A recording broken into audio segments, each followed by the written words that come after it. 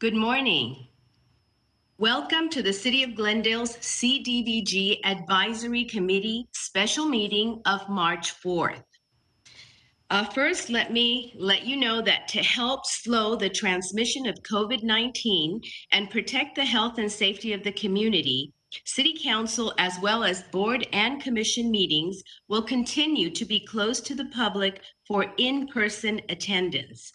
The public is encouraged to watch and participate from the safety of their homes to practice social distancing. Meetings are broadcast live on Glendale TV, viewable on Spectrum Cable Channel 6 and AT&T UVerse Channel 99.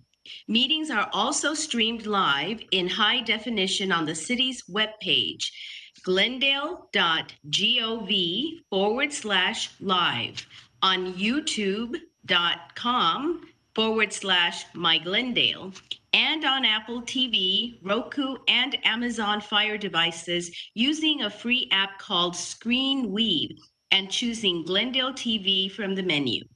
For public comments and questions during the meeting, call 818-937-8100. Public comments on a specific agenda item will be taken when that agenda item is discussed. Okay, good morning. And first item of business is roll call, please. Certainly. Committee members, Armenian. Present. Avedissian. Present. Kazarian is absent. Vice Chair, Chair Garibian is not here, so Pro Temp Chair Quinones Gabrielian. Here. The agenda for the March 4th, 2022 special meeting of the CDBG Advisory Committee was posted on or before Thursday, March 3rd, 2022 on the bulletin board outside City Hall. Item 2 is minutes. At A, approval of the minutes of the October 14, 2021 CDBG Advisory Committee special meeting. May I have a motion for approval? Make a motion to approve. Thank you. Is there a second? Second. Okay. Are there any edits, updates, corrections? Okay. Then do you want me to do you do a roll call on minutes or do they stand approved? I do a roll call typically. Okay. Roll call, please. Committee members, Armenian. Yes. Avedissian. Yes. Kazarian is absent. Garibian is absent. And Pro Temp Chair Quinones Gabrielian. Here. Yes. Yes. Okay, thank you.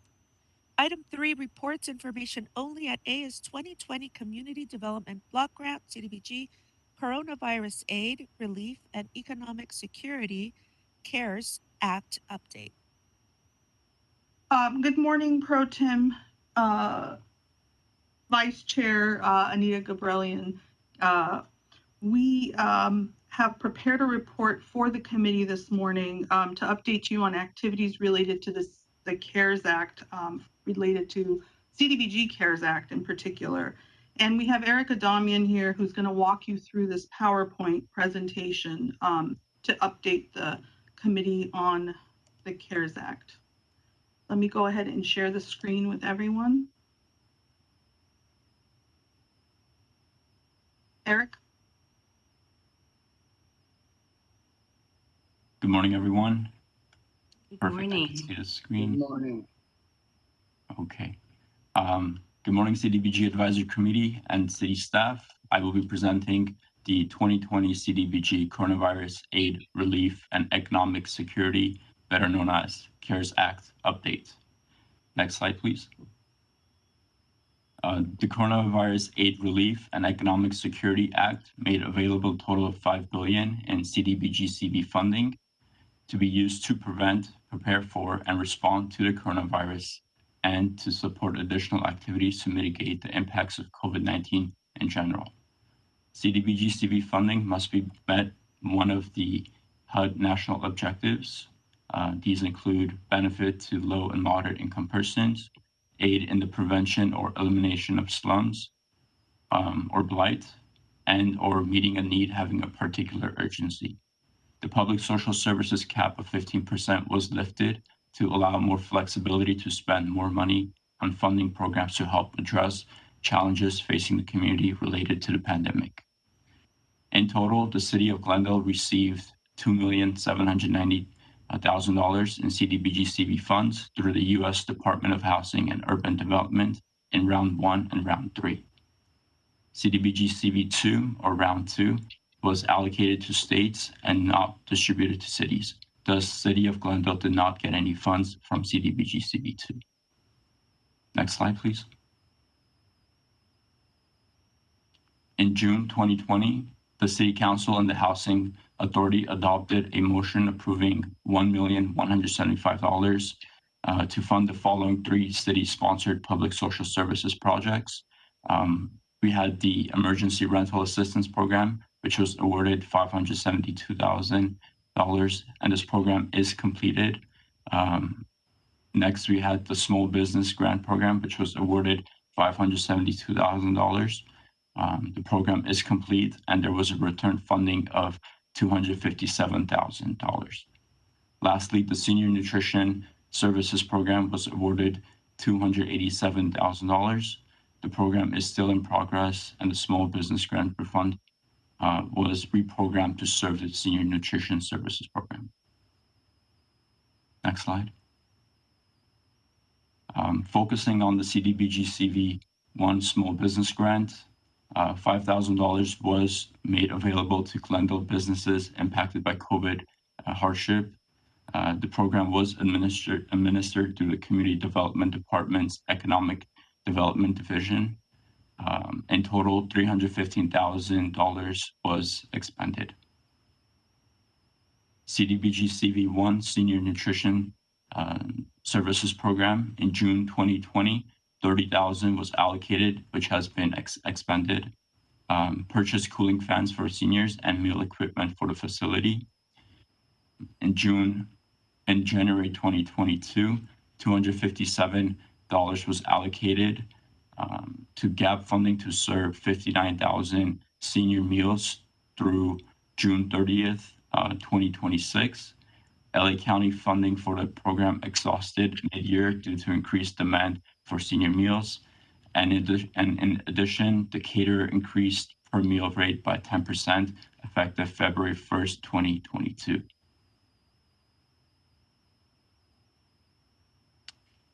In December 2020, the City Council and Housing Authority adopted a motion approving $1,650,000 to fund the following 3 city-sponsored public social services projects. The Education Connection Program received $950,000, which they returned $475,000. The Medical Point of Dispensing, or MPODs, received $608,000, and the entire funding was returned. And lastly, the program administration cost was $57,818. Next slide, please. 2 of the city-sponsored projects returned a total of $1,083,000 in CDBG CV3 funds. On May 18, 2021, the City Council and Housing Authority approved to issue a request for proposal to city and community agencies for the public social services programs. Based on the RFP results, 12 community agencies were funded to provide services from July 1st, 2021 through June 30th, 2022. Performance rate for the mid-year, this is December 31st, 2021. The goals and outcomes should be at 50% or above. The expenditure rates for mid-year should be at 50% or above as well. And thus far, $386,000 has been expended in CDBG CV3 funding. Taking a closer look at the performance and expenditures on the 12 funded community agencies. In regards to performance, 6 agencies are 50% and above. These are the Armenian Relief Society, Catholic Charities, Door of Hope, Family Promise of the Verdugos, Glendale College Foundation, and Salvation Army. Of the 12 agencies, 3 are in the 30 to 40% range of meeting their performance goals. These are Armenian Bar Association, Campbell Center, and YWCA. On Wednesday, we actually were made aware that the Armenian Cultural Foundation will be returning its funds in full. Thus, only Glendale Youth Alliance and AGBU are below the 30% range. These agencies have had a slow start to their programs, but they are cooperating and working with their respective project managers to continue their work and to meet the targeted performance goals for the year. Moving on to expenditures, by the mid-year mark, Catholic Charities and Door of Hope have spent 50% and more. Glendale College Foundation and Armenian Relief Society have expended around 40 to 50% of their program funding. 3 agencies are in the 30 to 40% range. And finally, 4 agencies have expended under 30% of their total award program funds. Once again, Armenian Culture Foundation returned its funds in full, and since the rest of the agencies had a slow start to their programs, this explains the low expenditure rates. However, I would like to repeat, these agencies are working closely with their project managers to continue submitting invoices on a monthly basis and to be reimbursed for their work in the community. Next slide, please. Lastly, the CARES Act fiscal impact. The city of Glendale received a total of $2,790,000 in CDBG CARES Act funds, of which $1,175,000 was during CDBG CV1 or round 1 funding, and $1,615,000 was during CDBG CV3 round 3 funding. 80% of the CARES Act funds must be expended by July 16, 2023. Overall, 100% of the CARES Act funds must be expended by July 16, 2026. Finally, the city has expended approximately 57% of the CDBG CARES Act funds for a total of $1,594,000. This concludes the 2020 CDBG CARES Act update. Staff is available to answer any questions you might have. Thank you so much. Thank you very much, Eric. Please, what questions do you have? Yes, Mr. Armenian. Thank you, Vice Chair. I had a question specifically around the Armenian Cultural Foundation. A couple of different questions. One is, you mentioned that they'll be returning the funds. Do you have a quantification of how much they're returning? I believe it's around $30,000, sir. Okay. And then what happens to that when an agency returns things? What happens to those funds?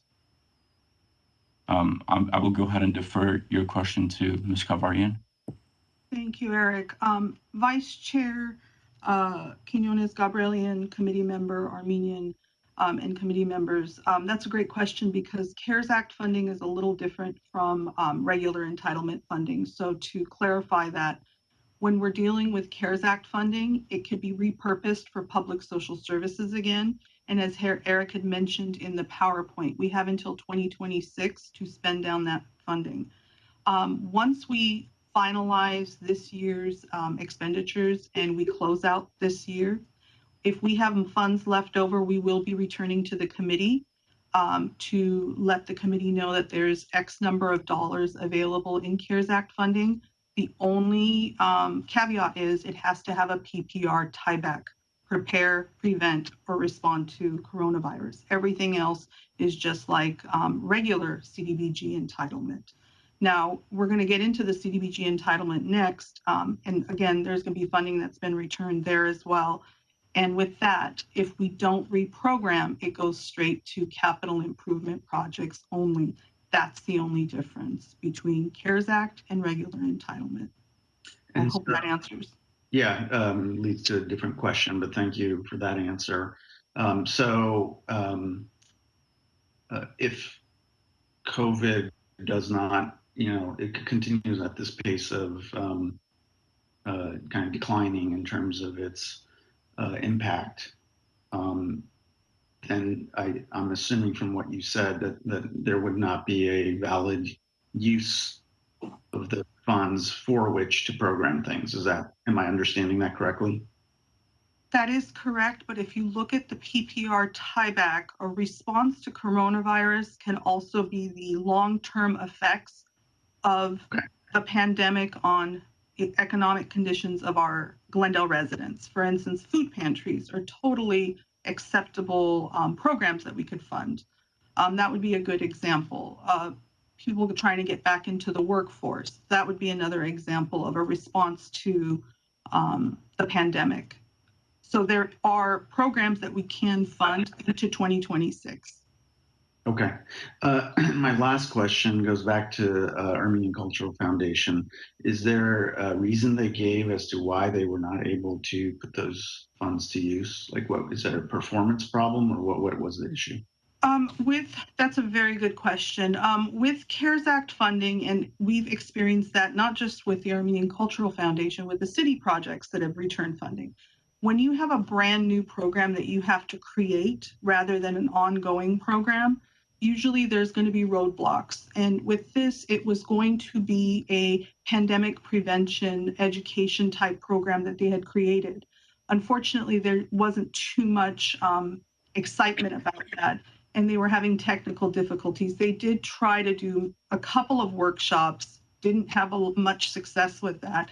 And then their project manager, who happens to be on today, which is Tamat Kabanjan, she was working very closely with them to see where they were and how they were going to proceed. And it just didn't work out for them. And they eventually decided to return the funds, and they cited technical difficulties. Okay, thank you for the opportunity to ask questions. That's all I have. Any other questions? Yes, I do have a question, because you did answer a couple that I already had, but I'd like to have clear in our mind how much funding we have. And it went by so fast when Mr. Adamian, you did a great job, but I didn't add everything that's going to be returned to us that is going to come back to the CDBG committee, correct, for reapportionment to other programs, distribution, correct? Correct, Vice Chair Quinones Gabrielian. At this time, we have about 1.6 million expended, and there's a total of 2.7 million that was allocated. So 1.1 million? 1.6 million has been expended to date, and 2.7 million was allocated to the city of Glendale. But of that, how much is going to be returned? Well, we can't know that until the end of June. On June 30th, we'll figure that part out with the community agencies, but we also have funding up until 2026 for the senior services and the meals program, which has that allotment till 2026. So we take it a step at a time. We take it a step at a time and do our best today. And I think what I'm trying to do is some of the programs that we are going to see today fit into the CARES Act and the PPR that possibly will have the opportunity to get distributed to these if they don't get money. Some of the programs are incredibly critical programs and valid programs, but they don't fit into the CARES Act and PPR. And I was just trying to see if maybe somehow, if we got a better grasp on what might be returned, it might improve the effectiveness of our distribution today. Can I ask for your advice on that? That would be a very difficult answer to give to you, because everyone is in the process. Every agency is in the process of submitting invoices. The ranges aren't too bad. We have a couple of agencies that are really under, but they're going to catch up because they've caught up in the past. The only issue that we had was our only concern was with the Armenian Cultural Foundation, because they had never even started their program, and that was a huge concern for us. As for the rest, they have been submitting invoices, and have been on target and are catching up.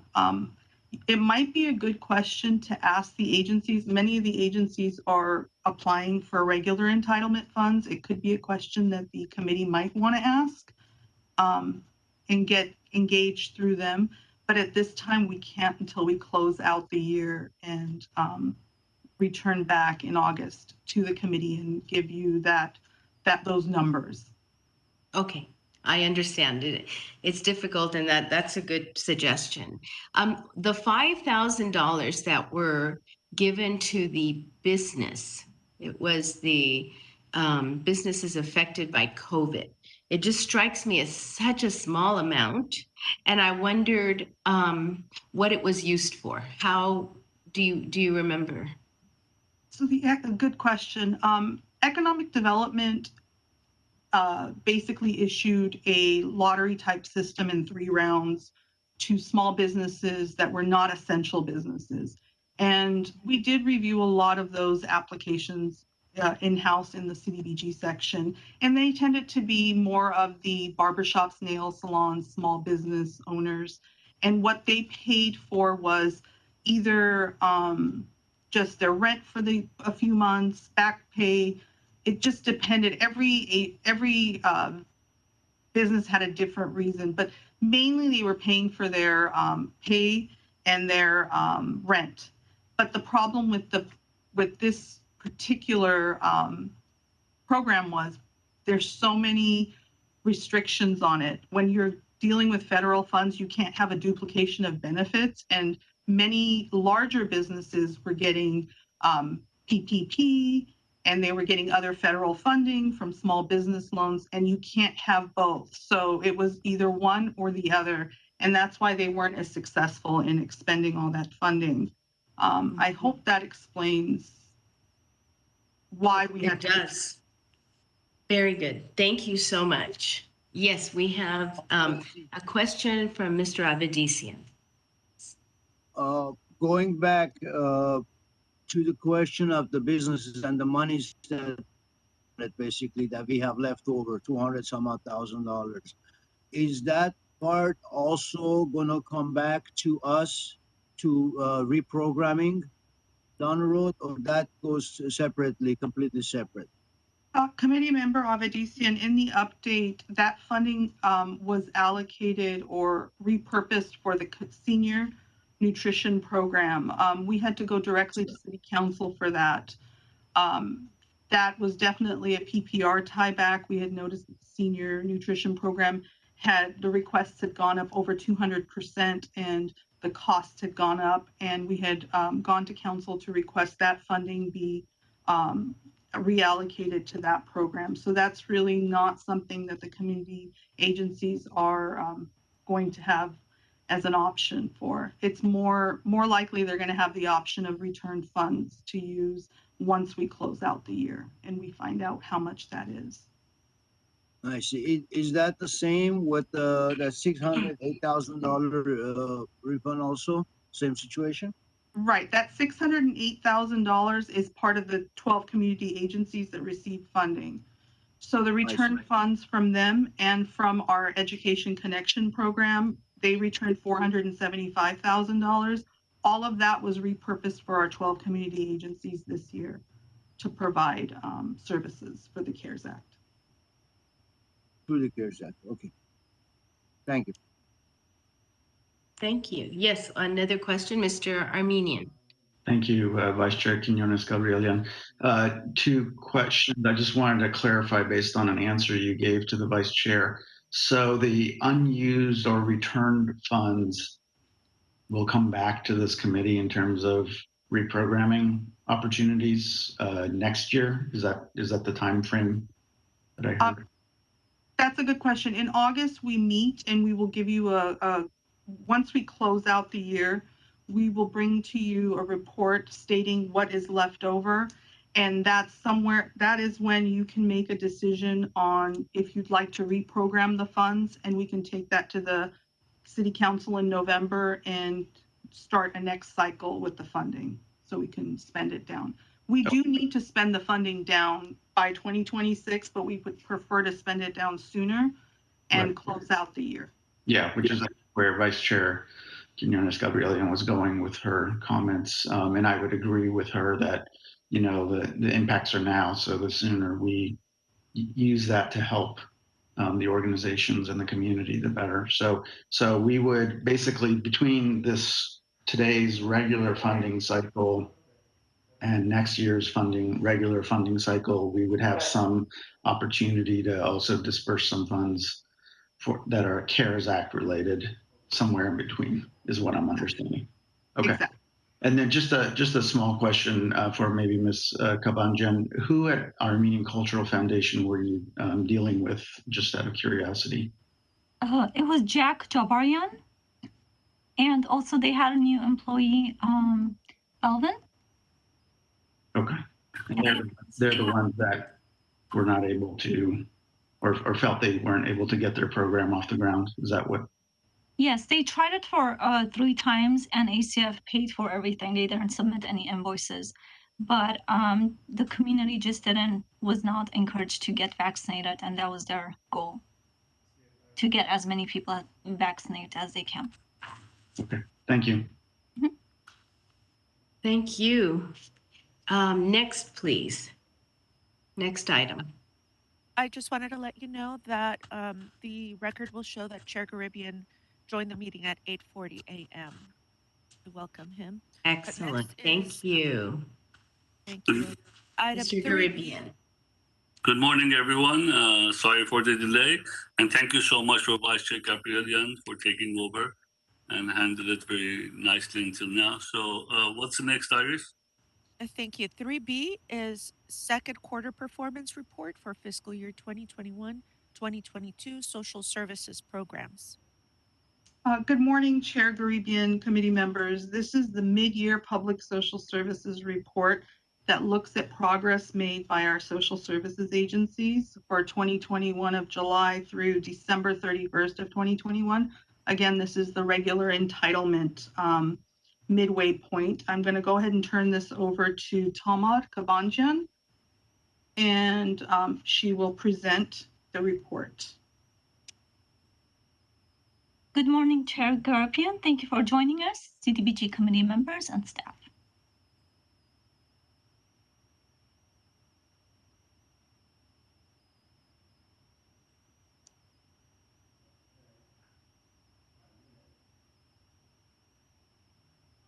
Are you going to share the screen, Maggie? Is it sharing? No. Yes. There we go. So the fiscal year 2021 to 2022 Public Social Services Mid-Year Performance and Exit Rates Report. The first one is Armenian Culture Foundation After School Youth Enrichment Program. Proposed number to be served as 40 students. Actual number served as 0. Funds awarded $35,299. 0% expended. Agency notified to return the funding.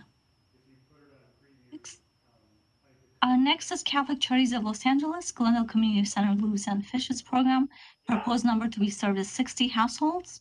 Actual number served 27 households. Funds awarded $41,409. 50.51 expended. The 2 outcomes are 27 households served by the program have received aid in the form of goods from the food pantry, rental assistance program, and/or utility assistance program within 3 months of entering the program. Goal is 30. Second outcome is 17 households served by the program have maintained an active link to auxiliary services, including mainstream resources, health and mental health, behavioral health, substance abuse, employment services, and legal services. Goal is 12. Next slide. Next is Glendale Youth Alliance Youth Employment Program. Proposed number to be served is 25 youth. Actual number served is 18 youth. Funds awarded $25,299. 50.14% expended. The 2 outcomes are the following. The first one is 18 youth have earned income by working a minimum of 100 hours. Goal is 25. Second outcome is 18 have been referred to community agencies based on individual needs. Goal is 7. Next is Family Promise of Verdugo's housing support for homeless families. Proposed number to be served is 30 households. Actual number served is 25 households. Funds awarded $10,299. 54.22% expended. The two outcomes are 24 unduplicated households have enrolled into crisis housing within the first 30 days of connecting to Family Promise of the Verdugos. Goal is 15. Second outcome is 16 unduplicated households have transitioned into stable housing within 12 months. Goal is 15. Next is Door of Hope, mental health and case management services for survivors of domestic violence. Proposed number to be served is 32 participants. Actual number served is 30 participants. Funds awarded is $20,299. 57.71% expended. The two outcomes are the following. 16 adults, children, and teens served by the program reported improved mental health as indicated by decreased anxiety and or depression in adults and increased socio-emotional growth and coping skills in children and teens by way of assessments. Goal is 24. Second outcome is 23 adults served by the program have increased their income and or savings as measured by the case managers on a quarterly basis. Goal is 16. Next is Verdugo Hills Council Boy Scouts of America Scout Reach Program. Proposed number to be served is 35 youth. Actual number served is 29 youth. Funds awarded is $10,299. 56.29% expended. The two outcomes are the following. 29 youth have been given scholarships not to exceed $450 per youth. What may include is registration, uniform, supplies, and handbook. Goal is 35. Second outcome is 0 youth have achieved rank advancement by completing coursework and have been presented with an official patch over the course of the program. Goal is 21. Next is Armenian Relief Society of Western USA Community Outreach Project. Proposed number to be served is 153 individuals. Actual number served is 79 so far. Funds awarded is $50,299. Excuse me, $50,299. 59.44% expended. The two outcomes are 28 seniors have completed the ESL class curriculum and increased their English language proficiency. Goal is 57. Second outcome is 11 individuals have received employment services, secured employment above the minimum wage. Goal is 29. Next is Committee for Armenian Students and Public Schools, CASP. Intervention, Prevention, Clinical Group Counseling. Proposed number to be served is 44 students. Actual number served is 20 students so far. Funds awarded is $30,299. 30.57% expended. The two outcomes are the following. 16 students have shown significant reduced incident of aggressive behavior by way of pre and post test. Goal is 35. Second outcome is 16 students have shown significant improvement in following directions and academic responsibility by way of psychologists' observation of students' progress. Goal is 35. Next is Armenian Engineers and Scientists of America, STEAM Academy. Proposed number to be served is 30 students. Actual number served is 15 students so far. Funds awarded is $10,299. 89.20% expended. The two outcomes are 15 students have participated in the robotic classes, have completed the program. Goal is 12. Second outcome is 0 students have participated in the Science Olympiad. Goal is 15. Olympiad is held in late March 2022. Next, we have Armenian Cultural Association, Hamazgain, Intergenerational Experiences. Proposed number to be served is 30 participants. Actual number served is 35 participants. Funds awarded $15,299. 7.52% expended. The two outcomes are the first one is 15 participants have demonstrated improved abilities and confidence after attending a minimum of 15 classes. Goal is 18. Second outcome is 18 participants have completed the program and received a certificate of completion. Goal is 21. Next, we have Essentia, Homeless Outreach Program. Proposed number to be served is 30 individuals. Actual number served is 19 individuals. Funds awarded $8,299. 54.28% expended. The two outcomes are 16 homeless individuals contacted by Homeless Outreach have been enrolled in Essentia's Access Center. Goal is 30. Second outcome is 14 homeless individuals enrolled in the Access Center have accessed mainstream resources such as food stamps, job training, employment, substance abuse, treatment, and healthcare. Goal is 15. Next is Housing Rights Center, Glendale Fair Housing Program. Proposed number to be served is 500 households. Actual number served is 66 households. Funds awarded is $20,299, 16.47 expended. The two outcomes are one housing rights workshop have been hosted for the city of Glendale, where 85% of attendants have rated the workshop as being useful. Goal is 2. Second outcome is 2 fair housing complaints have been filed and successfully concealed for Glendale residents. Goal is 10 filed and 3 consolidated. Next is Glendale College Foundation Food for Thought Food Pantry. Proposed number to be served is 30 individuals. Actual number served is 30 individuals. Funds awarded $10,299, 0% expended. The two outcomes are the following: 30 unduplicated individuals requesting food pantry assistance have received food staples within 1 week of their request. Goal 30.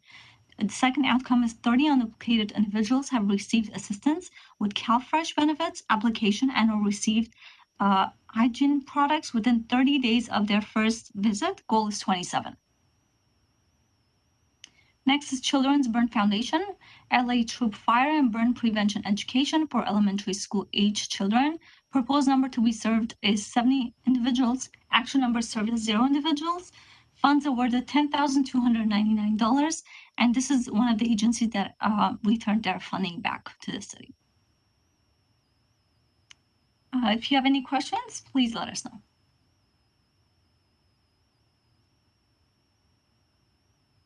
Thank you so much for the detailed report. Any questions, anyone? Mr. Armenia?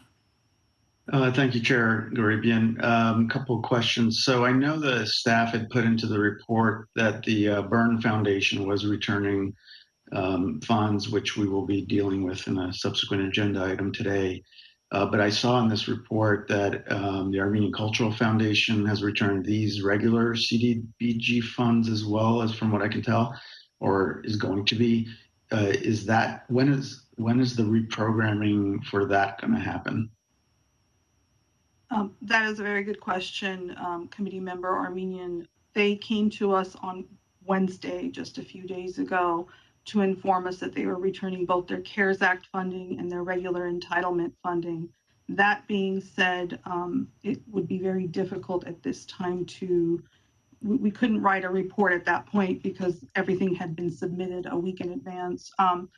So therefore, we have to consider moving that money to CIP in future years and using it there and repurposing it through CIP funds.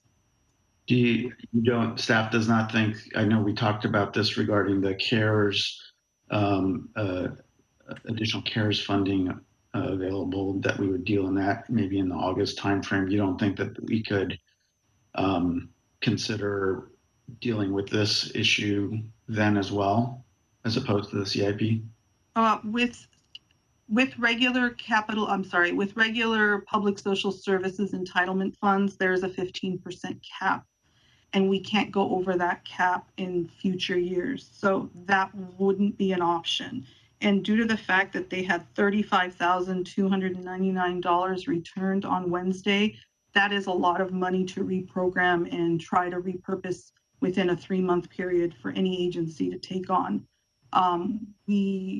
You will see in a future slide regarding the Children's Burn Foundation, with only $10,299, we had 2 agencies that could handle a $5,000 additional allocation. But when we're talking about $35,000, then you're just repurposing it again. So the best bet, due to the time frame and the time constraints, would be to push it to next year and add it to the CIP fund and use it there. Meaning this regular cycle, but next year's. Exactly. Okay. And final question is, and maybe this is for Ms. Kapanjan again. Are we dealing with the same people at Armenian Cultural Foundation that you mentioned before on this as well, or Yes. different set of people? Okay. Yes, they just didn't have enough students signing up to the program. So Okay. they decided to give back the grant. Okay. Thank you. Appreciate the answers. Any other questions? Anyone else? I guess not. Okay, let's move on to the next item. Next item is 3C, review of financial ratios for community agencies applying for fiscal year 2022-2023 public social services funding. Okay. Is everyone able to see the video? Now we can, yes. Okay, excellent. Good morning, Chair, Caribbean members of the committee. We have presented a CDBG ratio analysis. We do this every year for the committee. This is the additional tool to evaluate today's interviews and agencies for financial health. This is year 4 of the committee's direction to have agencies completing their own ratio calculation tool. This was done through the agency's public accounting firm, which calculated 3 financial ratios, which is debt ratio, defensive interval, and reliance on source of income. CDBG staff reviews and verifies the calculations that are provided within the financial statements. And again, they are used as an additional evaluation tool for the committee. We also included the ratio calculation questions in our staff analysis of strengths and weaknesses for the committee to see. And then there's a process that we do with agencies submitting their own calculations. We include the sheet in our worksheet and instructions along with our proposal packet for the RFP on the city's website. We explain the ratio calculation tool at our CDBG open house to agencies, and that was done in September of this year. And then at the technical support meeting, it's explained to the agencies again who are seeking funding, and that was done in December. We also provide additional support on a one-to-one basis with staff. Happy to report we didn't have too much because we have many returning agencies, and we felt that this year that the agencies pretty much were understanding what their role was in providing ratio calculation tools. So let's go through each ratio. The debt ratio is the first one. It looks at total liabilities and unrestricted net assets, and it reflects the proportion of debt a company has relative to its assets. And on this ratio, we had, let me give you the name of the agencies. We had 2 agencies that were kind of out of range for this ratio. That was Essentia and Boy Scouts that had ranges a little off. For the next ratio, the defensive interval, when we're looking at defensive interval, you'll see number of months an organization can operate if the funding stopped and no additional funds were received. So a higher ratio reflects an expected longer period of operation if funding were to stop. So this ratio looks at the agency's liquid assets over their monthly expenses. And for this ratio, 3 months or more is a good indicator of financial health. And on this one, we had one agency that was completely out of range, and that is the Glendale Youth Alliance. For the next slide, we have reliance on source of income. And so this ratio looks at agencies' largest revenue source and their total revenue to identify potential risks if the largest revenue source was to be eliminated or reduced. And a percentage less than 90% is a good indicator of financial health. And we have 3 agencies that are out of range on this. They're the Armenian Bar Association, the Armenian Relief Society, and the Housing Rights Center. But we've had talks with, especially with the Armenian Relief Society, when they put their financial statements together, they lump together their contributions, their private, local, and county funding all into one group. So it seems that it's one source, but it's really different sources of funding. And with the Housing Rights Center, they were slightly out of range. So looking at the importance of ratio calculations. So this year, the agencies turned in their most current financial statements, which were 2019, 2020. And then 2021 was also turned in for fiscal years ending on June 30th of 2021. But what we're looking at this point is, or the committee to review the financial health of the organization and the impact from the pandemic, looking into 2022 and into 2023. Again, the ratios are submitted and they're not really an expressed opinion on financial health. They should not be evaluated on a standalone basis, and they just provide an additional tool for evaluation.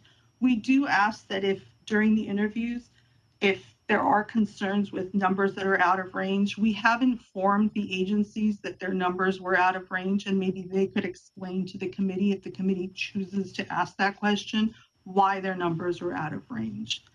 This concludes my presentation. If you have any questions on this. Thank you so much, Maggie. I appreciate it. Anyone, any questions?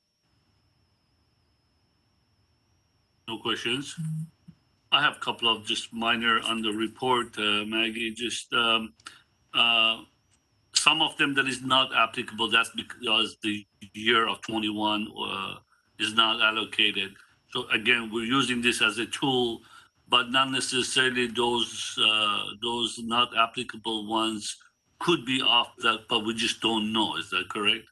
That is correct. They only have to submit 2 years of financials, and if they haven't completed their 2021, which some of them, their fiscal year ends in December 31st, for instance, they still have 9 months to complete that per federal guidelines.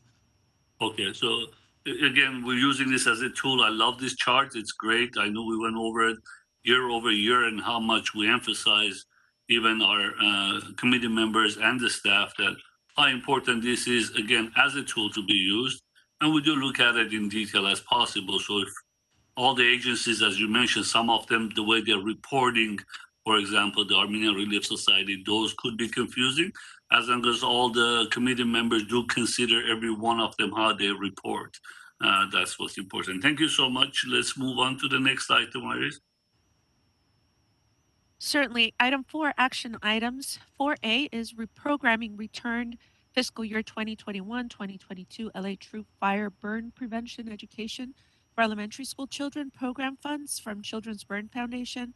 And at 1 is a motion providing direction to staff on reprogramming $10,299 in returned fiscal year 2021-2022 CDBG Public Social Services funds from Children's Burn Foundation LA Troop Fire Burn Prevention Education for elementary school children program.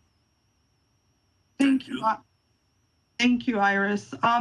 We also have a PowerPoint for you today for options to reprogram these returned funds from the Children's Burn Foundation from this year from regular CDBG entitlement. The Children's Burn Foundation provided LA Troop Fire Burn Prevention Education for elementary school children. This is their second year that they were going to provide this program. They were awarded $10,299 this year.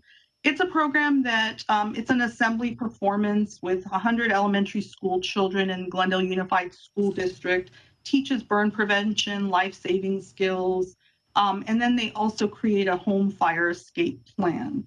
Unfortunately, on February 7th, they notified the city that they would not be using the funds this year. They were having difficulty obtaining the HUD required applicant information forms that we need for reporting purposes for the CDBG program. So we had thought about reprogramming considerations to kind of put into play. And time constraint is always the number one factor. There's a tight timeline and a turnaround period for this. We have lengthy contract amendment execution process here at the city, And then, of course, the expenditure deadline for these funds is June 30th of 2022. So what we decided to do is look at agencies and their program performance as factors. So agencies serving extremely low income individuals, we looked at agencies who are able to accept additional funding, they're on track to expend their current funding, and then they're meeting their mid-year goals and their outcomes. And then when we thought about those things, we thought about two agencies that were serving this particular population and were on target. And they are Door of Hope and Essentia. Door of Hope is currently receiving $20,299, and Essentia is receiving $8,299. So if they were to split, it would be about $5,150 per agency to use until the end of the fiscal year. For Door of Hope, it's the mental health and case management services for their survivors of domestic violence program. Like I had mentioned earlier, they're funded about $20,000. It's a after-school program for children of the families that are escaping domestic violence. They assist up to 32 unduplicated individuals, adults and their children who live in these apartments at the undisclosed location. And they provide case management services, therapy, life skills classes for the kids. And if approved, the funding would help to pay for a portion of their utilities for the building where this program is operated. Again, it's at the undisclosed location. And for the Essentia program, it's the homeless outreach program that they've had, and they've run this program for many years. They're currently funded about $8,299. They provide this program to assist 30 homeless individuals with, again, case management, mental health services, street outreach, and housing assistance. And if they are approved for funding, they would help to pay for a portion of that personnel who's their outreach coordinator and supply costs for the homeless outreach program. Those are our recommendations. I'm going to turn it back over to the chair. This concludes my presentation. Thank you so much, Maggie. I appreciate it. Anyone has any questions on this? Mr. Armenia? Thank you, Chair Garibien. I know staff is recommending a couple of questions. Staff is recommending a split between Essentia and Door of Hope. Is there a reason you did not recommend just one of those two, just as an example, as opposed to splitting it? Is it the timing to spend issue, or?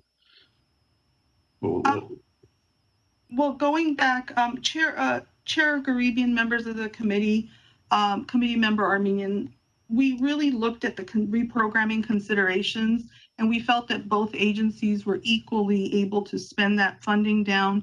They both served a certain population that were extremely low income and needed the additional support. And that's really how we looked at it. We didn't want to pick one over the other. This is a discussion for the committee to decide, but we wanted to give you our recommendations. Okay, thank you. Because as I was looking at it, the numbers, we gave Door of Hope double the amount approximately that Essentia got. That's why part of my question was whether or not we should just focus it on one, meaning the entity that got the lower amount, Essentia. We only gave them $8,000 last year. So I was just wondering whether that might be an option to consider as I was asking this question. The other question I had is, so I know your recommendation is based on vulnerability of the population that those two organizations are serving, but we would also have the option to give it to any of the other agencies too. But is staff thinking that they can't spend it within that time frame? Is that part of your thinking? Our concern is exactly expending their current program funding, meeting mid-year goals and outcomes. And then we also took into consideration, and we didn't actually put this into the slide, but we also took into consideration many of the programs that we have, the agencies that we have are also receiving CARES Act funding, and they're receiving large amounts of CARES Act funding. And we just didn't want to inundate them with more funding to try to expend down in that 3-month period. And we felt that these two agencies were at a certain level and were able to meet the expenditure and the performance by the end of the fiscal year. Got it. Okay. Thank you very much for that clarification. Any other questions? Yes, Mr. Gabriel. You're on mute. We can't hear you. Thank you, Mr. Chair. I have a quick question. Have you gone back to the organizations to confirm that they can spend the money if you were to give it back to them? That's an excellent question. Yes, absolutely. We actually reached out to them and told them no promises. This was going to be a discussion by the committee. But if we were to offer about $5,000, how would you use that funding? Would you be able to spend it down? And the two agencies did reach out to our project managers and let the project managers know we would be able to spend it down, and this is how we would spend it down. Perfect. Thank you. Mr. Avedisi, you had a question? No, actually, I was going to make a motion. Oh, I got then before we get there. I'm going to just piggyback at Mr. Armenian's questions as far as one or the other. You clarified that. And the other ones, again, just to have it on the records, we're not saying any of those agencies that we do have that we don't recommend, that not necessarily their job is not important or their program is not as important. It just staff picked these two as you explained, Maggie. Thank you so much. I just want to make sure that not necessarily we're picking these because they're better than any other ones. As far as Mr. Armia mentioned that Essentia got only 8,000, and just also I want to clarify they requested 10,000, they got 8,000, which is almost 80% of their request amount. And Dorafov requested 40,000 and they received 20,000, which is about 50% of the requested amount. Just want to have that also on the record when you guys consider Essentia did receive more than Dorafov did, but of course that's just a percentage of the dollar amount. So with that said, if there's no other questions, anyone has a motion? Mr. Avedisi, you have a motion to put? Yes, I was going to make a motion to give the entire $10,000 to Essentia. That's my motion, instead of what has the staff recommended. Anyone else has any other recommendations or motions, or are we going to first pass on this or another recommendation? Well, I think the next proper step is to ask whether or not there's a second. Correct. Yeah, that's correct. Right. Mm-hmm. So I'll second it so that we can discuss. Well, can I just bring up one note? Chair Arabian, you mentioned that the request from Essentia originally for their program was for 10,000. That's what I see on my report. Okay. Well, the program cost or their initial request? The request. What it says in the spreadsheet is that they requested 10,000 and they got 8,000. That's what Chair Garibian is referring to. Right. Okay, Maggie, just to clarify, the program cost is higher than that, right? So they would be able to spend the 10,000. Absolutely. Okay. Just wanted to clarify that the actual program cost is more than that, and that we're not giving them more money than they need for their program. Thank you. Oh yeah. Just to again to clarify, so they requested 10, we're giving them 8. Now, Mr. Avedisi's motion is to give them 18, even though they requested 10, but their program cost is much higher, like everybody else. Same thing with the Door of Hope. They requested 40, but I'm sure the program cost is sky high. But we gave them 20, and we're going to give them 10 more, so it's still be less than the requested amount. So I hope everyone's clear on that. So, Mr. Armenia, you were saying something. No, I was just seconding the motion so that we can discuss it. Any discussion? Anyone? Either option? Yes, Mr. Armenia. Yeah. So part of my support for the motion is based on, I think, trying to make it less paperwork for staff to give it, in one place, because at the end of the day, we're not talking about a huge amount. And if it can make an impact in one area, right, like a bigger impact in one area, I think that's a better use of the reprogramming fund. So that's my logic as to why I support Mr. Avedisian's motion. Not that I'm against Door of Hope in any way, or that I don't think that they can use it. Everyone can use it, obviously, but if we can make kind of a more significant impact by giving it in one place, make it a little bit less paperwork for staff, then I think that's a good thing. One question I have, Chair Garibi and members of the advisory committee, for staff. Will Essentia be able to use the funds through the end of June? I know their initial request was 10. We're giving them 8,000 more. Will they be able to spend down those funds by June? 10,000 more. 10,000 more, I'm sorry, yes. Mr. Volanikian, that's a good question. Yes, they are, because the funding would go directly to their homeless outreach coordinator, which they fund a large portion of. We're only funding a very small portion of that personnel cost. Sounds good. Any other questions or concerns or in regards to this direction? If not, I'm just gonna also say my 2 cents on this. Again, I'm agreeing with doing one agency just to make it less paperwork and all that stuff. The funds that is coming, obviously, is for a children's program. I think Dora Hope's program that was also offered was for the same purpose, for children's program. I feel like, giving to Dora Hope, it'd be a better replacement of the same funds being used. That's just my, not necessarily, but because we're using that funds from the children's, given to children's, I'm more leaning towards Door of Hope. I'm sorry, Mr. Awadisi.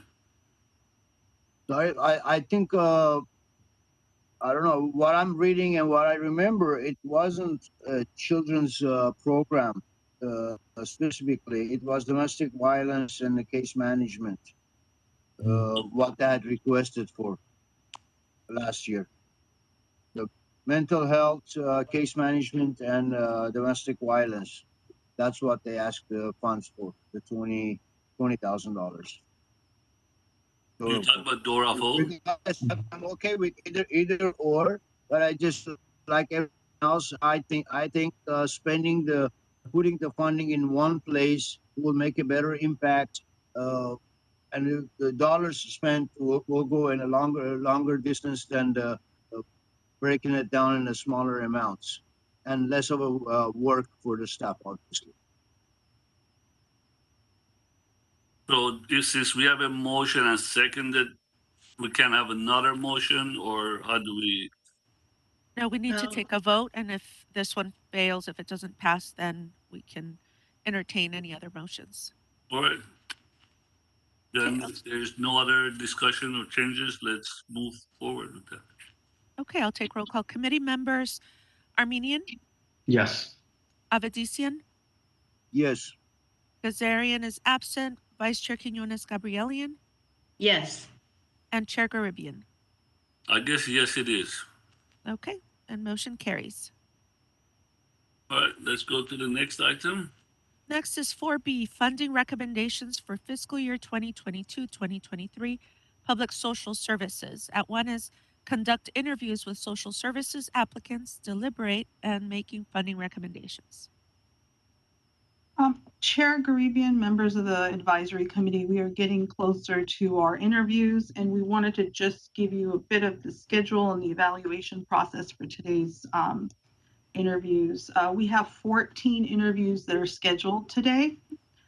We have 2 block groups that will enter at different times. Our first block group's already here and ready to go. Again, we have proposal evaluation forms that we had put into your proposal packets. We ask that you review them and then sign off on them and return them to staff at the end of the week, next week. Agency presentation time will be 5 minutes, and then there'll be a question and answer period for an additional 10 minutes. We're going to break for lunch at 12 noon today, and then we'll break again at 3:30 in the afternoon for a short 15-minute break, and then we hope to deliberate and make recommendations by 4 p.m. and adjourn by 5 p.m. Just as a reminder, please consider the HUD National Objective and our program priorities for this year. all the agencies meet the national objective and the program priorities, but we always like to put these as a reminder to our committee. Next, again, it's another difficult year this year. We are estimating available funding for public social services at $300,000. This year is unique. It is an estimate. We don't have our final funding amounts yet from the federal government. The agencies are requesting a total combined $772,000, which leaves the committee with a difference of $472,000. So there's a lot of consideration this year. Again, just as a reminder, there's a 15% cap on public social services projects per HUD guidelines for regular entitlement. We always like to remind you of that as well. And this concludes the process and the interview schedule. And we hope you have a good interview today. Good interviews. Ms. Kavarian, Yes. members, Chair Garibi, members of the committee, we actually had asked the agencies to log on at 10. So we kind of did finish early unless there's further questions. We would probably need to take a bit of a break and come back. So we could either have discussion on what was just presented or we'd have to take a break. Yes. I have a question. Yes. Since we have some time, I was just wondering, would be able to go back to HUD and ask for some sort of a leniency or some sort of a I don't know, what would it be for that 15% cap that we can reduce or change or in any way, or this is just written in stone and it's gone? Committee member Avedisian, many agencies have requested that. As a matter of fact, because of the CARES Act funding, it's been brought up and brought to our to the attention or to the limelight more and more in these past 2 years. Unfortunately, it is a HUD guideline. HUD funds, the CDBG funds were really made possible through community development. The block grant funding is really for community capital improvement projects. That's really where it all started. It also kind of trickled into public social services as well, but the capital improvement component is really the main component of the program, and they really want us to focus on that. And it is in discussions. It's always been a discussion, and it's always been a concern for many agencies and many municipalities throughout the United States. But that's the guideline. We really can't be flexible with it, unfortunately. We were lucky in 2019 and 20 with the flexibility due to the pandemic, but at this point we have to go back to our 15% rule. I see. Thank you. Armenia? Yeah, this is a procedural question. I mean, since this is a virtual meeting, I'm wondering if we could just take a 10-minute break and ask the agencies to show up quicker so that we don't lose time, because it's a long day and it's a Friday. So I'm hoping that, you know, at least even if we have to go out of order, you know, one of them can kind of come in earlier and we can buy ourselves some time. Just a thought. I agree with that. We got at least 30 minutes, if I'm not wrong, 1 hour before the next first one. That's plenty of time. We should definitely get a couple of them, see if we can get them on. So Chair Arabian, yes, we are doing that in the background. So we were waiting for the discussion to end to let you know if you're okay with that. We'll take a quick 10-minute break and try to call at least the first two agencies and see if they're able to log on a little sooner to buy us time. So we'll, if you're okay at this time, we can take a 10-minute break and then we'll log back on if the agencies are able to join us, or we'll log back on either way, and we'll let you know at that time if the agencies are able to join us. It's 9:23 So are you saying we log out and log back on, or just take a 10-minute break? 10-minute break. GTV6 will okay. take us on break, but we don't need to log off of WebEx. I'm sorry. Just to clarify, don't log out. It's 9:23. Shall we set a time at 9:35? Sure. Good. 9:35. All right. Thank you, everyone. Thank you. Thank you. Thank you.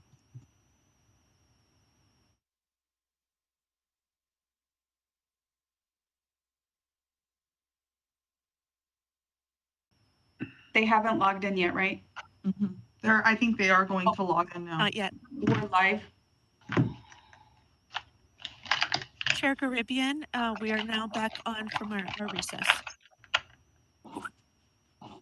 Thank you, everyone, for returning from our recess. As we discussed earlier, we're continuing or starting with our interviews ahead of the scheduled timing. We're ahead of the time, and I think we have agencies already lined up. So, Iris, please let's move forward. Sure. The first agency is number 2 on your list, Armenian Cultural Association, Hamaskayan, and representing them is Tamar Tufekjian. Thank you. Good morning. Good morning. So we're ready to present our project. It's the intergenerational experiences that we have. And let me start with our project description. So the purpose of the project is to meet the needs of those who otherwise are deprived from extracurricular educational and enriching activities. Is my voice clear, by the way? Yes. Okay, thank you. So after school classes for kids, students of any age and special need kids will be offered to all, in particular to low-income families who live in Glendale. During the year, about 32 classes will be planned for each subject offered in the arts and performing arts classes. There will be 3 to 5 different classes during the week. Each class will last about 1 to 2 hours, and classes will be conducted on weekdays after 4 p.m. and probably on Saturdays around noon. The exact days and times will be decided on the basis of the participants' convenience. We expect to serve annually minimum 65 unduplicated persons with this project. The classes will be conducted by professional teachers, and the teachings will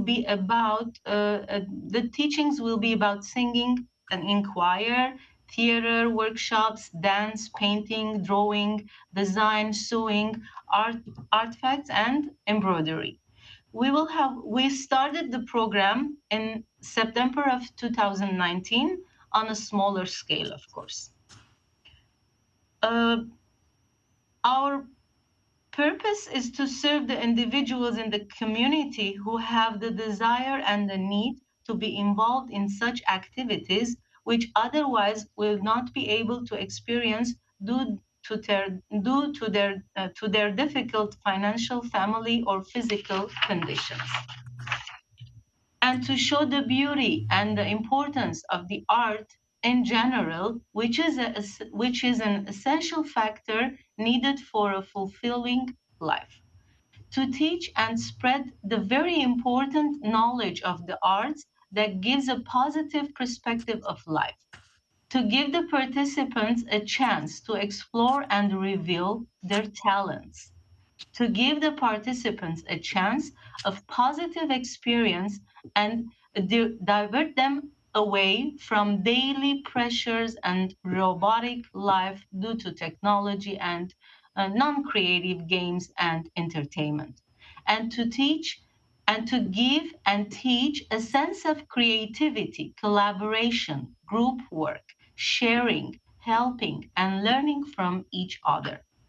To enhance self-esteem and confidence by working together and showcasing their artistic talents and learnings by performance and exhibitions. To give the chance to our individuals of different age to experience and benefit not only from the teachers, but also from this intergenerational opportunity to enhance respect towards all ages and learn from the experience and knowledge of the elderly and vice versa. All activities are hands-on, interactive, and all-inclusive, and all our activities involve learning and performing, which at the end will result to arts and design exhibitions and individual and group performances of dance, choir, theater, and etc. The beneficiaries to be served will be students of all age, also youth, adults, and persons with disabilities or special needs. This program will be advertised by flyers distributed in several ways in the media or social media, in neighboring schools and organizations, and also with word of mouth, and by presentations during visitation to different groups. The participants will be selected according to the criteria of this grant and according to the goals and objectives of this project until the capacity is reached. The project addresses after-school youth programs and youth services, indoor community center or youth center, and the project addresses services for the disabled as well.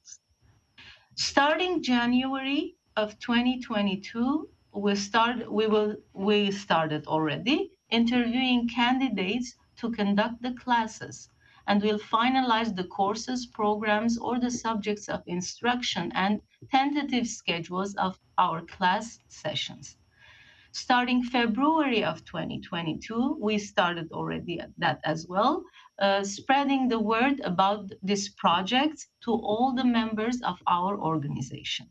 Starting March of 2022, we will be starting advertising, marketing with flyers and announcement in the media, social media, schools, our members, and other institutions. From January to June 2020, we will coordinate and accomplish with all involved individuals and partners all plans, recruitments of teachers and participants, acquire all the necessary supplies and equipment necessary for these classes or sessions. The official classes will begin in July of 2022 and continue until June of 2023. Minimum 3 to 4 classes each week, and each class will have up to 20 students. That's the max we're anticipating, and each class will have one instructor and at least one assistant, teacher assistant or instructor assistant instructor. Classes will offer different subjects, and the subjects taught will be arts in general: drawing, painting, dance, singing, theater, art crafts, and different kind of activities. Periodically, students will have internal exhibitions or performances, and at the end of the year, students will receive certificates and will participate in exhibitions and performance for their families that will be open to the public. This is our project. If we have any questions, I'm ready for those questions as well. Thank you, Mr. Tufengian. I appreciate the presentation. Any questions? Mr. Avedisir? Good morning, Mr. Tufengian. Thank you for applying and thank you for being here earlier than your scheduled time. I have a couple of questions. Going back to your folder that you presented, your application, and the questions that it comes through. One of the basic ones that you're still missing your financial statements from what I see from our packet, unless we have received it after fact. I haven't noticed it. I'm going to ask all my questions, then you can answer them all at once, maybe. Of course. Let me get some notes about that. Sure. Okay. On your response back to your weaknesses, you had responded that you have 40 classes, and at the same page, you're going back and saying 45 classes. So which one is it? Is it 40 or 45? 40 classes.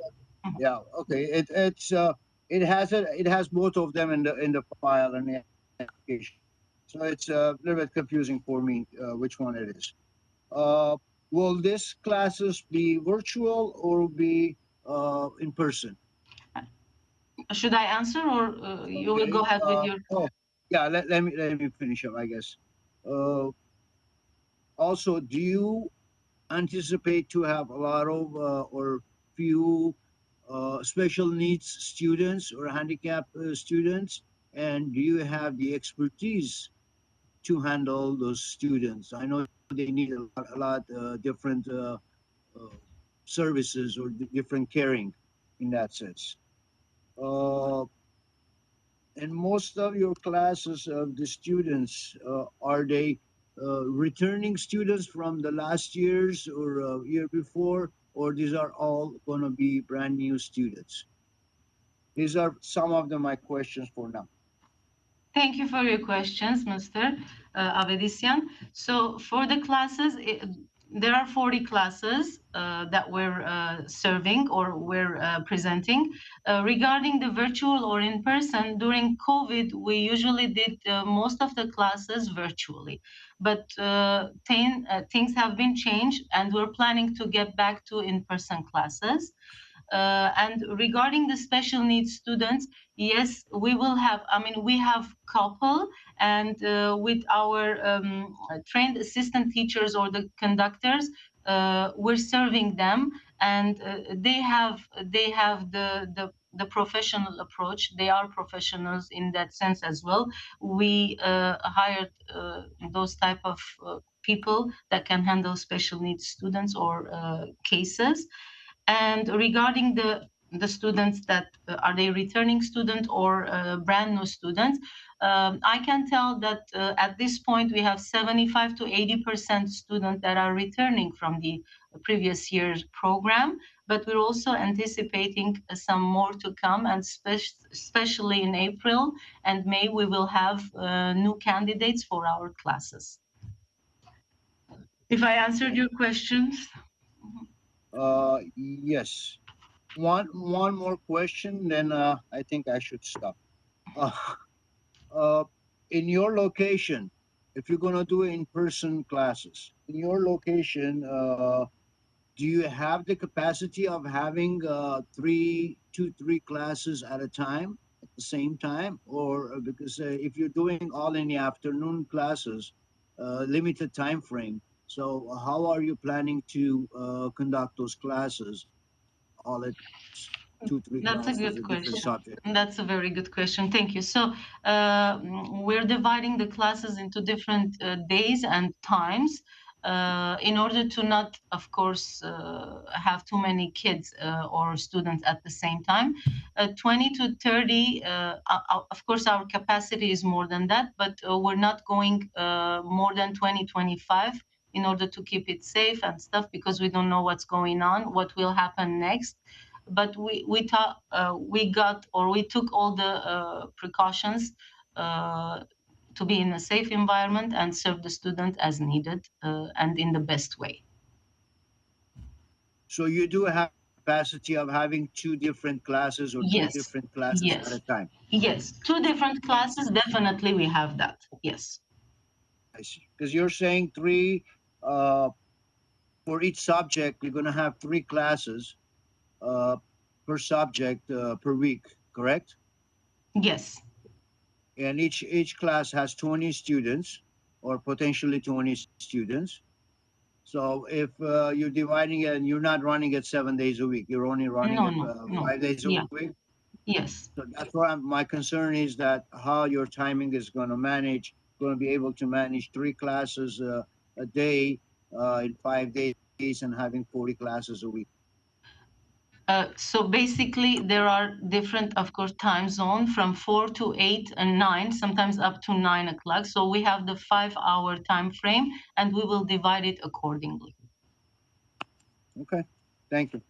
Thank you, Mr. Tavangian. I appreciate it. Any other Of course. question? Thank you so much. Thank you for your time. Anyone else? I think Ms. Alexanian had a, Mr. Armine, if you can wait, Ms. Alexanian, please. I could wait till the end. I just had a clarifying question for the number of classes. Okay. Since we're on the topic, why don't you say that? Okay. Mr. Vangchen, you mentioned that the number of classes you're providing are 40, and I think one of the items that we had pointed out or questioned on the budget was that the budget was based off of 45 classes, and the response that you had provided is the total classes are 45, and therefore you calculate the hours for the teachers for 45 classes. So could you clarify, does the budget need to be revised to be 40 classes or is it 45 classes? Yes. It has to be 40 classes. So does that mean that the budget needs to be revised? Is the budget that was presented not accurate? Does the number need to be? No, it is accurate. It is accurate. It's 40. The budget is based on 40 as far as, correct me if I'm wrong, but the budget is. I'm not sure. That's why I'm asking the clarifying question, because on your responses for Let me weakness just, number yeah. 7, Yeah. staff had identified that the agency needs to clarify that the total number of hours the teachers will work in the program and that the budget narrative stated that it's 40 classes. However, the total sum is calculated using 45 classes. And the response that was provided is that the total classes are 45 and that you have to do the calculation with that number. So I'm just not sure at this point which it should be. 40. It should be 40. Sorry. It should be 40. So I guess the question I have for our staff is, did the numbers not add up to 40 classes?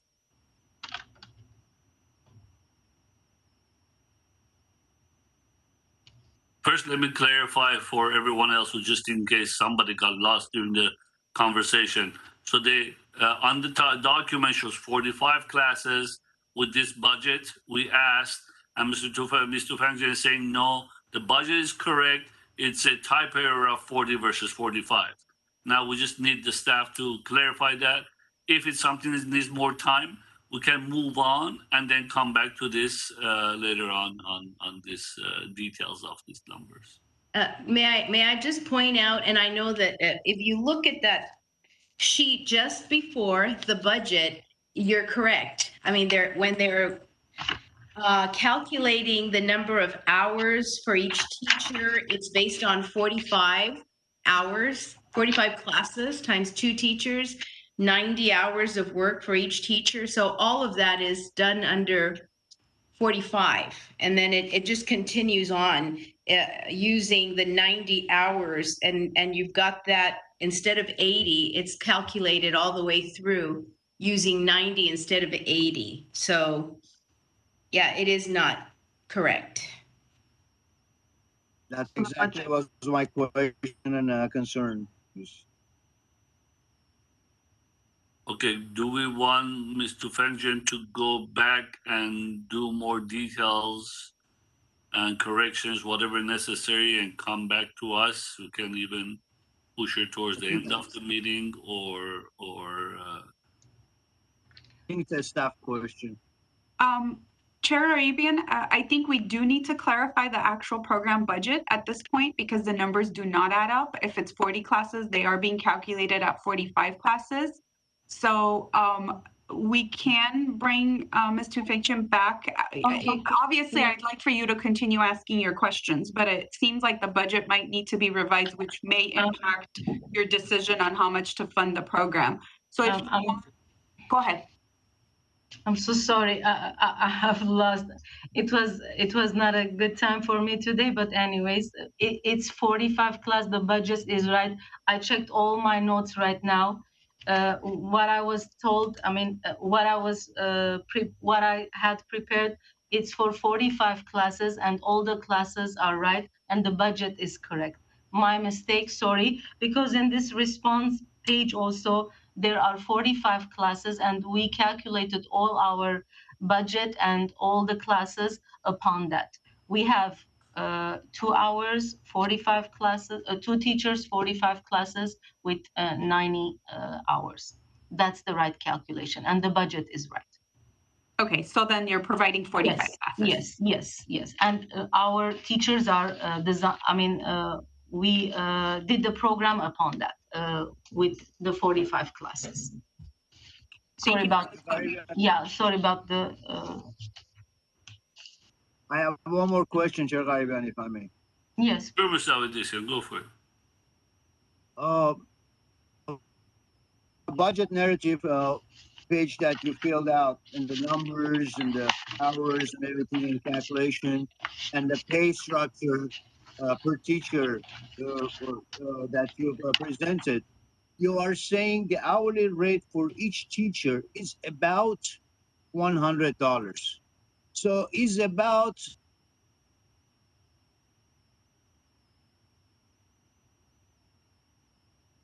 I think we're losing Mr. Avedisian.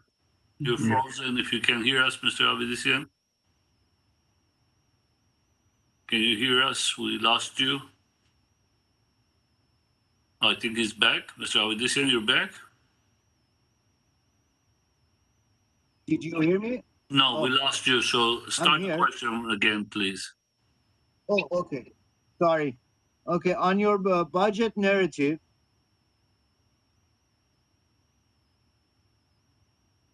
I think we're having poor connection, Mr. Avedisian.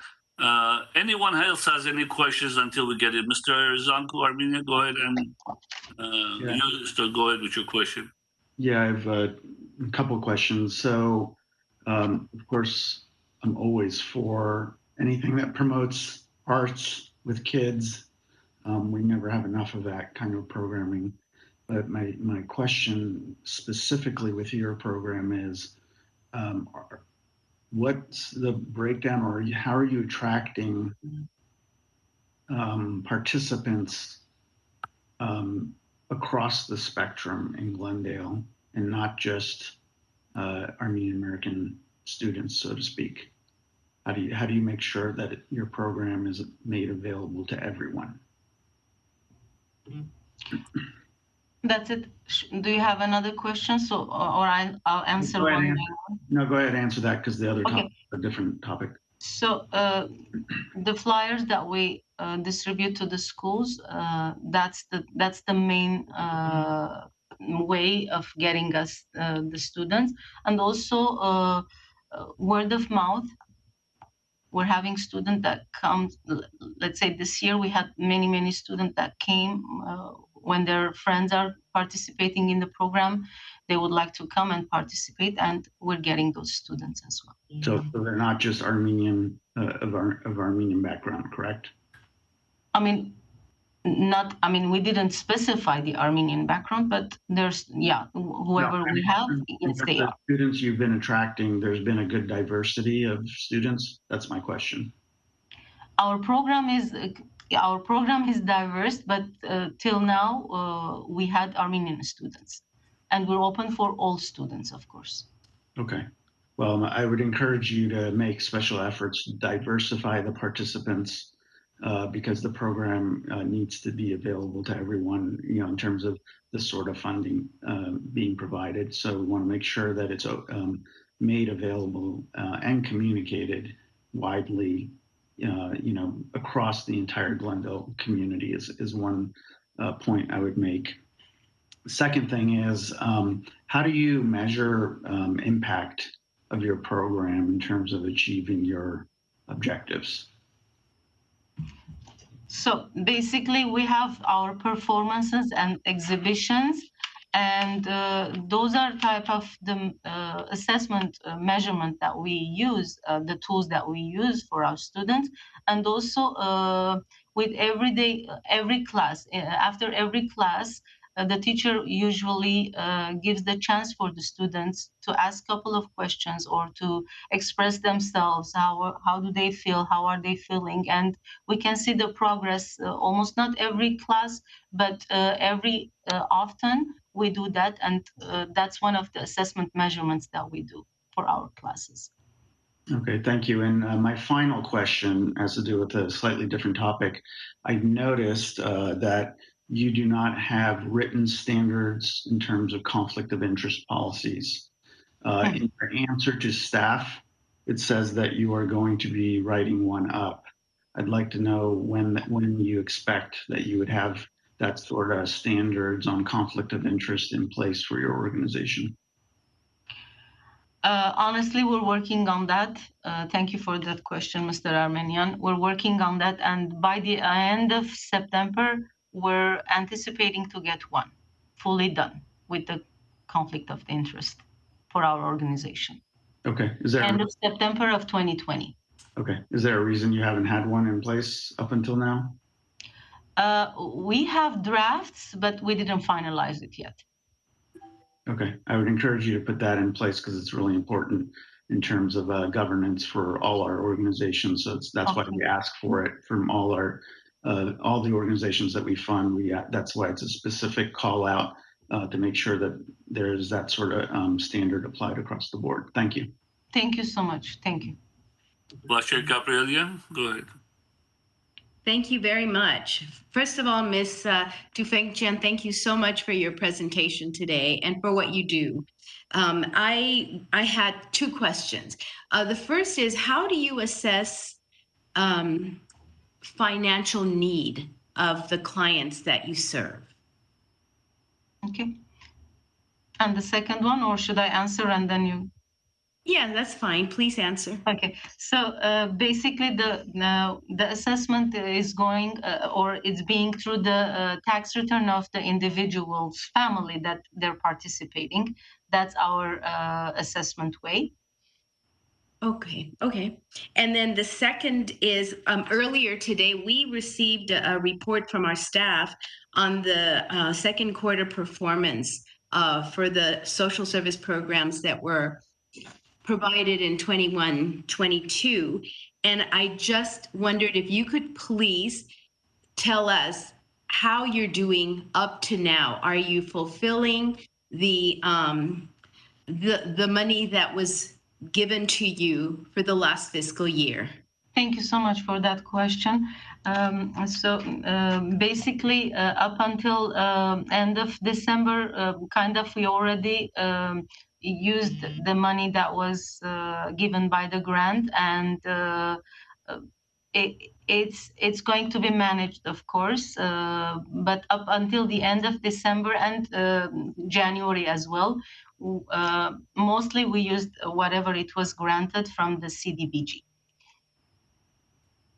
So you used 100% through January, is that? I mean, not 100%, but mostly. I mean, the percentage I can't tell you at this point, but mostly we use the money. Of course, we had some issues with presenting the invoices. Hamas took care of it, but the reimbursement is on the way. But mostly we used the grant. Okay, and at the appropriate time, maybe staff can just confirm that. Yes. And I want to thank you again. Thank you. Thank you. Mr. Avedisian, you got disconnected last time, so continue on. Yes. Again, thank you very much for presentation. One, I think, final on your budget narrative that you provided to us. You are saying that the hourly rate for each teacher is about $100. I wonder, how do you calculate your finances and your budget overall and present it that it's the numbers it's about? It's not exact $100. It's not a $99. What is it? How do you calculate that? And how do we staff? How do you will you be able to manage that number exactly, the budget, how it's done? Because what they're saying is about $100. It put the question for me that what is about? It could be $50. It's about $100. No. I don't know. It's $100. It's $100. Yes, it's $100. So the about word there, it shouldn't be there, I guess. Yes. You're right. Very confusing. Thank you. Very confusing. Thank you for your note. Any other questions? Thank you. Anybody else? Thank you so much. I'm not going to speak too long or questions. Most of my colleagues did. Just a couple of things I noticed on your, obviously on the tools that we have, again, that we've been using. I noticed from 19 to 20, you have dropped your expenses and you have increased your liquid assets, which is a great thing. So I just want to congratulate you. Obviously, number of months that you can survive, it's much larger, and you're moving up in the right direction. And hopefully, whoever is doing your budgeting and expenses doing a great job to keep the expenses down and the liquid assets up. And I noticed the percentage of people you served and you asked in the charts, you have served more people than you asked for. So that's also a great thing. So thank you so much. Just want to let staff know we have on our scheduling, we have given about 15 minutes for each agency. We did about 35 minutes right now. Just want to give you guys FYI the direction we're going. 15 minutes is allocated, and we've gone to 35 minutes on the first one. Just want you guys to know which direction we're going. That's all. Just FYI. Thank you Thank you so much, Mr. Tufangjin. I appreciate you. it. And let's move on to the next. Thank you for the CDBG and thank you for the staff, specifically Eric and Maggie. Thank you so much for your help. And you asked in the cards, you have. Okay, Iris. Okay, the next agency we're going to start from what's number 1 on your list, Armenian Bar Association. And with us we have Ida, Bridget, and Armin. And if you could introduce yourselves formally, please. Hi, everyone. We'll go one by one. My name is Bridget Malatjalian. Good morning, commissioners. It's good to be before you once again. Pleasure to rejoin you. My name is Armin Hovanesian. Anyone else or just two of you? No, we also have our colleague Ida Anbarian on the line. It seems as though she is having minor technical difficulties, so we will continue until she figures that out. Sounds good. Good morning. Let's. Good morning. Okay, so as I said, my name is Bridget, and I am a practicing attorney and co-chair of the Armenian Bar Association's Pro Bono Committee, along with Mesrab Khodagulian, who is not present. However, I am joined with Ms. Ida Anbarian, an attorney who tends to the day-to-day activities of the clinic, and Armin Hovanesian, also an attorney who serves as a board member and the Pro Bono Clinic Committee member of the Armenian Bar Association. We are here to answer any questions, so please do not hesitate to direct any inquiries to someone else whenever you are tired of hearing my voice. So just by way of brief background, our organization is filled with attorneys, aspiring attorneys, soon-to-be attorneys, practicing attorneys, retired attorneys, and our efforts thus far is not due to one single individual. We all have our responsibilities to tend to, and this is not a full-time job of one single person. However, we all treat it as our full-time obligation. This has been a collective and joint effort, and the Armenian Bar Association currently has 35 volunteer attorneys as members who assist with client matters, who donate an upwards of 40 hours a week. The clinic is currently assisting individuals who seek legal advice with regards to housing as it relates to COVID, with the changes in state and local laws, employment matters for both employees and employers relating to return to work policies, domestic violence issues related to the increase, which has been increased during the COVID period, matters related to government benefits. We also assist with PPP stuff, tax implications, expungements, and the clinic plans to continue to meet the community needs as it relates to those legal issues. But more as an overlying theme that I want to discuss is, if the world has shown us anything in the last few years, is that sometimes we just need help and we reach out and we hope that someone grabs the other end. Well, we are, and we want to continue to be the other end, because most, if not all of our patrons, they have absolutely nowhere to go. They are imprisoned by their finances, they are confined by their language, and they are deathly intimidated by the justice system. And there is no service of our kind, there really is not. And even if we compare general pro bono services, there's no other organization that is as intimately and collectively involved in every single legal inquiry that walks through our doors. So much so that we are becoming an invaluable service to our community. And just very briefly, because I know we're under time constraints, I'd like to share a story. And this story, we will call her Miss K. So Miss K is a 73-year-old woman of humble means who lived quietly in her small apartment in Glendale for 27 years. She had no issues with any of her neighbors and minded her own business. In February of 2021, over a year ago, Miss K gets a new neighbor. Let's just keep calling her neighbor. Neighbor was making noises and Miss K decided to kindly ask neighbor to keep it down. This is when neighbor went on a mission to ruin Miss K's life in every way possible, yelling at her, cursing her out, instructing postmen to stack her delivery packages in front of Miss K's door, essentially locking her in, causing her to fall and injure herself on multiple occasions. Miss K told her landlord had a separate cause of action against neighbor for something different, literally is not moving through the judicial system. The harassment continued, police were called, social services were called. Keep in mind, this is going on for the better part of 1 year. So along in this midst of trouble, the neighbor files a restraining order. Miss K ends up in court. She's confused. She doesn't speak the language. She's lost. She has no idea what's going on. Fast forward, someone tells her about us. It is an absolute disaster. And Miss K comes to us, and we had an entire bandwagon of people helping and assisting. And we were able to have one of our volunteer attorneys appear on her behalf, help her, protect her, guide her. And sometimes it's like that. You catch someone on a bad day and they ruin your life, and now you're stuck. Or sometimes you're a victim, but not because of anything you did, but because the person abusing you doesn't think you can stand up for yourself. And thus, for the Miss K's out there, our ask is simple.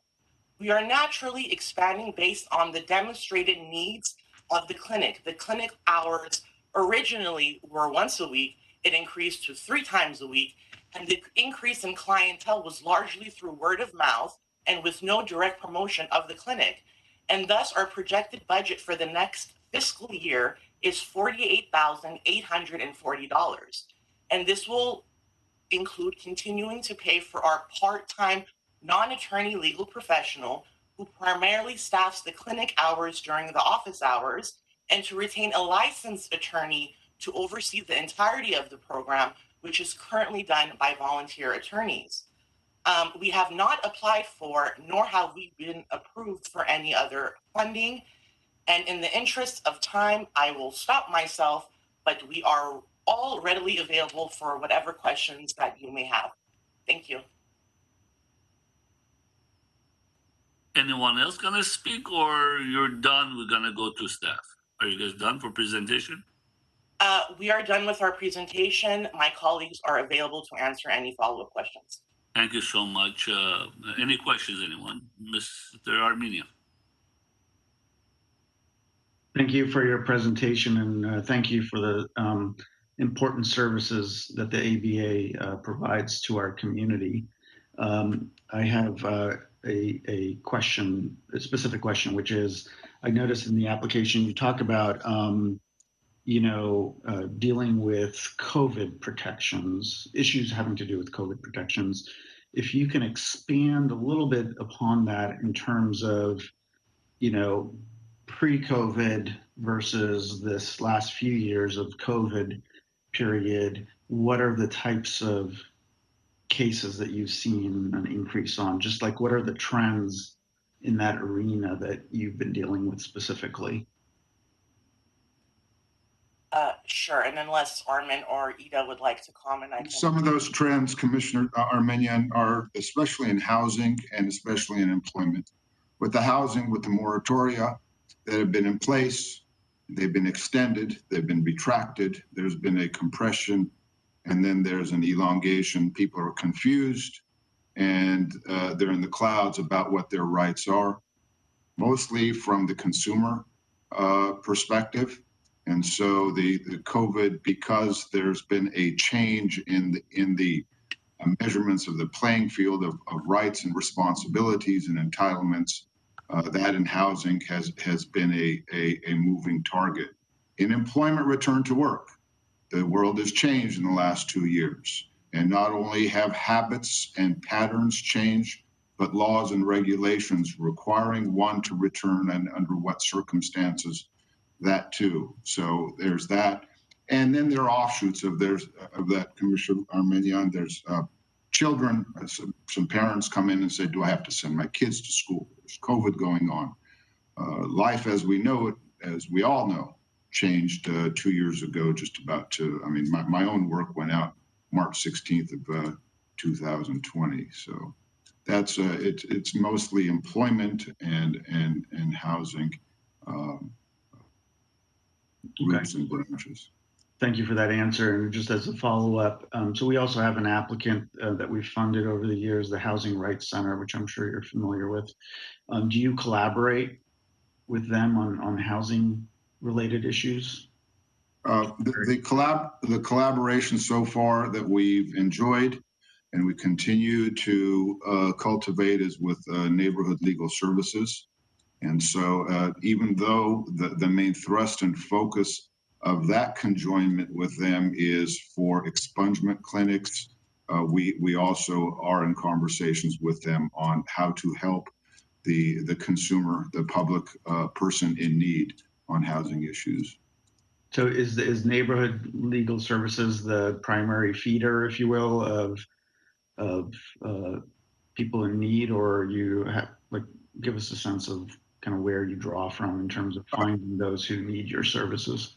Yeah, I wouldn't say that they are primary or secondary or tertiary. I think that now they're, especially since 2018, since the brick and mortar home was found for the Bar Association in collaboration with the very much appreciated support of the city of Glendale and its citizens. We are self-generating through advertisements in not only Armenian press, but by word of mouth mostly. I was privy to some of the former questions, and not to preempt them, but to give a flavor, irrespective of the representative populations in the city of Glendale. The doors of the pro bono clinic and to our consciences are open to, not only open to everybody, but there's a real diversity and actually experienced diversity, empirical, not evidence, but data of, virtually more than half of the clientele's ancestry is non-Armenian, for example. And we try to enable and facilitate that with Spanish speaking translators in case there's somebody that cannot communicate herself in a way that could be understood by us. And so we take that to heart. We take that to heart, especially those who come from a certain community, that the way that you really serve the place you are is not to focus on who you are, but of the blessings that you've had. So so we do our own, we don't rely on anybody, Commissioner, on feeding us anything, but we go to various venues and we put the word out. Okay, I appreciate your last comments about making sure that your services are made available to the entire community in Glendale. Even though your name is the Armenian Bar Association, it's important that your services make sure it serves the entire diverse population of Glendale. So I appreciate that. I appreciate all your services, and I know we weren't able to provide anything last year. We are very financially constrained against this year, but I hope me and my fellow committee members will be able to do something this year. So appreciate your presentation. Thank you, Chair Garibian. And anecdotally, and I'm conscious of the time, I don't know Glendale that well.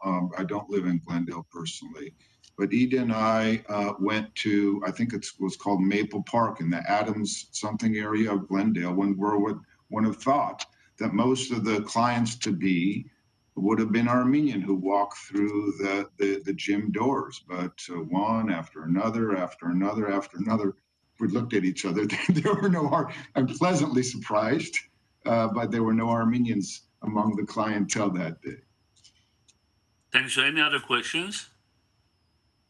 Yes, Ms. Gabriel. Very quickly, first of all, thank you very much, Mr. Hovannisian, for that background, and Ms. Malatjalian for your presentation. I am very familiar with neighborhood legal services, and they've been around for such a long time. And I'm glad to hear that you collaborate with them and that you serve. It sounds like almost half a diverse community in Glendale. I wonder if I know you talked about our Spanish translators.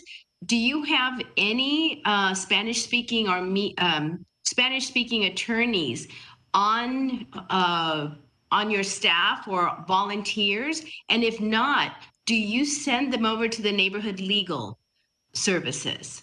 We have Commissioner, I'm sorry, we have Spanish speakers. So when that eventuality rears its head, we're quick to intercede with Spanish speaking Armenian American lawyers who, having been raised or not in Southern California and had the benefit of an education that gave them that additional, usually third language, were able to do so. Having said that, the immigrant will is very strong, the determination. And I will have to tell you that even though there's a lot of diverse ancestry, by and large, most people are able to communicate effectively in English. That's wonderful. I do just want to make a notation. There's a large population of Armenian Spanish Americans because of where they're coming from, whether it's Venezuela or Argentina. They happen to be Armenian, but they were raised Spanish speakers. So I wondered if you had any that volunteered for the Yes. ABA. And hits close to home. My brother-in-law, Commissioner Gabrielian, is Venezuelan Armenian, and probably his Spanish is better than any other language. Right. Okay. Well, thank you so much for your presentation. Thank you. Any other questions? Just one quick, simple question, I guess. You mentioned, first of all, temporary services. We know how much is appreciated that service and needed in the community. The marketing, you mentioned that basically it's word of mouth in going through maybe some sort of an Armenian TV program or something. Are there any other programs or any other avenues that you use to market for a bigger community, larger community of mixed, of course, clientele? My understanding, and Ida and Bridget, please correct me because I'm not there other than maybe once a month when I have the opportunity to drop in.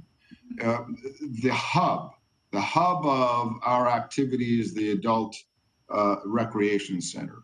And so that it gives a mushroom effect with irrespective of nationality. More informal, Commissioner, of course, more informal. And so reaching out to the diverse communities, we've done a TV program or two with, as Commissioner Gabrielian was saying, with the NLS, the Neighborhood Legal Services. And also collaborating with the YMCA. We've reached out to Catholic Charities. We have not been, and because I'm not going to say something that's not true. We just haven't yet had the opportunity, the tools, the financing, the will, the resources to, let's say, go to Univision, to go to a TV program like that.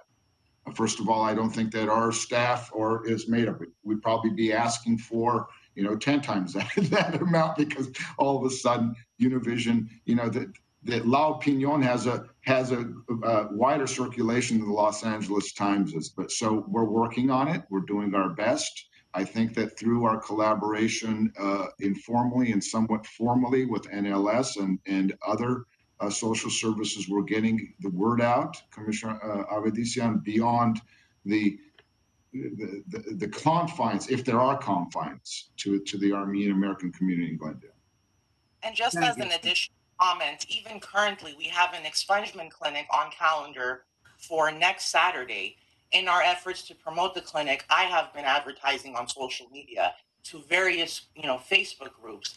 And these aren't, ethnic specific Facebook groups. These are, Los Angeles assistant groups, or, like a housing group, or just general community groups, La Crescenta group, Montrose group, Glendale group, Burbank group. So we are kind of trying to get the word out there, but as Armin mentioned, we have no formal advertising plan as of yet, because a lot of money would be needed, a lot of thought and process would go into it, but this is what we're doing thus far.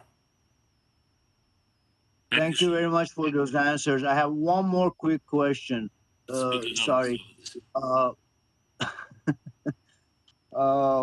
When you work with the clients, anyone that walks in your door and has whatever issue, do you only give them the direction, or do you walk the entire walk basically all the way to the process and finish up the process, basically, whatever that takes? Why don't you take this one, Ida? I mean, you're there, and you're best placed to maybe answer that.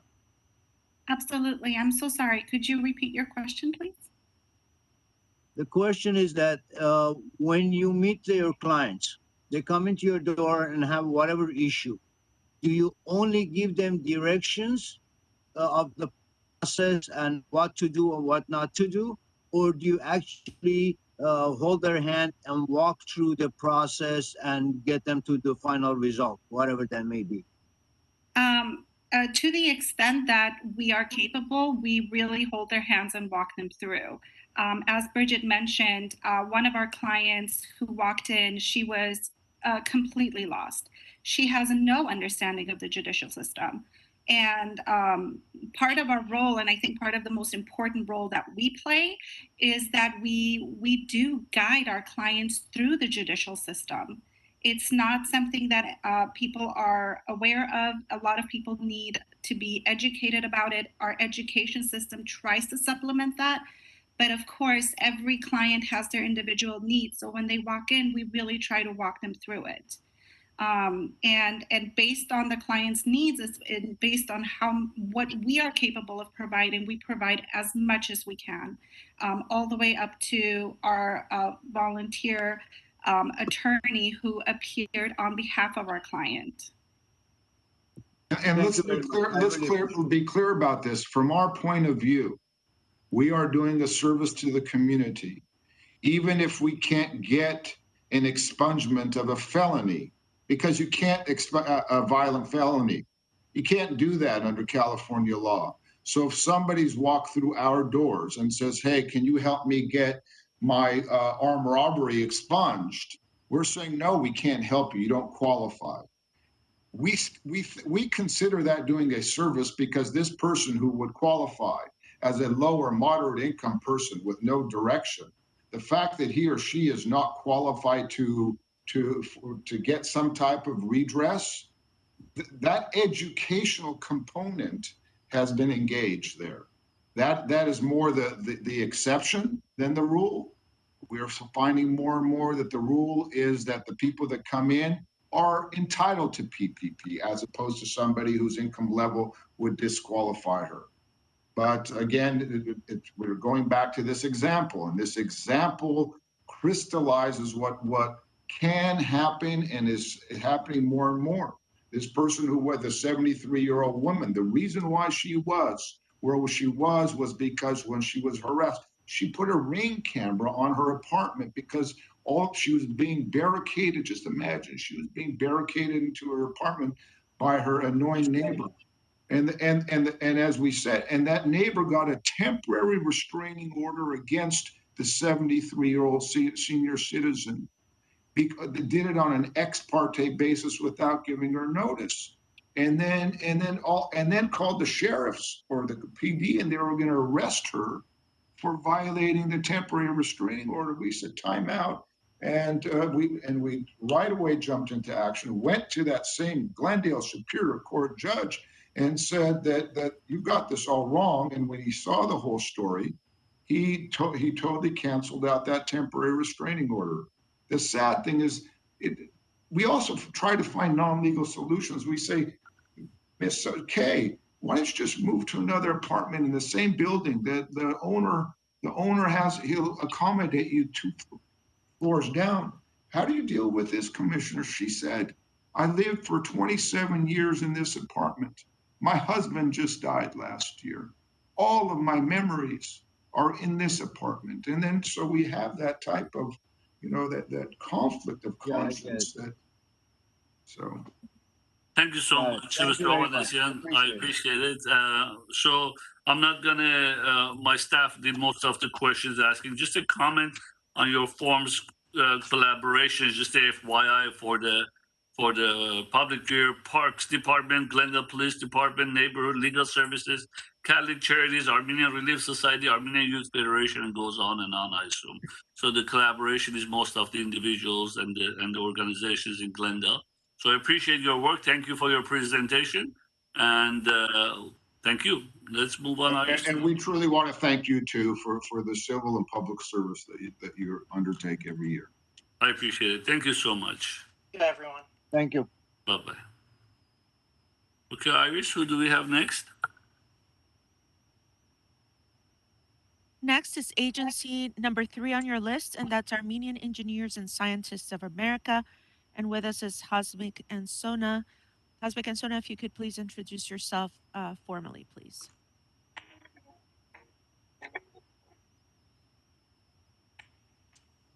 Hasmik, can you hear us? Or Sona? Hi, yes, I can hear you. I am Sona Joharian. I am part of the ASA STEM Academy, the current Science Olympiad, I guess, project manager or chair. Hi, Sona. Go ahead, start presentation. I think I'm waiting for Hasmik to start.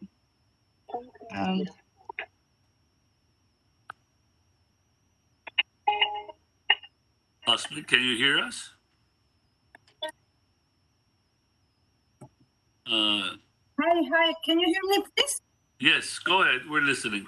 Hi, I was actually waiting on the phone because my audio on the computer might be a little bit flaky. I can hear you. Can you hear me? Yes, we can hear you. Yes.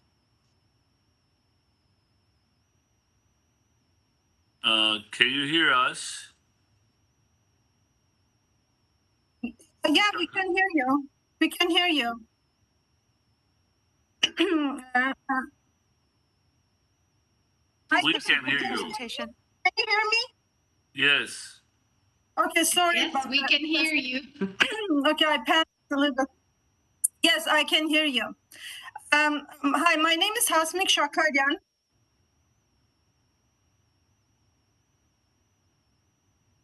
Hasmik, if you have the meeting running in the background on the TV or through the computer, you might want to mute that so you could hear us through WebEx. I'm not sure if you have the meeting running, but there is, you do get a later feed, so that might be confusing you. So if you have it running on the TV or on the computer. No, I don't. I have this, I tried calling you on WebEx.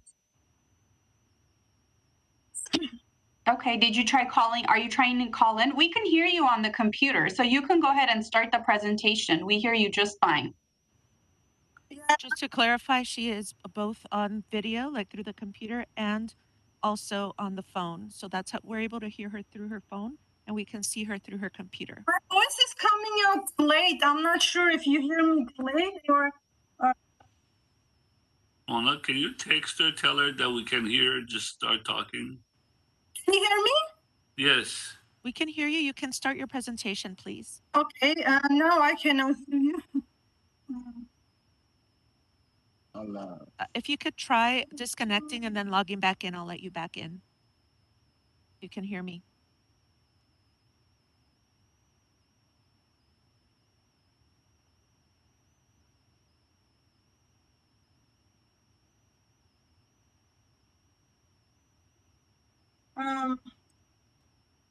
I'm gonna turn off the streaming just a second. Sorry about that. Can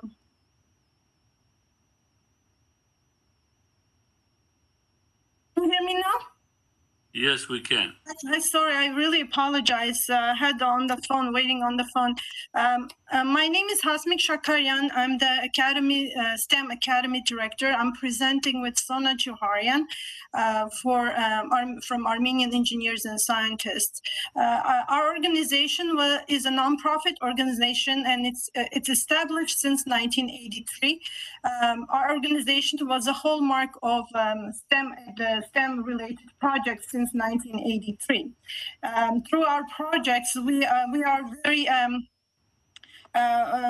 through the Armenian Engineers and Scientists, with the headquarters located in Glendale, we have a pulse on local education and scientific community.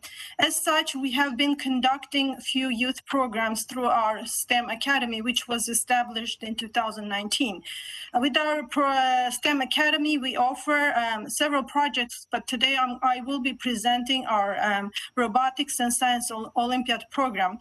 Through this program, we will be offering for the low through moderate income students for the 6th to 12th grade students. The purpose of the project is to provide students with the opportunity to receive quality supplemental STEM education at an affordable cost. Along the way, we will have students to have them allow them to participate in through Los Angeles or county state science fairs.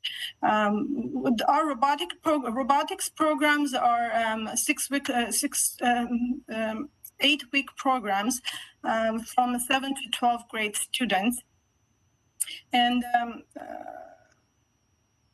we introduce through the robotics program with the Lego sets. We introduce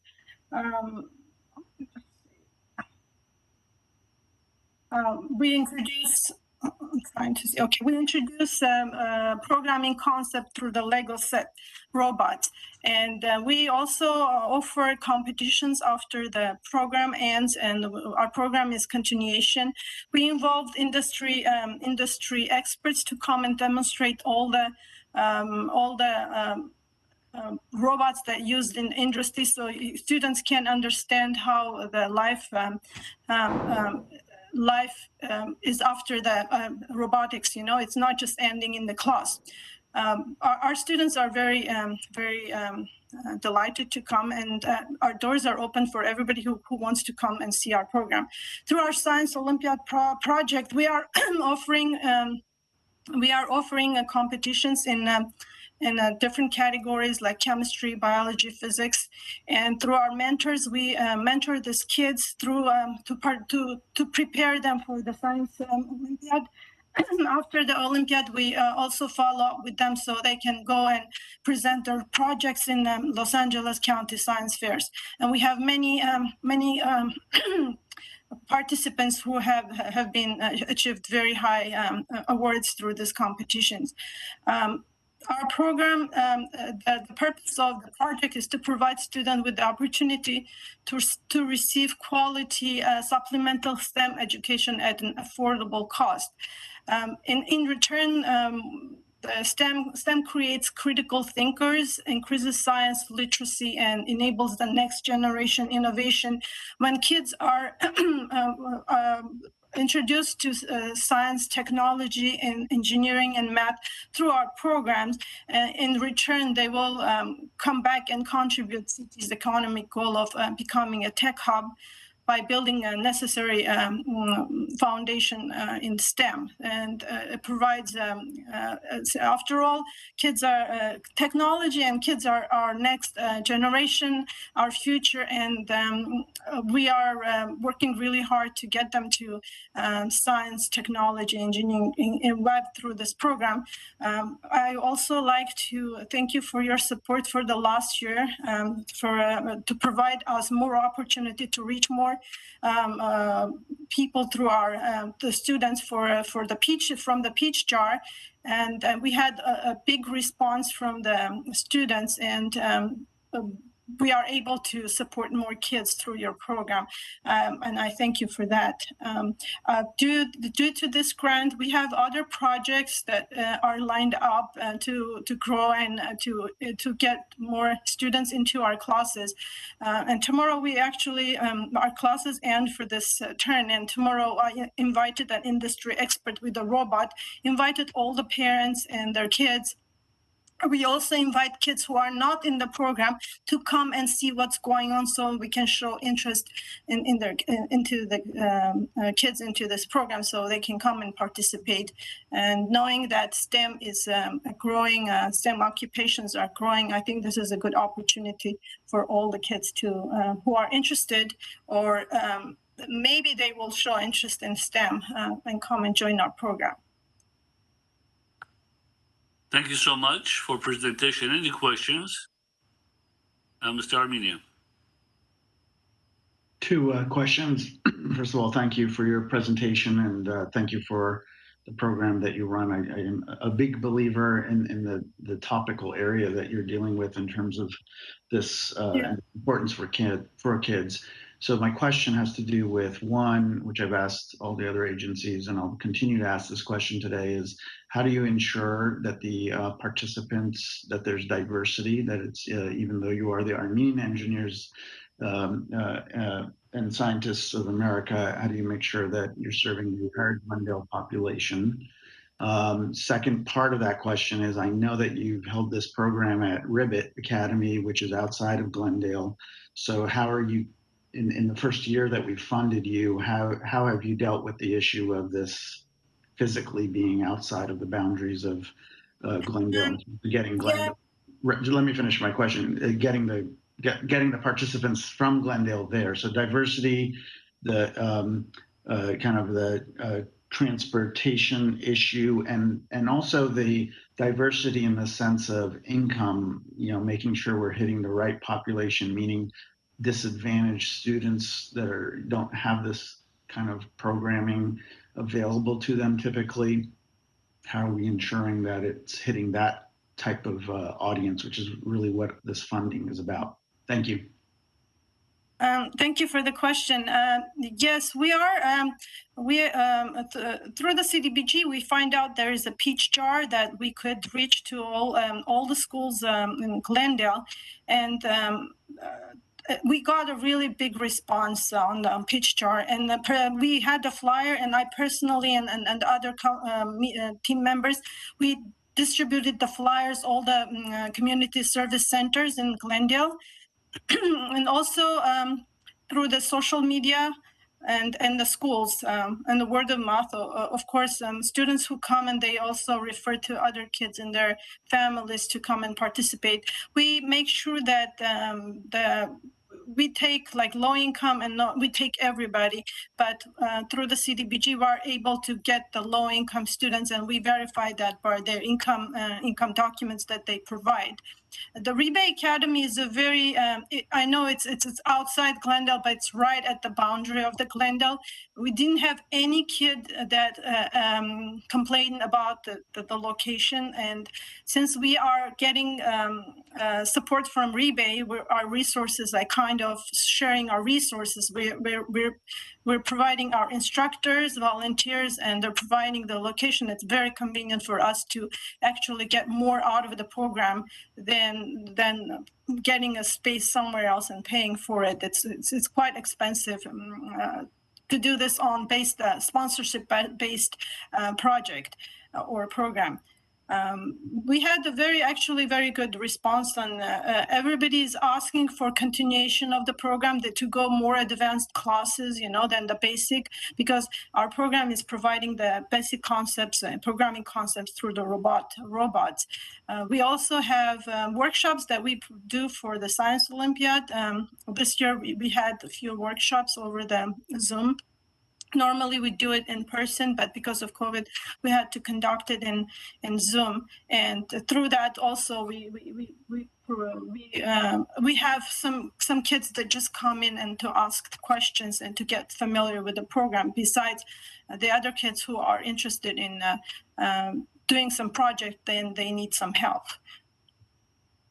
Thank I you. would like to add to Hasmik, I guess.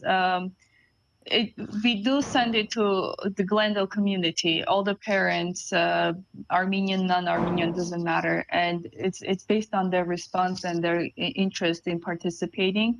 And since we are limited on the number of students that we can have in our program, it's mostly first time, first serve basis. But we try to diversify it and make sure that like others also get the chance to be part of the program. Okay, I appreciate that effort to make sure we're diversifying the participants and hitting all and serving all of Glendale. So thank you very much. Yeah, Peach Chart gives us the opportunity to get everybody into the program. Yeah, we have thank you. Had very good success last year. Great, thank you very much. Thank you. Thank you. Any questions? Any other questions? Mr. Avedisian?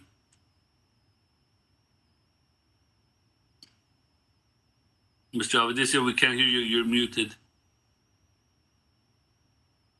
Oh, sorry. First of all, thank you for the presentation and welcome and everything that you guys do.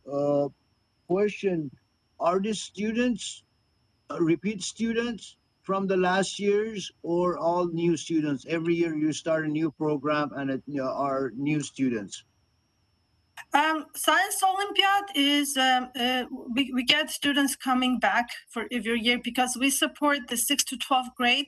So we have no restriction in Science Olympiad, but because each year they come with new projects. So we are making sure in that area that we have unduplicated student each year, you know.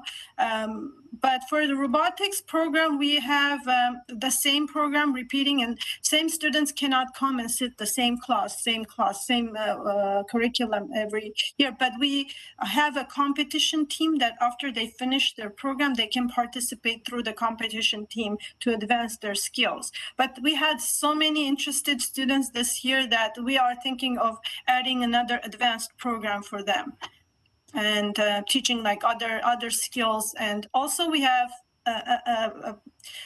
thought of adding astrophysics and astronomy class for the interested students in the future.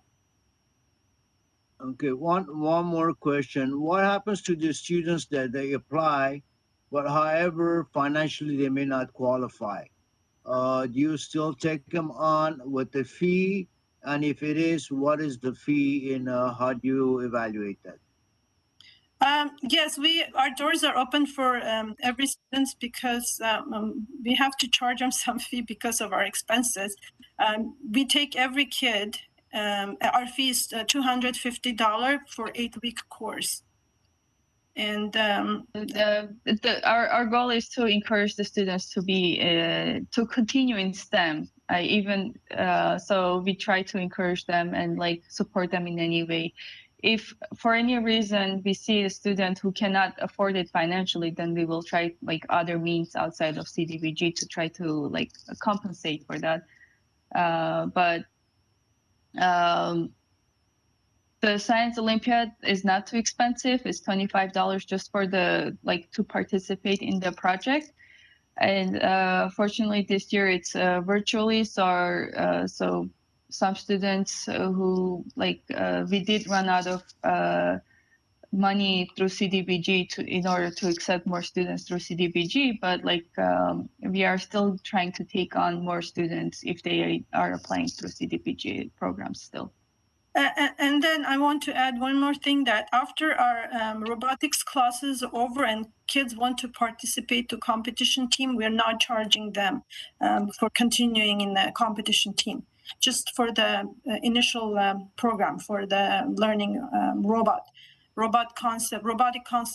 programming concept through the Lego robots.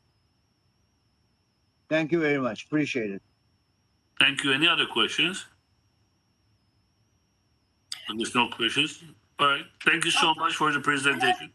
I have a demo tomorrow at Rebay Academy. I'm inviting anybody who wants to come and participate. I will have students and their parents.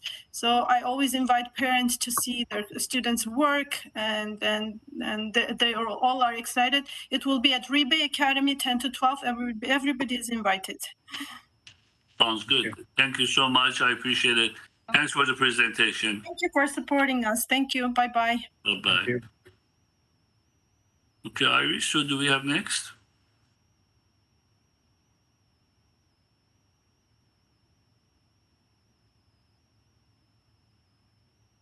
Sorry, it would help if I was not muted. Next on the list is agency number 4 on your list, Armenian Relief Society of Western USA, Inc. And with us is Talar Intablian. Please introduce yourself formally to the committee. Good morning, everybody. My name is Talar Intablian, and I serve as the Director of Operations of Armenian Relief Society of Western USA Social Services.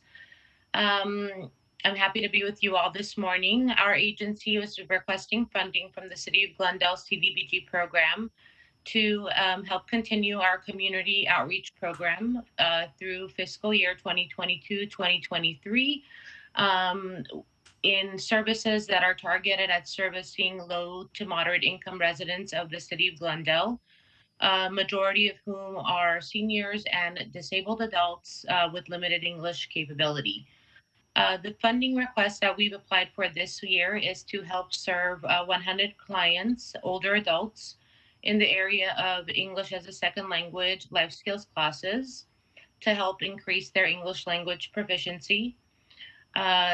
The program will also serve 100 disabled adults with public services that they need in the form of case management, housing and transportation issues, linkages with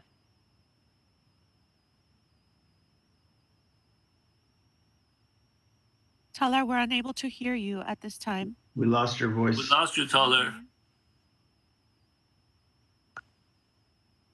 We can see you, but couldn't hear you.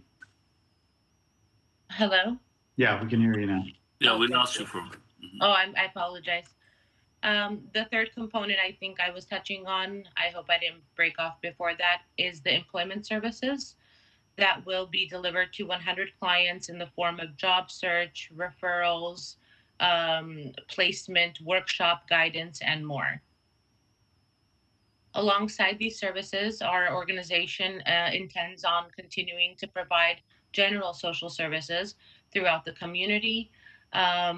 Fortunately, the pandemic has not affected any of our services. We are proud to be a recipient of CDBG CV3 funding as well in the current fiscal year, whereby we've been providing services to COVID impacted individuals. We've had longstanding relationships with various community organizations throughout the City of Glendale, and we're proud to be continuing those. They include Essentia, Glendale Youth Alliance, Adventist Health Glendale, Catholic Charities, the Glendale YWCA, and many more. I do want to stress that our program services are provided by a multilingual staff to make sure that services are provided to clients in a linguistically and culturally competent manner. We have staff that speak Spanish, Russian, Farsi, Armenian, Arabic. And so we do our best to diversify our services to ensure that the entire community is aware about the availability of our services. We've been proud to be a recipient of CDBG funding year after year, and we are seeing day to day the impact that this funding allows us to make in the community, and we're hopeful to continue that into the coming fiscal year. Thank you. Thank you so much. Any questions? I guess no questions because we've all been familiar with your agency for organization for many years, and it's very clear cut and for your job you're doing. And I want to thank you for waiting for an hour and a half. We got you on board earlier to get on it, but we had to keep you waiting. So I appreciate your presentation. Thank you so much. Certainly. Thank you. Next, Iris.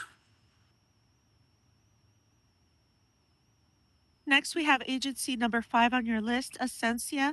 And with us is Meredith and Marcel. Please introduce yourselves formally to the committee.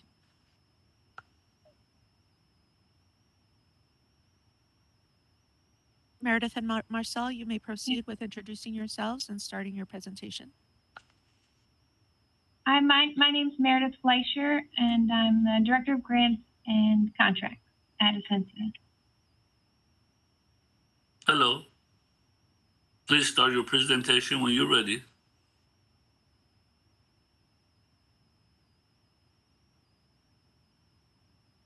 Can you hear us?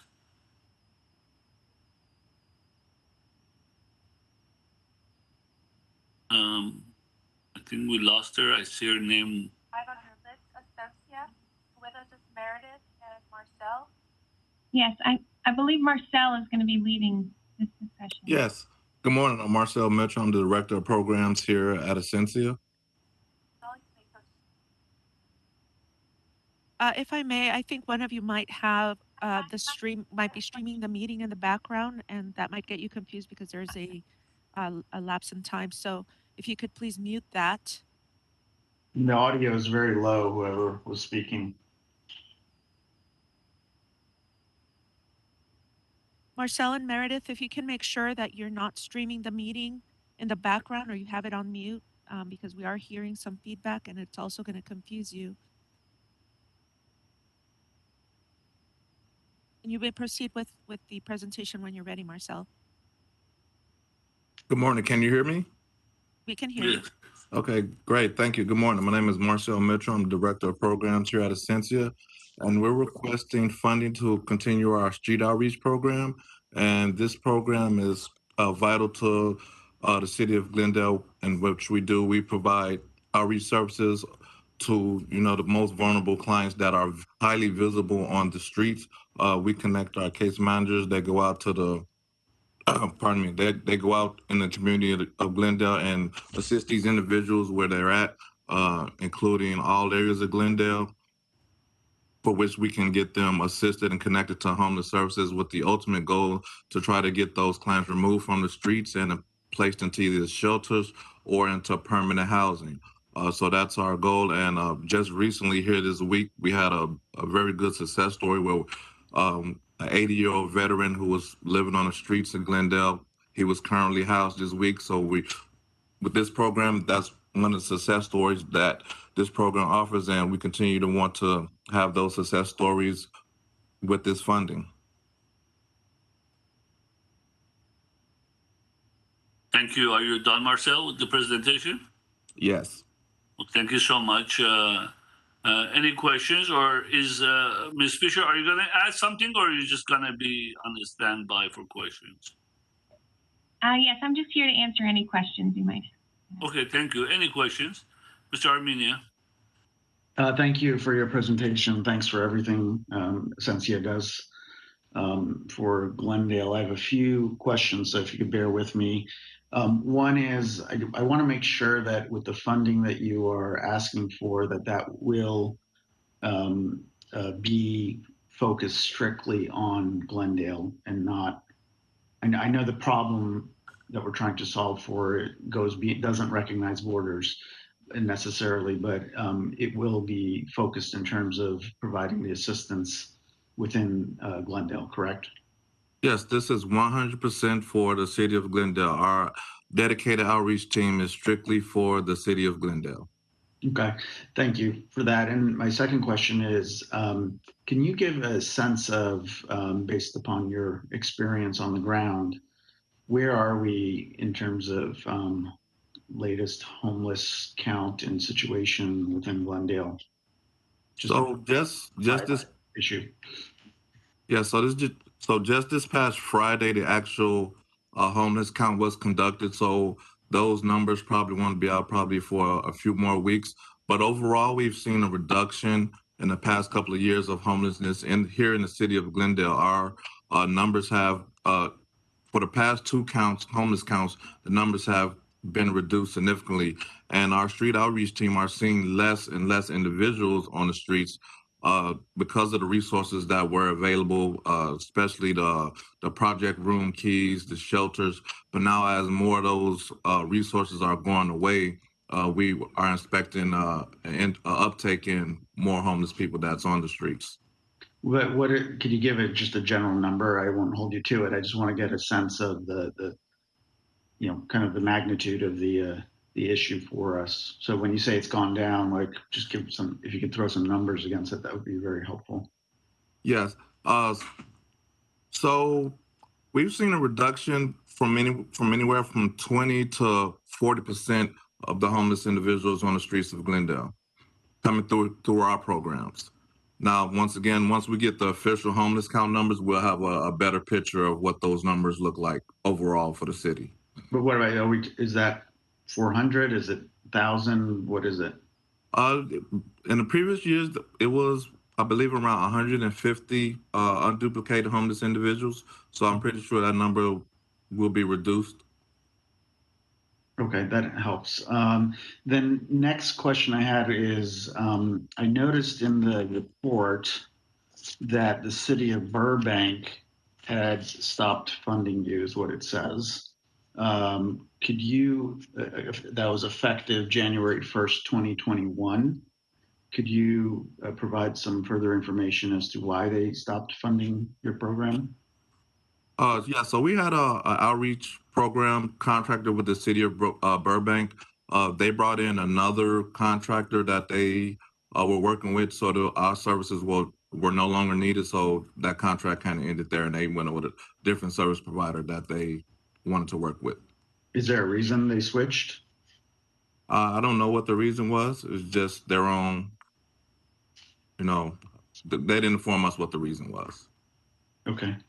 Then finally, in terms of how I know there's the continuum of care, in terms of how you partner with organizations as a kind of referral system, is there good diversity in terms of types of organizations, whether, for example, are you partnering with Armenian organizations such as the Armenian Relief Society or others versus other organizations that serve other populations within the city? Just if you could characterize that, kind of how you partner.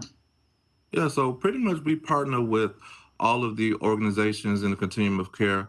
Anyone that sees any homeless individuals, they can contact our outreach team directly. Any business owners, any property owners, everybody pretty much in the city of Glendale has direct access to our outreach team. Any complaints or they notice people outside just loitering around different places, they can contact us directly. We'll get our team dispatched out to that location and try to assist the individual and encourage that individual to partake in our program and then offer the services that we have to offer to them.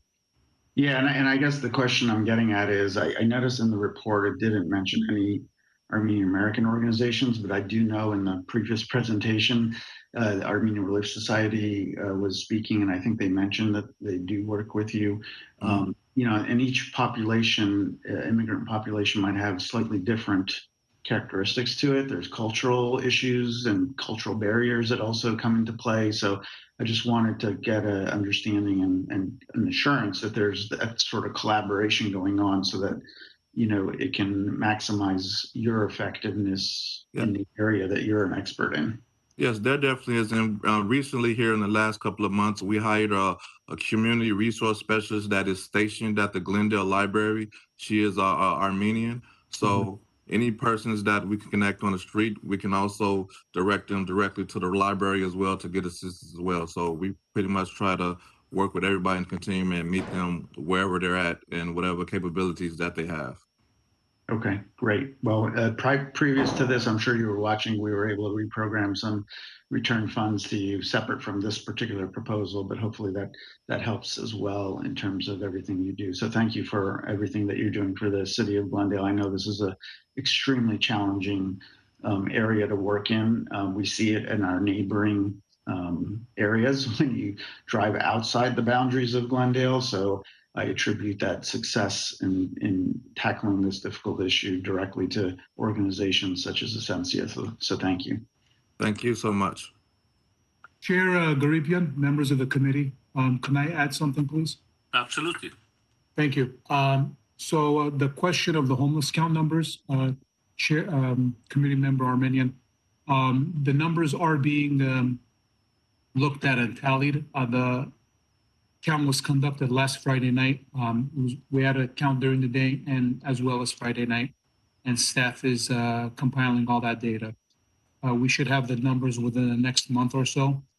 Preliminary, very preliminary numbers show that we have had a slight increase, but the slight increase is due to the way we're reporting the numbers from the hospitals as well as our shelters. So there has been a slight increase, but compared to what we've seen, 10 years ago, the last 10 years, the numbers haven't gone down tremendously, thanks to the work of all of our organizations in the COC, that be Catholic Charities, Essentia, Armenian Relief Society, Family Promise of the Verdugos. Okay, thank you for that. And Mr. Bulanikian, and I would ask, at least from my perspective, that at a future meeting, if we could get a more kind of comprehensive report based on these numbers, see some overall trending numbers as well. I think in a future meeting, it would be worth taking a look at all that. What we'll do is we'll agendize it. We'll agendize the homeless cow report at our next meeting, which I believe will be in June, if I'm not mistaken, Maggie? In August, we will report together. That would be great, including the county level funding we're getting or not getting. I know that's been an issue in the past, as we've tried to, resource our organizations to do their best in this area. So appreciate that sort of report next time. Yeah, the report will include the homeless count and the different funding sources from the federal, state, and local level. That'd be great. Thank you. Sure. Any other questions? One quick question. Again, thank you for everything you guys do. We're very familiar with Essentia and everything it does. It's a great help in the community. One quick question. Are this the new positions, the mental outreach and the street outreach case manager? Are they new positions or just continuing positions that are going to be dedicated to Glendale only? So these are existing positions that we've had staff for years now. It's just this funding would help to continue to fund those positions. And they are 100% dedicated to Glendale. Okay. One more question. I know we're mentioning that, there are Glendale clients, residents, whatnot. How do you identify? I mean, unfortunately, if they're homeless and they move around, so how does that get identified as a literally Glendale resident? If one moved in from LA to Glendale a week ago, that becomes a Glendale resident, or how does that work? Yeah, so pretty much if they relocate to Glendale, they may have originated from Los Angeles or somewhere else, and then they come to Glendale for whatever reason they decide to come to Glendale, and they establish, they're loitering or, posting up at individual, like the parks or anything like that. Once our outreach team approaches them and we kind of identify where they're from, we'll indicate that in the system. We'll also look up in the homeless system if they've received services from other cities or jurisdictions, and then we'll kind of indicate that on our, there's a place where you can indicate where the originated from and where they're currently residing at, so we can make that indication on our homeless system and make that justification or dedication. All right. Thank you very much. Appreciate it. Yes, Ms. Gabriel. Yes, thank you. Excuse me. Just to follow up on what you said, and I'm glad that we have access to a more universal database that tells us, this person has already been onboarded to such and such a program in such and such a city. What happens when we do identify them and they belong or they've already started the process in another city? What do we do? What do you do at that point? Yeah, so I mean, once again, if we come across someone that's here in Glendale and we go into the system and we see that they received services in Los Angeles maybe 8-9 months ago, 4 months ago, and now they're here in Glendale, we're going to go ahead and provide that client with services because they're in our city. We want to make sure that they're not, continually out on the streets and being visible. So we're going to provide the necessary services that we can to them, and that may include referring them back to the city that they came from, or getting them connected to a service agency in that area. It just depends on the individual and the situation. Yeah, and I think, thank you for that, Mr. Mitchell, but I wondered, is there an opportunity to make sure that the same individual isn't double dipping or triple dipping, or, that's what I was alluding to. Yeah, we're pretty much going to make sure that they're not doing that. In the homeless system, we can actually tell, we can look at case notes from other agencies to determine what services they received and what they're currently received, that they went there and they were closed out of that program, so they moved along to the next program trying to receive additional services. We can see all that and determine, the appropriate course of action. Okay, thank you.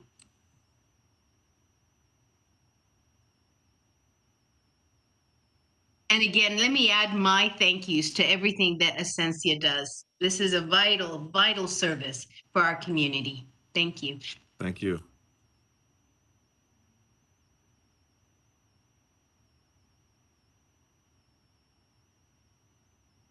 You're on mute, Chair Garibian. Sorry with that. Thank you, Mr. Mitchell, for your presentation. Just a quick question. Can you clarify on the liabilities that we see here compared to your assets? Your debt ratio is significant. What kind of liabilities are we talking here? That $3 million last June of 2020, $3.3 million liabilities, what are those? I think Meredith is going to take this one. Yeah, I can speak to that. I just want to pull up the response. Hold on one second. I believe that the majority of that debt is a loan, a forgivable loan from the city of Glendale that was used to purchase and renovate our apartments at 1911 Gardenia Avenue. There was a loan for $2 million and a loan for $325,000. Both loans will be forgiven once we fulfill the terms of our agreement with the city. And I think once those loans are forgiven, that our debt ratio will be where it needs to be. What are the restrictions of those loans or for forgiveness? Is there any, or no, it's already forgiven loans? A portion of it has been forgiven, but I'll have to do a little more research as to what the exact terms of the... and those are City of Glendale's loans, is that correct? Correct. Okay. Thank you so much. I appreciate the presentation. Thank you. Thank you. Thank you. Okay, Iris, who do we have next? Thank you. Yes, next we have agency number 6 on your list, Boy Scouts of America, Verdugo Hills Council. And with us is Andrew. Andrew, if you could please introduce yourself formally to the committee. Hey, good morning. My name is Andrew Sisolak. I'm the Scout Executive CEO for the Verdugo Hills Council, Boy Scouts of America. Pleasure to be here this morning. Are you going to present us, Andrew? Yeah, thank you so much for giving me a little bit of time this morning to chat with you. Before you, you have our submission for a grant related to creating mental resiliency and equity in youth in our local Glendale community. The scouting program has a myriad of benefits, including instilling the values of the Scout Oath and Law, which help in character development, citizenship training, as well as mental, physical, and emotional well-being of children and families, and also positively affects the fabric of our local community through acts of service, as well as just kind of community building and relationship building in the community. If you didn't know, the Boy Scouts of America program works as somewhat of a franchise model. So every scouting unit that we have in the local community is created in partnership with what we call a chartering organization or charter partner. So those would be PTA, PTOs, fraternal organizations, faith-based organizations, or other community partnerships. So every one of our scouting units is inherently a community partnership between different providers. The vast majority of our scouting program, and like 99% of it, is delivered through volunteer leadership selected from the local community which builds greater volunteerism as well as community mindedness and spirit, and also helps us to leverage CDBG funds as well as other funds that we secure to ensure that the vast majority of funds that we have go directly to provide financial support for families in need and help them create access to our programs and the adventures and values that Scouting instills.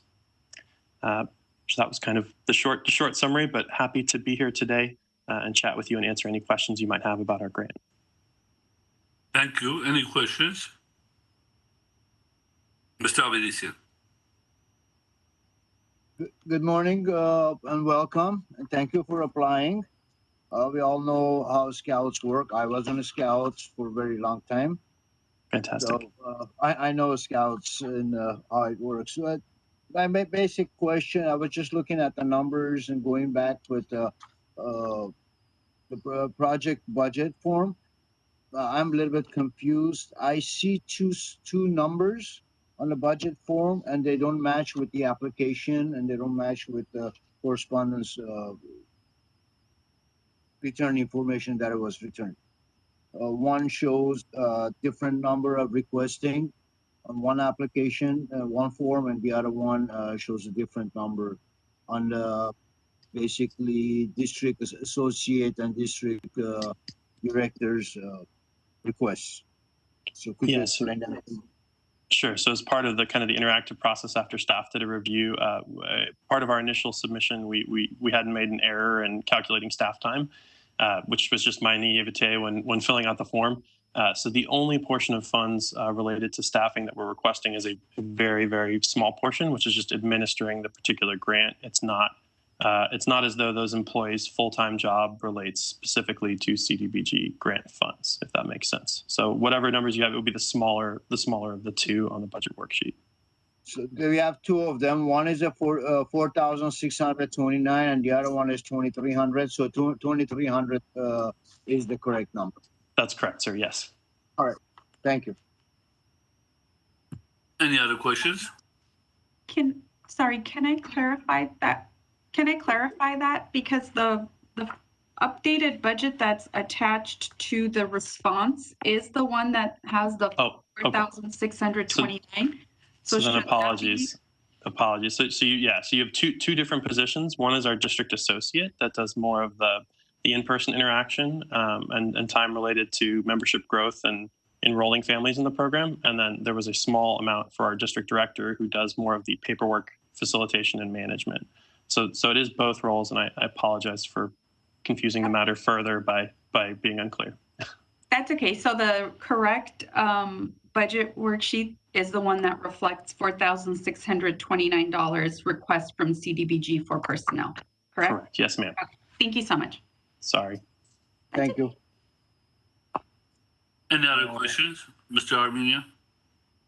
I wanted to ask this question in person. I know the report and proposal you submitted is quite extensive. So, thank you for everything you do and thank you for the proposal. But the question I have is, can you describe a little bit from your perspective, how do you source and find the kids most in need who could benefit from participating in the Boy Scouts, and how do you keep them? Because the benefit accrued by participating is over time. It's not like a one. Correct. You're not going to a class or two. This is like it's almost like a lifelong thing that you're trying to enroll them in and create a frame of mind. So how are you sourcing that, and how are you ensuring that there's you're sourcing kids from diverse backgrounds across the city? Absolutely. And thank you so much for that question, because that is super important and something I'm very much passionate about. So we have a whole bunch of market analysis research that we as Scouting do. So I can tell you from census data what our market penetration, or how many youth we serve by zip code, and also along racial and ethnic lines. We track that as well. So, in particular, we do tend to focus our efforts on those zip codes that have the most need in terms of socioeconomic need. As we go out and we try and enroll youth in the programs, we would use the recruiting word, although obviously that's not exactly what it is. But But whether it's flyering in partnership through the local schools or different community organizations, being out in the public, hosting different events where folks can learn more, those kinds of things.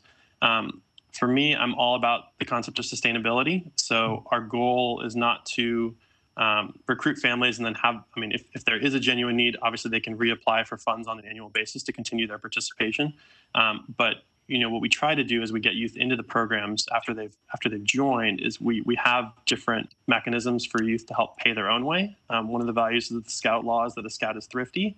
And so we want to teach that sense of investing in yourself and investing in your family. And so we have a couple different options for Scouts to help pay their own way. We have extremely high retention. I would say that during this last grant cycle of the youth who applied for funds, like 95% re-enrolled for this calendar year. And so that's something we also are focused on. And we even had a few youth who we funded, the last 6 months of 2021, who were able to pay their own way for 2022 through some of the fundraising mechanisms that we have.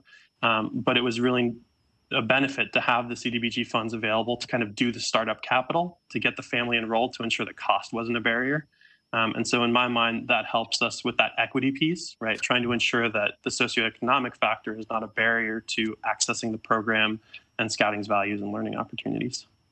Great. Thank you very much for that characterization. It makes me feel a lot better, hearing that you have that same approach in mind, because I really think that continuity aspect of it. Absolutely. Yeah. The values are more internalized and better executed the longer a Scout is able to participate in the program, and we know that. So retention is huge for us. Great. Thank you to you, and thank you to your board that I know puts in a lot of hours and effort into this. So thanks. Thank you. Any other questions? One more, if I may. Sure. You mentioned that some of the retention-wise, you're keeping some of the students or some of the Scouts coming back for the following years and continue on, which is a great thing. However, I want to understand that if they are returning Scouts, they signed up last year and this year they want to continue on, do they go to under the same program as the scholarships? Or as you mentioning, 75 unduplicated new members, are they the ones that they came in last year or completely new Scouts? Yeah. So certainly we would meet unduplicated in the sense that they are brand new, having never participated in the program before. I believe on the budgeting worksheet, we had built in some scholarship funds to provide funding for those who are returning, but we would still meet the benchmark of 75 unduplicated first-time youth. So I guess it's both. It's both, if that makes sense. A little bit of both. Thank you. Can you give us a little bit of some of the numbers, basically the actual cost of a new member, and then a new unit, if you're creating a new unit, and and with the scholarships, what does take on, or how much does it go? Yeah, so there's a couple different components to it.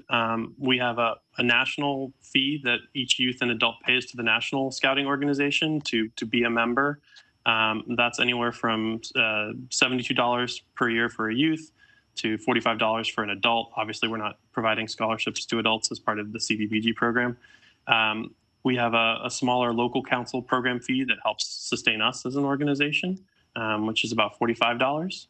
And then other out-of-pocket costs would relate to the direct unit programming that a youth would take advantage of. So things like the program supplies, their unit dues, uniforming, which is a kind of a important part of our program and also speaks to the equity piece. We don't want some youth to feel like they look the part and others that aren't.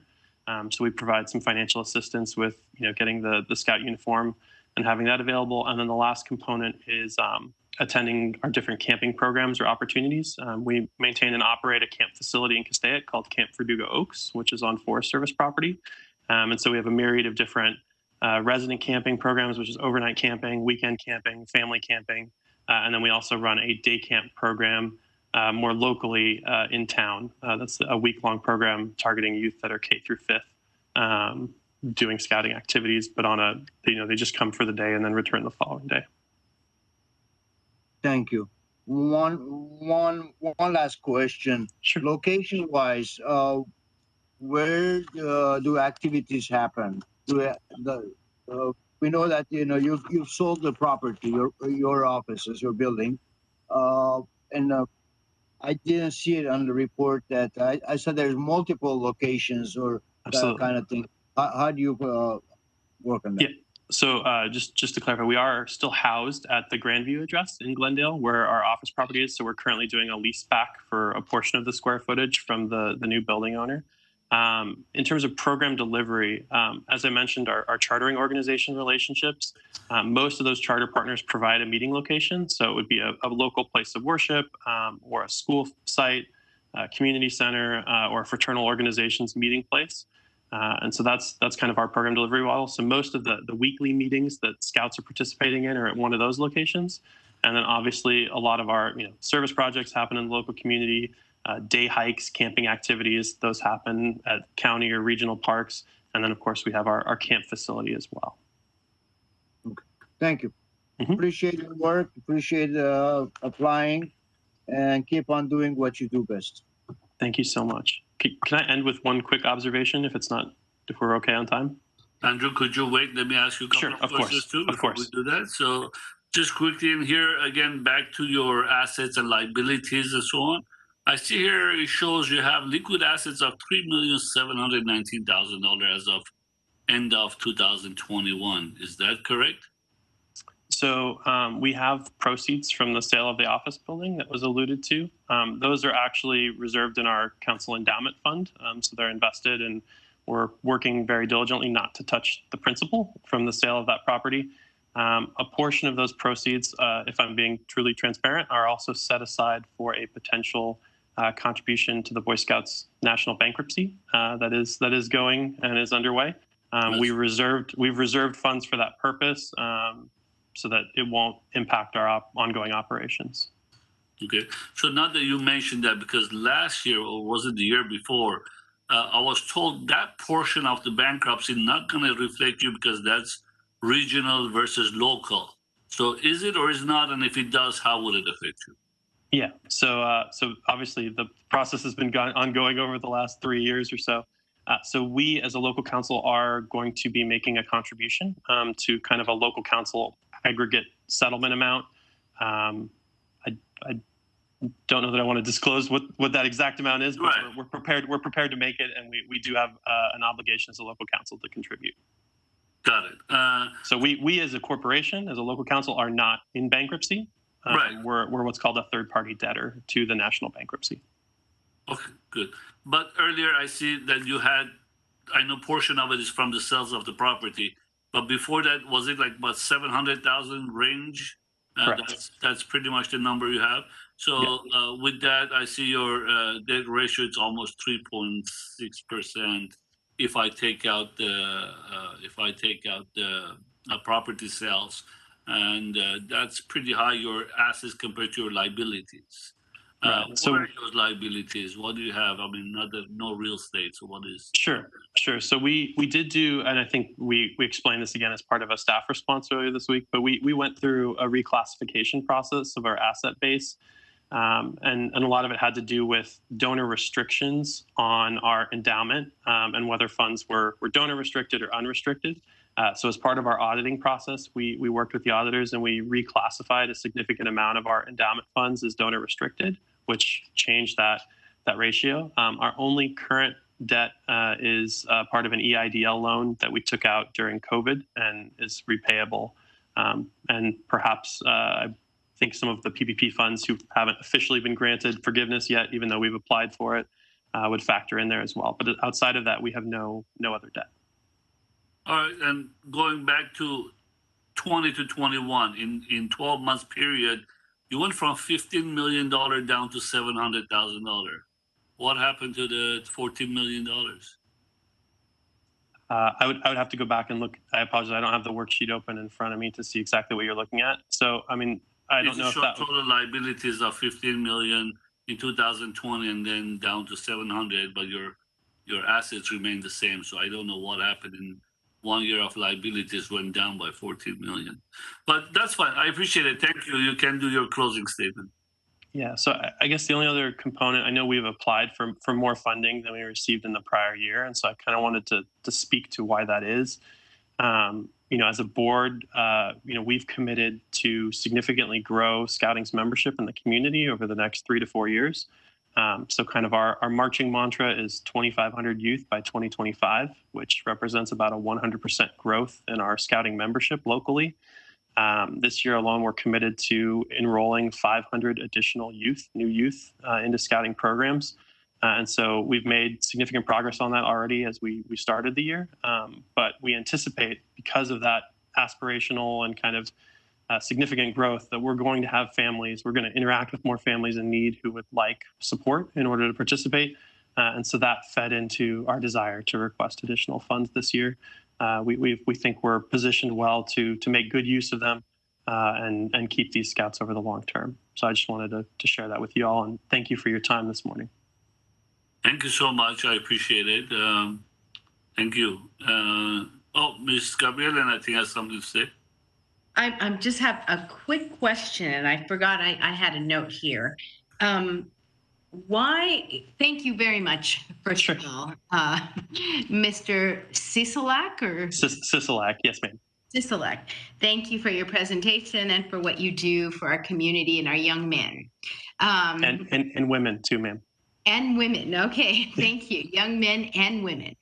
I have a question regarding last year's program. I believe that there was a remark somewhere that said there was a reason, or maybe the reason wasn't stated, why ranking wasn't able to be conveyed on Scouts. Were you having a problem advancing the rank of the Scouts? Yeah, so I think that would have been not the current grant period that we're in now, but the one prior. Yes. And so obviously those were COVID times, which made some of our advancement reporting more challenging. One of the realities, again, of using a lot of volunteers to source stuff is interruptions like COVID that tend to affect families, make things a little bit more challenging. So we did have some challenges with our reporting. I think that has now passed and is smoothed out. And would be less of an issue moving forward. But obviously, COVID was a very significant disruptor, going from in-person meetings to all virtual meetings and program delivery. And some of our advancement program, we actually had to modify because certain activities you would normally have to do in person, right? So if you're supposed to go camping and cook for your patrol, but we weren't able to go camping for almost a year, it made it really challenging for some of the Scouts to avail themselves of the full program. Okay, thank you so much. Thank you for asking the question. Thank you. Have a nice day. We'll discuss later. Okay. Thank you so much, all. Thank you. Bye. Yeah, the next agency is number 7 on your list, and that's Catholic Charities of Los Angeles, Inc. And with us is Sandra Yanez. Sandra, if you could please introduce yourself formally to the committee. You're way ahead of speed. We are actually not able to hear you. You might be on mute. Oh, hi. I'm actually not Sandra Yanez. I'm Daniela Guerra. I'm here to represent Catholic Charities. You may proceed with your presentation, Daniela. Thank you. Good afternoon. Thank you so much for having me. Like I said, my name is Daniela Guerra, and I'm here on behalf of Catholic Charities. As many of you already know, the Loaves and Fishes program, our main priority is to focus on preventing homelessness through proactive case management. We prioritize serving low-income, under-resourced families, seniors, and individuals who are struggling financially. Our goals have always been to improve and prevent food insecurity and homelessness, increase access to available health and human services through referrals and partner agencies, and to help resolve housing and displacement issues. Over the last couple of years, we have been suffering tremendously due to the COVID-19 pandemic, and our clients are the ones who are struggling the most. it has caused not only difficulties for our current clients, but for clients and people in the community who have previously not been in these current situations and who are not used to asking for help. Our staff has struggled to keep up to date with all the safety and protocol regulations, but we have been diligent, consistent, and dedicated to serving our community. We have not had to close a day due to the pandemic, and we hope that we don't have to close in the near future and moving forward. And we truly feel that case management and case managers are a key component to helping our clients deal with systemic barriers and with issues that they may face while navigating being low income and in poverty. That is why today we are asking for assistance to help continue to serve the most in need in our community. And if you have any questions, I would love to answer them now. Thank you. Any questions? I have a question, if I may. Yes, Chair. please. Good morning and welcome, and thank you for applying. Obviously, we know Catholic Charities very well. We've been working with each other for many years. One question I have, I'm looking at the budget forms, and in the budget forms, the numbers are changed somewhat, and the request is changed from 76% on the case manager salaries to a total of 39% instead of 42% of our entire package. So which one is it? Yes. Dollars amount are same, however, but the percentage have changed. Yes, so originally there's a lot of numbers placed in front, and we did decide that we wanted to have a case manager at 100%, but we would be only requesting 70% from the city, and the additional 30% we would be requesting from outside sources, other foundations that would be willing to partner with us. And for our program coordinator, they would be requested 70%, and it would be 100% of that request from the committee from Glendale.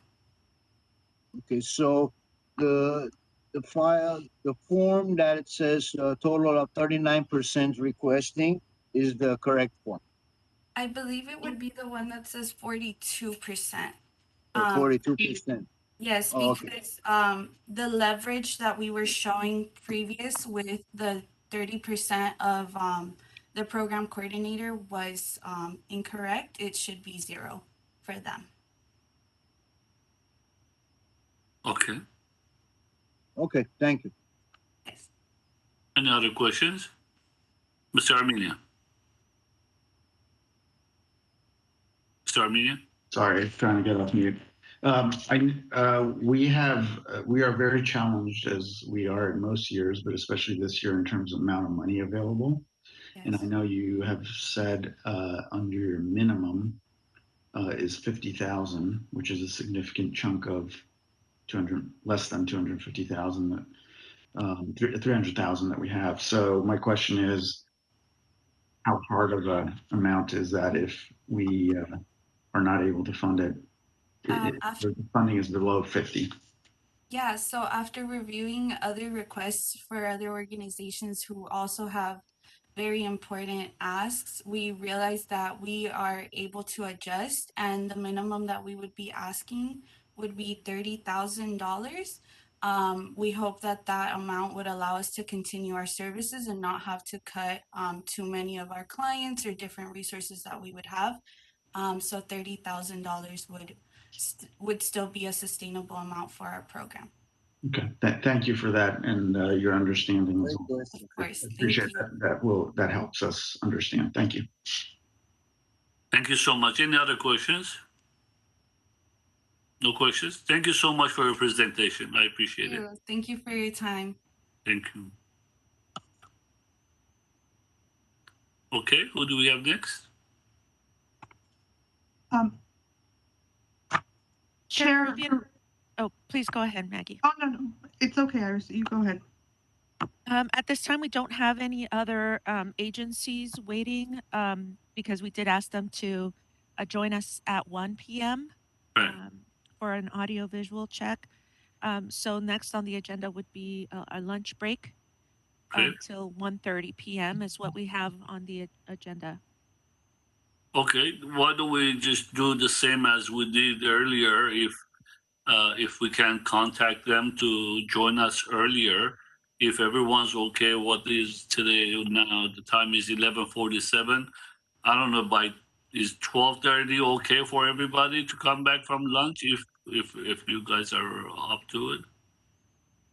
If I may, Chair Garibian, members of the committee, if we could possibly come back at 1 o'clock, since we've already seen Catholic Charities and they've completed their interview, we could reach out to the remaining agencies to log on a little bit earlier and get them tested. We still have to test their audio visual. So 1 o'clock would be a bit more, it would be helpful for us to get their audio visual going and get everyone back and inform them. So that would work if it works for the committee. Is everyone okay with that, committee members? Yes. 1 o'clock?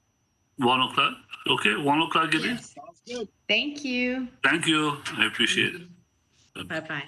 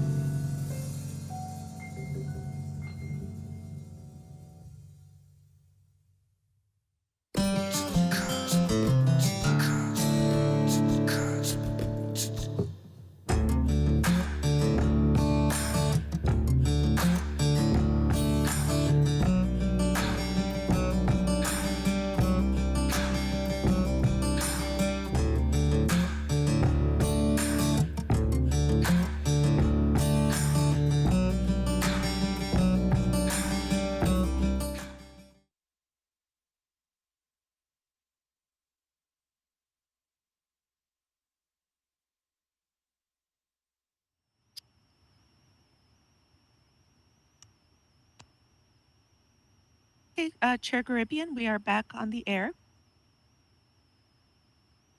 We are back for annual CDBG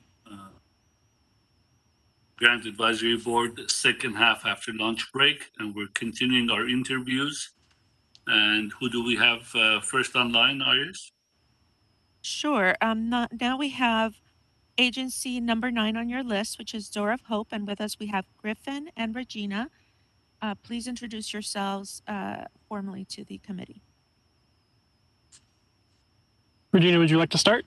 Sure. Good afternoon. My name is Regina Dupree, and I'm the Programs Director at Door of Hope, and I've been with Door of Hope 6.5 years. Hi, everybody. I'm Griffin Hattelstad. I'm the Operations Director here. I've been with Door of Hope for 5.5 years, and thank you, everybody, for your time. For those of you who may not be familiar with Door of Hope, we are a transitional housing and homelessness prevention provider.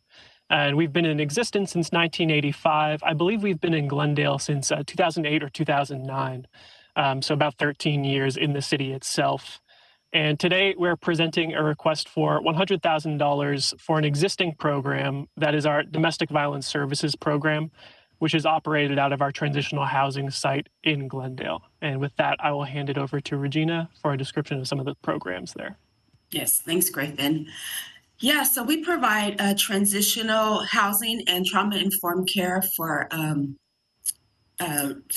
14 households at a time. And it's all headed by single moms with children who are experiencing homelessness as a result of domestic violence. In 2021, we served 20 families, and that was 20 adults and 44 children. And this is an intensive, longer-term program focusing on providing trauma-informed services and helping families transition into permanent housing. In addition to the shelter that we provide, we also provide mental health services, and it's offered through a bilingual Spanish-speaking therapist. And a lot of the focus for our mental health services is on helping our residents stabilize from the trauma that they've experienced through the domestic violence, also helping them to lessen anxiety or depression. Those are two of the common diagnoses that we see. We also provide case management, and I always say our case management is client-centered, meaning that the clients are the ones who determine and set their goals, because we've learned that a family is much more likely to meet their goal if it's a goal that they themselves have set. And within our case management, of course, there's always a focus on trauma-informed care, making sure that our case managers are trained in understanding the trauma and how it's impacted our families. And it means changing the question from what's wrong with you from what happened to you. We're also in our case management, we are focusing on job development. We're focusing on financial management. And those are some of the big pieces of case management. We also provide children's services. We say that we're holistic, so we want to make sure we're meeting the needs of the entire family. And our children's services include activities like one-on-one mentoring, enrichment activities, outings. We also, in partnership with Sync Counseling Center, provide therapy for our kids and teens through MFT trainees. We have life skill classes, and the focus of our life skill classes are, financial literacy, parenting, anger management, domestic violence, healthy relationships. We also provide 24-hour coverage, and that's done through our night and weekend managers, and just so that our families feel a need of safety and our staff are on site in case of an emergency. And also, what's one thing that's wonderful about our night and weekend manager is she's a graduate of Door of Hope, so she can really relate to our families just in a unique way. And then the final thing is we provide housing navigation, and that's supplemented through the HHAP program. And the goal is just to help all of our families transition into permanent housing and then stay there and, be successful and thrive in their homes. So now I want to talk a little bit about just our objectives and our activities of this proposal. This program has 4 primary objectives. One is to provide trauma-informed therapy services to all adults who, on site, as well as 10 of their children through weekly therapy sessions. And for all of our mothers, therapy is required. So whether they're seeing, a therapist, but whether they're seeing our therapist, or some of them may come in already having a therapist, we will allow them to, continue to see that therapist, but it is required. And then for our children, it is highly recommended, but it's up to the parents. But we do find that a lot of our parents do want their kids to see a mental health therapist. 2, we want to see a reduction in the symptoms of mental illnesses such as anxiety and depression through those same weekly therapy sessions. And it's going to be measured through assessments administered at the beginning and at the end of the program. And then 3, we will provide practical and emotional support for all adults through weekly sessions of trauma-informed case management. And so, like I said before, our case managers are trained to what I always tell our case managers is be a detective and dig and find out what the barriers our families are facing, and then to help them overcome those barriers. And then 4, we want to pursue all of the above objectives while providing a safe and secure housing site. And this is done by maintaining our security on facility at all times. Also keeping up our facilities, making sure that there's site supervision, and then also other safety security measures such as our cameras. Next, I'm going to transition it over to Griffin, who is going to talk about our proposed outcomes. Yes, thank you. So we have 2 main measurable outcomes that we're looking at with those 4 objectives and activities that Regina talked about just now. The first is that of the adults, children, and teens served by the mental health program, 24 out of 32 of those individuals, which is 75%, will report improved mental health as indicated by decreased symptoms of anxiety and or depression in adults. And for children and teens, increased socio-emotional growth and coping skills. Both of those are measured by way of assessments, and those are administered first at intake and then at 3-month intervals until the program is completed. And then finally, one final assessment at program completion. Note, we did derive this outcome and this methodology from our currently existing CDBG program, which is the 2021-2022 Mental Health and Case Management Program, which was crafted along with city staff, getting their feedback there. So I fleshed this out a little bit in the response to staff analysis to provide some insight into our methodology, but we are happy to provide more clarity there and are open to more feedback on that one. Our second outcome that we're looking at is that of the 22 adults served by the program, 16 of them, which is 70%, will increase their income and or savings as measured by case managers on a quarterly basis. Those would be measured by simply just looking at income verification, so that could be pay stubs, verifications of benefits, things of that nature, looking at the primary documentation to see what each family earns in a given month, including their public benefits. I wanted to take a moment to quickly respond to one other weakness that was identified on the staff analysis, and that was just on our end, a misunderstanding of the ratio calculation tool. So if you have that response to staff analysis handy, that is on the second page there, that's weakness number 2. My apologies, we just misunderstood the form there and wanted to clarify that our largest type of income is grants and contributions, which you'll see on page 5 of our 2020 audited financial statement. That's page 39 of our application packet overall, if that's what you have in front of you. But that largest source of income is 88% of our overall income. And I wanted to take a moment to clarify that that does suggest a heavy reliance on that funding source. However, the vast majority of that does come from individual contributions. So it's a very diversified funding source, comprised of thousands of donors over the course of the year. And our fundraising team is very diligent in making sure that that comes from a variety of donors and is a really diversified funding source.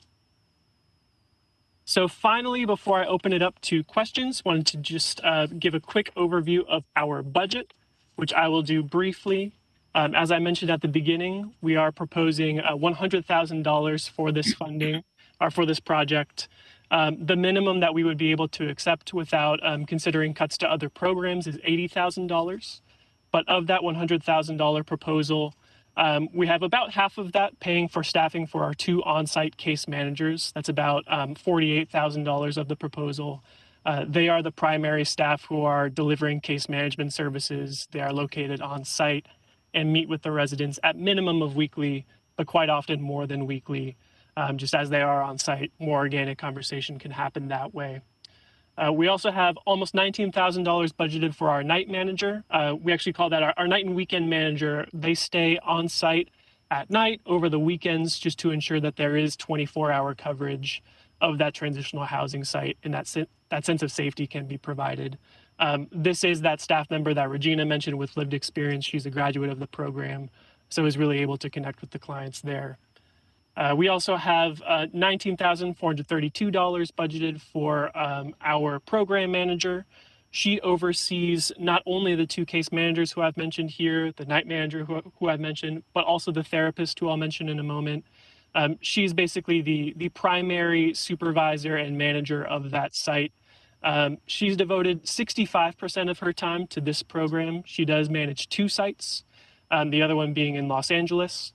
But the majority of her time is devoted to this program in Glendale. And finally, we have just over $4,000 devoted to our therapist. She is the primary staff who handles both English and Spanish therapy at the site there. Her time devoted to this program does vary because she does do our Spanish therapy for residents of other sites.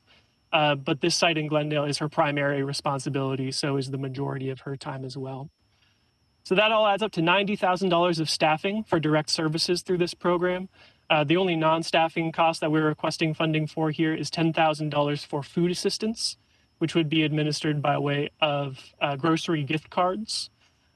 We've received the question in the past, why gift cards? Why not just provide the food directly? Simple answer there is that the storage that requires has led to some pest problems in the past for us. We do have an apartment-based model. So our residents have their own kitchens, own refrigerators, and we found that it's much easier to have each resident family manage their own food storage by giving them these grocery gift cards. They are also able to do their own food shopping, and there is a grocery store very close to our site within walking distance that our residents are able to get to if they do not have access to transportation. So with all of that, thank you for your time. Thank you for your consideration. We know you are making some tough decisions here. So I wanted to open it up to you all for some questions. Thank you so much. If you have any questions, please keep the questions short, direct, so we can get direct answers and back. Mr. Armenia. Thank you for your presentation and everything that you do in the community. I have 2 quick questions. One is, I'm assuming, but I wanted to make the point, just like I did with Essentia, that any funding we provide would be focused on providing services in Glendale to Glendale clients. Is that correct assumption? Yes. Okay. That's correct. 100% of the participants are based in Glendale for this program. Great. Thank you. Second question I have, so your proposal is the highest of all the proposals that we've received. And you've noted that your minimum amount is $80,000, which would be difficult to meet given the number of proposals and the limited funds. I just wanted to ask kind of whether or not there's a different minimum, because I don't think we can even meet the minimum based on the math that I'm looking at, unless we exclude a lot of agencies in the process, which will be difficult. Sure, understood there. And as I mentioned, I understand you all are making difficult decisions. Obviously, it's a finite amount of funding that you have to spread across many deserving agencies. I would say we would definitely be open to speaking with staff about lower amounts if that's what's absolutely necessary. What I mentioned in our application is that if we do receive less than $80,000, we would just have to basically consider what funds do we move around from other programs. This is an existing program, so these services will continue basically regardless. What may be reduced is other programs existing in parallel sites or our homelessness prevention program. that is actually a big cause for our increased ask this year. Is our prevention program is relatively new, having started in 2019, and is growing by leaps and bounds every year. So is calling upon a lot of our attention and a lot of our finances. So you would prioritize this program even with less funding. You would prioritize this program. It may be putting us in a position where we're making difficult choices about other programs, but yes. Okay, thank you. Any other questions? So with this, Good afternoon again. Welcome and thank you for what you guys do. Like every other organization and nonprofit here, you guys are doing an awesome job in every aspects of it. I know it's very tough, especially today and with this COVID and all that is going on. My question, I'm sure that you have, but in the application still doesn't identify it. Your actual meeting place and your offices. What we have here is the Pasadena office and address. Do you still hold the old address or the location that you used to have an office at? So yes, we've listed the Pasadena address there just because this site does serve 100% survivors of domestic violence. So we just opted to keep that address confidential, but it is within Glendale city limits. And that's where 100% of these services would take place. There is an office for case management and other related services on site. So it would be happening in the same location where the residents are staying in transitional housing. Okay. And you're holding your trainings in the same location also? Most of our trainings these days are now happening at what we just opened in December, which we call our community center. It's kind of our flagship admin office for Door of Hope. We have 4 transitional housing sites, so staff scattered across 5 locations. For trainings, we tend to pull people to the community center so all people can meet in one common space. Yeah, thank you. One last question on the budget forms. Again, we have 2 budget forms, and both of them are showing very similar numbers, but then again, the totals are same, but the percentages and the dollars and cents on the top are a little bit different. So which one is the more accurate percentage and the application? Because on the form itself is one thing, and the 2 forms are showing 2 different things. Sure. So that revision, and maybe Maggie can speak to this a bit, but that revision was a result of us needing to make a correction to the percentage of our program manager's time devoted to this program. The one that is correct, the one that is most updated, is the one showing a 20% request from CDBG. Okay. Are you done, Mr. Avedissian? Yes, thank you. Thank you. Any other questions? Okay, so just a question I have on the total assets you have. Is this for all the locations, what you have in your, not necessarily just the Glendale branch, right? This is for the total locations you have, if I'm not mistaken. That's correct. Those audited financial statements are Door of Hope overall. Overall, okay. So just to recap, if I wrote it correctly, last year, 20 moms and 44 children. Did I hear that correctly? Yes. That's correct. And that's a huge number. And this is just for Glendale, right? This is just for Glendale. Yes. And how long they stay until you do find them permanent housing? What's the average, and are you having difficulties finding them? Because housing is an issue in the entire country anyway. So what happens if you don't find them? Yeah, so the typical length of stay at that site is about 1 year. We are very grateful and thankful for the emergency housing vouchers that have become available. That's been a huge assistance, because it was really difficult. And so what we have done with our families prior to the emergency housing vouchers is really focusing on savings and building increasing income. We've done that through scholarships and helping our families think through on how to just generate more income. And so, but before that, before the emergency housing vouchers, it was really difficult. And so one thing that I absolutely love about Door of Hope is we get to take a individualized approach to every family. And so it's case by case. And so if we have a family and we know that they're doing absolutely everything that they can to find housing, but they're not finding it, then we have some flexibility to extend that timeline if needed. Okay. Do you know on top of your head, I know it's difficult, but what's been the average age of the children just last year? That's a great question. I don't have that data in front of me, but just based off of my memory, I think it has tended to skew a little bit younger over the past year. We've had maybe, and maybe Regina, you can speak to this, but we've had maybe 8 to 10 teenagers, and then mostly preteens and younger children other than that. So we're dealing with trauma, abuse, depression, and the list goes on. Yes. Thank you so much for your services. I appreciate it very much. And thank you for your time and your presentation. Thank you. Have a nice afternoon. Chairman, Mr. Chairman. Yes, Mr. Avedisian. We have two questions. I think we're done with the questions with this agency, Mr. Avedisian. You want to go back? Is there a rush or we can hold off to later? I also had a question.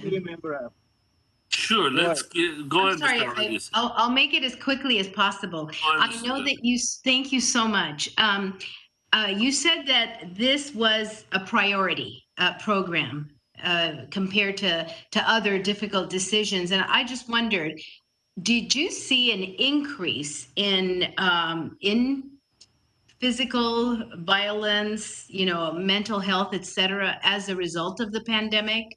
And I'm just wondering if did you see a marked increase, and is there a study out there that's available that can help us substantiate the need as well? Thank you. Sure, I can speak a little bit to some materials I referenced in the application. Unfortunately, what I would say is we were at capacity before COVID. We were at capacity during COVID, so it's difficult for us to say personally as an agency whether it's increased or decreased because we're just at 100% capacity all the time.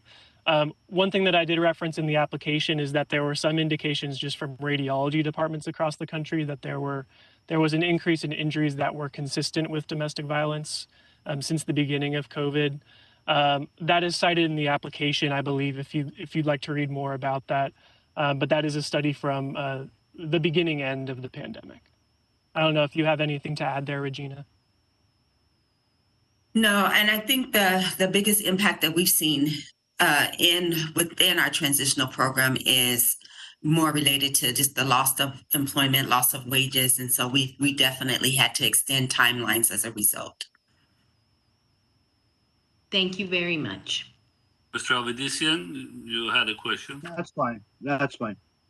Yep, you sure? Yeah. All right, thank you so much. Thank you. Thank you, have a good day. Okay, Iris, who do we have next? Yes, next we have agency number 8 on your list, which is CASPS, and we have Arsene and Laura. If you could please introduce yourselves formally to the committee, Arsene and Laura. Hello. Arsene, you want to go first? We can hear you, but we can't see you. We can hear Arsene, though. Can you hear me? Oh, hi. There you are. Okay. I feel like I'm frozen. You're good. We can hear you and see you. So if you're okay, my face is frozen on the screen. I don't know. You go ahead and start. We can see you and hear you.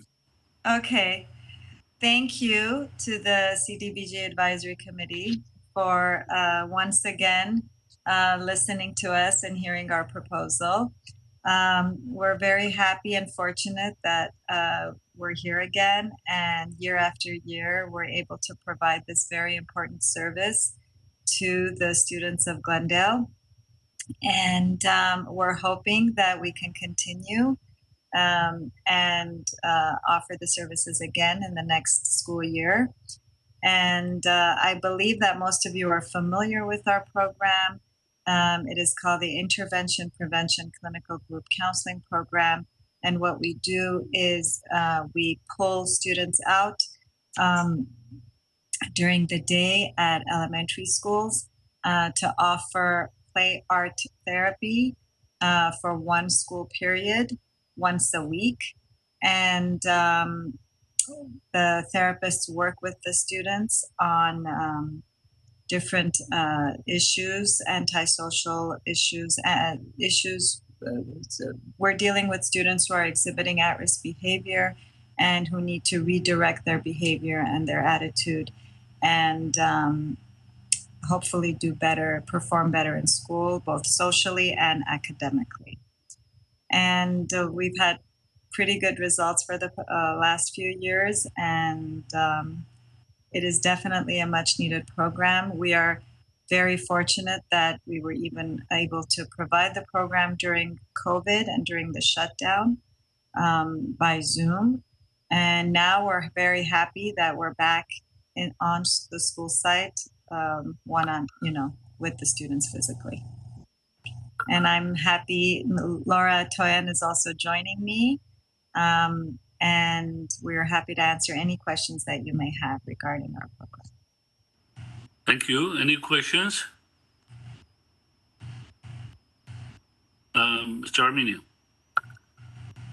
This is actually a question for staff. I noted in the proposal that Mark Keppel is not in the area in which these funds are meant for. Is there any guidance in terms of what we're allowed or not allowed to do with regard to that part of the proposal? Committee member Armenian, members of the committee, Chair Garibian. To answer your question, we feel more confident if the South Glendale schools are considered, and non-South Glendale schools are it's already difficult enough to get applicant information forms as you had seen earlier with the Children's Burn Foundation, which was doing their program at Glendale Unified School District as well. It is very difficult to get those applicant information forms in. And then once you get those applicant information forms in, you have to meet a certain criteria for low to moderate income. That's the HUD National Objective. So that being said, focusing on the South Glendale schools is much safer for the city and the integrity of the program as a whole. Okay, so understanding that, the three that would be Muir, Columbus, and Horace Mann, correct? Which are all eligible, yes. Okay, and back to Ms. Hovhannisyan, and those are the three that would comprise your minimum amount of funding that you're saying, $16,500 per school, totaling $49,500, correct? Correct. Okay, thank you. Anyone else? Ms. Gabrielian. Thank you. And this is probably, first of all, thank you very much for the presentation, Ms. Hovhannisyan, and for what you do in CASP and helping our community and our school district. This is actually for staff. I remember last year when we were also making the difficult decisions, we went below the amount that the agency said would be their minimum amount. I don't know if you recall how much that was per school, and I wanted to actually ask the agency, were you able to fundraise to make up that amount so that you could still offer the programs and all the benefits to the community? We are able to offer it to the two schools that were that you allotted for. We did have to leverage a little bit, but we're making do. But as you know, every year costs go up, and everything goes up. So really, honestly, 16,500 is the minimum to offer a 10-week program at each school site. I thought last year it was less, right? The per school weren't we budgeting? It was I believe 16, if I'm not mistaken. May I say something? Sure. This is Laura Atoyan. I am a 27-year-long board member of CASPS, and I am the person who writes the grant. You know, for decades, we kept our price at $15,000 while everything went up, everything, even the price of juice and snacks. So we really had to do a little bit of an increase. We had no choice because otherwise we cannot really cover the most basic costs of this program. And another thing I'd like to say about the application, including Keppel, which is not in South Glendale. As a grassroots community organization, we are obligated to respond to the requests by principals in schools. As I say in the grant, 1/3 of the population of Keppel is low income because probably parents work in that area and manage to enroll their kids in that school because they can bring them to school and pick them up more easily. And so each year we do apply for Keppel, and we explain why we do that, because that population exists at Keppel and does need a service because it's always requested. So I just thought I would plug that in. But in terms of the cost, really and truly, we kept it at $15,000 for so long that we really could not sustain that anymore. Does that answer your question? Yes, it does. Thank you very much. Any other questions? Mr. Avedisian? No questions? I'm good, thank you. All right. Thank you so much. Thank you. I appreciate it. Thank you for the presentation. Thank you. Thank you for your time and your consideration. Thank you very much for making our mission possible. Thank you so much. Thank you. Have a good day. You too. Okay, who do we have next? Okay, next is agency number 10 on your list, Family Promise of the Verdugos, and we have Albert Hernandez. Albert, if you could please introduce yourself to the committee formally. Good afternoon, committee. Good afternoon, Chair Garibian, CDBG Advisory Committee, and city staff. As mentioned, my name is Albert Hernandez, and I am the CEO of Family Promise of the Verdugos. And as of this past week, we're actually have rebranded our organization and are now known as Home Again. I'm here today to respectfully request $30,000 in support of our Crisis Housing Support Program. It's a program that supports homeless families with children here in our beautiful Glendale community.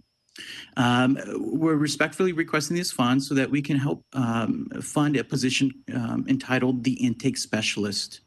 Over the last 6 years, the Family Promise and now Home Again has been this point of entry for any family that's experiencing homelessness here in our community.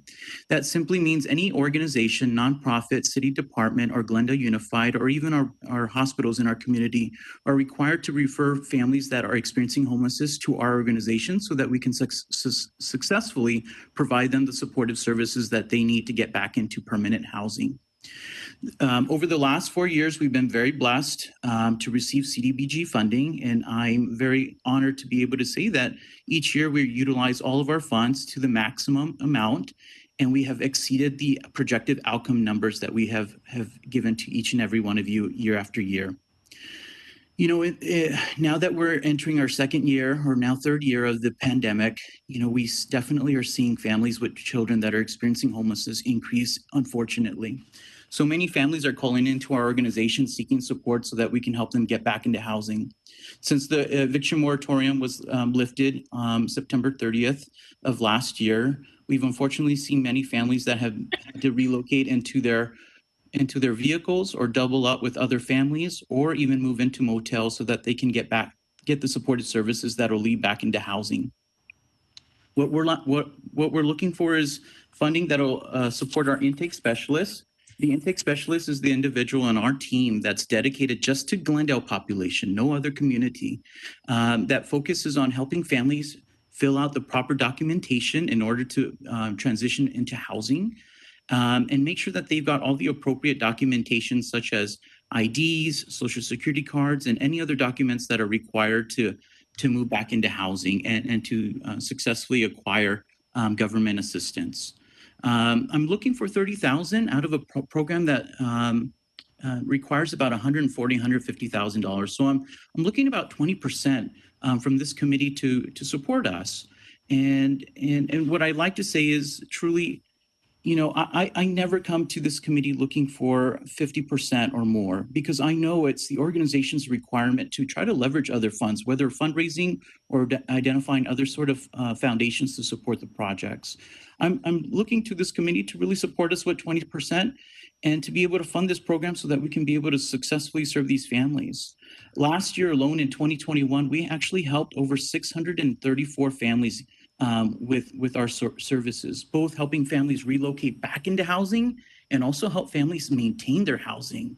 The pandemic has caused so much difficulties for so many people in our community, in our globe, where people really are in dire need right now. And this financial assistance that I'm seeking from CDBG will be able to help pay for this position that'll provide the motivation, the inspiration, and the guidance to get people back on track and become stable members of our community of Glendale. What I'd like to say also is our organization has been very active in Glendale.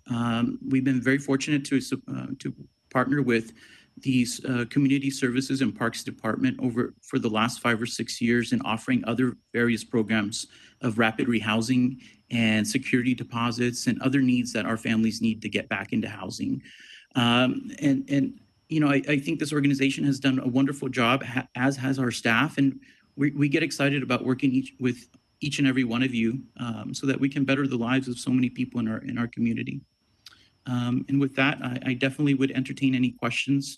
And thank you, Chair Garibian, for your leadership and everybody else on this committee.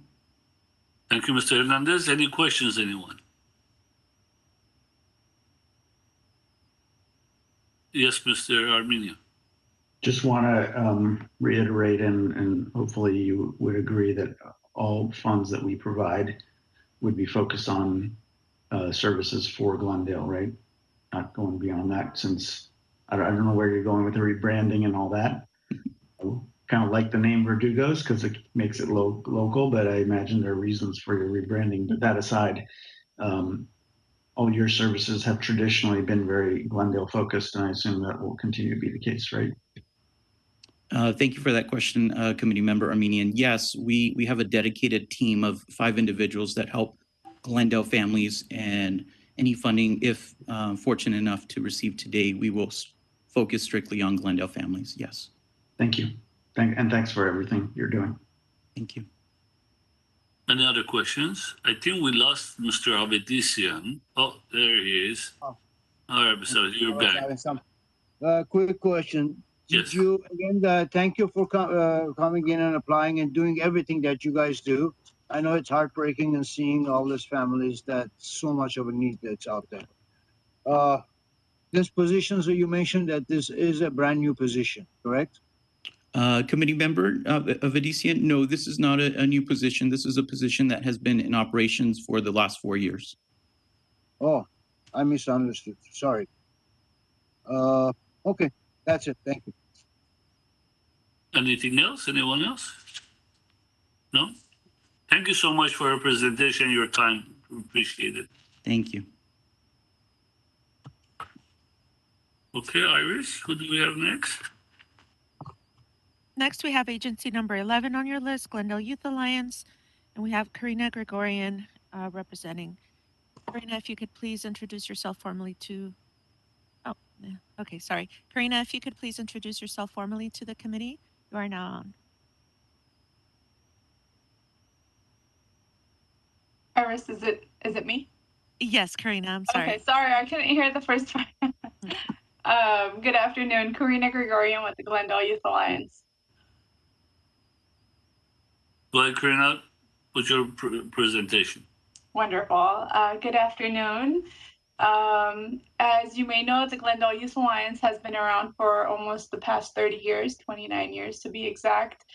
We have provided comprehensive youth employment programs to our community, to low-income and disadvantaged youth. Priority is always given to youth that are homeless, foster youth, youth with disabilities, and youth that have additional barriers to employment. Annually, we serve approximately 300 to 400 youth with comprehensive services, including case management, actual paid jobs, supportive services, and referrals to other agencies based on their individual needs. We are here once again to request CDBG funds to leverage some of our staff costs for the youth employment programs. We are asking for $60,000.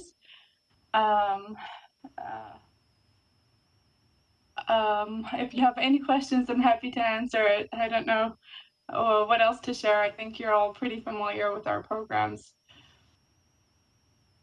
Okay, thank you so much. We are familiar with your detailed programs. I'm just going to pass to the committee members if they have any questions. Anyone? I guess not. We are very detailed, familiar with it. We even visited some of your sites in the past and you're seeing the work. So thank you so much for your time and thank you. Thank you. Thank you for the opportunity. Okay, Iris, who do we have next? Next, we have agency number 12. Give me just a second. If you have any questions, I'm happy to answer it. I don't know. I think somebody may have the meeting streaming in the background. If you could please mute that because we are able to hear it in the meeting. But now we have agency number 12 on your list, Housing Rights Center. With them, we have Alana, William, and Chancellor. Sorry if I mispronounce any of the names. And please introduce yourself formally to the committee.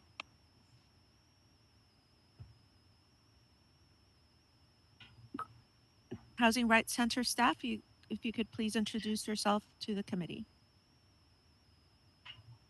Hi, my name is Ilana Eden. I am the Director of Media, Outreach, and Education at the Housing Rights Center. Hello. Are you going to present or there's anybody else? William, I don't think we can't hear you right now. I think you're trying to speak. Sorry. Thank you. There you go. Yes, well, my name is William Ismarian. I'm the Director of Counseling at the Housing Rights Center. Hello, please present.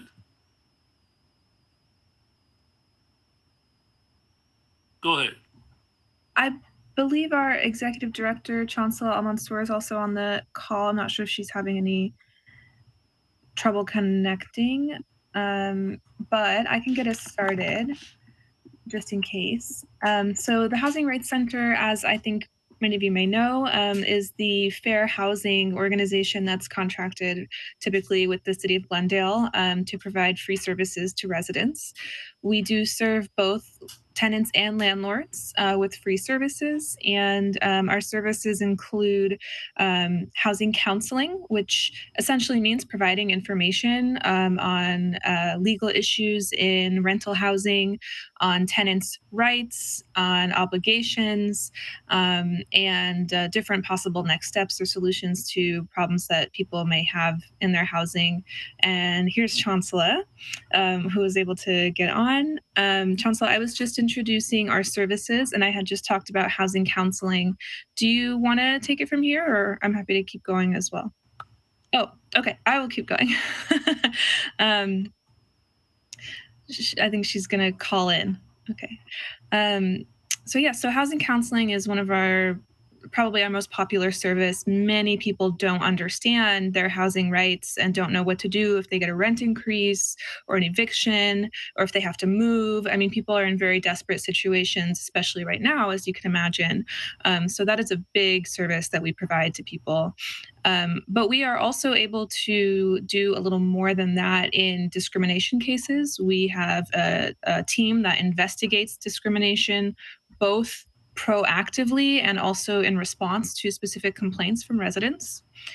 And we can also assist or advocate in those cases many times. Particularly, a really common thing that we assist with is helping people with disabilities get accommodations that they're entitled to. We also,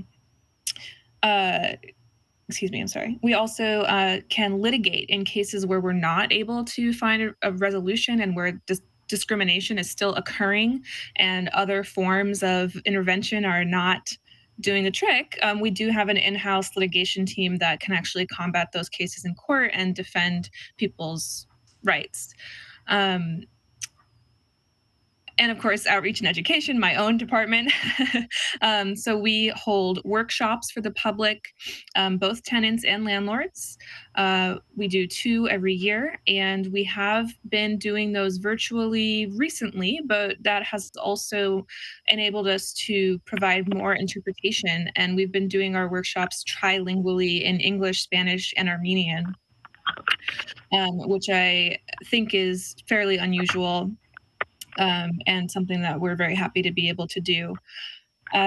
We also produce literature, give out flyers and resources for people to keep on hand in case they have a question about their rights or their protections. And we also produce a free rental listing called Project Place, which we update every month and which is just a guide for people looking for housing, which is a very, very common question that we get, where can I find affordable housing? So we provide that listing as well. So that's sort of a summary of our services for people who may not have been aware. And now I think Chancellor may have made it. Hi, I'm on hi, can you hear me? Yes. Hi, yeah, I'm on by phone. I'm sorry, I was on hold for a long time, but nobody let me into the meeting. So I apologize that I couldn't participate, but I was trying. And video, it won't, from my office, it won't allow me to join the WebEx. So that's why I'm participating by audio, but it sounds like, and since we're so out of order, it sounds like Alana, our outreach director, has it in charge, so in control. So I'll just be here in case there are any other questions. But this is Chancellor Al-Mansour. I'm the executive director of the Housing Rights Center. Thank you. Thank you so much. Any questions? Mr. Armenia. Just one quick question. First question is, are there specific types of cases that you see trending higher than compared to past years, given the COVID situation we've gone through, or is it pretty much the same mix of types of cases? Hi, well, this is Chancellor Al-Mansour. I'll answer that quickly. So during the height of the pandemic, definitely a lot of reasonable accommodation requests on behalf of tenants when it came to asking for maintenance people or management not to come into their units, or social distancing rules to be enforced in like common facilities like laundry rooms, and things like that. So there were definitely a lot of COVID-related issues, and we're not hearing quite so many of those issues now as we did kind of up until basically just a couple months ago, really. Okay, thank you. Did anyone else want to say anything or on that? Anyone else wants to make a comment, Mr. Armenia's question? Yeah, I could add that we've gotten a lot of questions pertaining to the emergency COVID-19 rules as well. People are very confused about whether rent increases are allowed, what types of evictions are allowed, and how the process is supposed to go. So we've done definitely a lot of work clarifying and updating as those rules have changed. Okay, thank you. And then my last question is, I see that pretty much the amount you've proposed is also the amount you say is a minimum, and we won't have enough money go around to everyone and to fund all programs fully. So is there an actual minimum, or is the 20,000 your bare minimum? Because in the past we've funded you for less. I just want to make sure that you can still make use of less. Yes, hi, this is Chantal and now my video. You're muted. You can press *6 anytime to unmute yourself. I'm actually going to turn off the.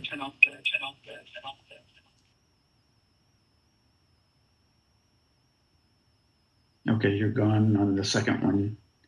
Ms. Al-Mansour, if you want to talk. Ms. Al-Mansour, press *6 on your phone to unmute yourself.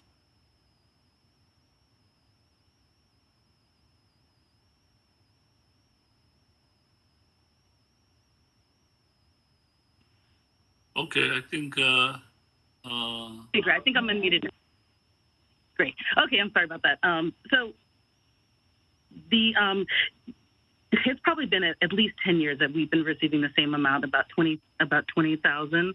It is way under what we need to fund this contract. So we've been leveraging resources to fund this contract for a number of years. So it's kind of difficult to answer that question because it is woefully, just to be truthful, it's everything's gone up, obviously. And so for the contract to stay at the same stagnant amount for actually probably closer to 12 years now means that we do have to leverage more resources from other resources to pay for the funding of this contract. So if there is additional funding, that of course is welcome, but we are not going to withdraw our proposal if it is funded for less than our request. Okay. Yeah, I think traditionally we've funded you around 10,000. You said 20,000, I think. Chair. Last year, at least, it was 10,000. Chair Garibian, I'm sorry. Yes. Chair Garibian, members of the advisory committee member Armenian, you are correct, sir. We do fund in the 10,000 range and have funded in the 10,000 range. However, the Housing Rights Center meets one purpose for our HUD requirement and our CDBG jurisdictional requirement, which is affirmatively furthering fair housing. And by way of doing that, it is a shared commitment that we have with our housing division. The housing division also kicks in half the funding. So the 10,000 comes from housing and the other 10,000 comes from CDBG because they also have to commit to affirmatively furthering fair housing. So to answer that question, CDBG would be paying half of what the requested amount is, which is $20,300, I believe. So the program is actually 40, is what you're saying? No, the program is actually $20,000. CDBG only funds half of that, which is $10,000, and Community Development Housing Division funds the other $10,000, and they've already committed to that again this year. Oh, I see. Okay, so the minimum that was stated, which was 20, is not correct in terms of CDBG minimum. Exactly. Gotcha. Okay, that helps. Appreciate that clarification. Thank you. Any other questions? Yes, Ms. Gabriel. Mr. Chair, very quickly, I know that at the time of the application, you said because of COVID, you may not meet the 500 households that are targeted, and I just wondered if you could give an update on that. I think, William, if you would mind responding to what our number was for the first quarter. Yes, let me just quickly pull it up. So I have the, I guess, first two quarters, we're at about 160. Yeah, so that is a little lower. We are, as you know, with we are going to be kind of reopening, if you will.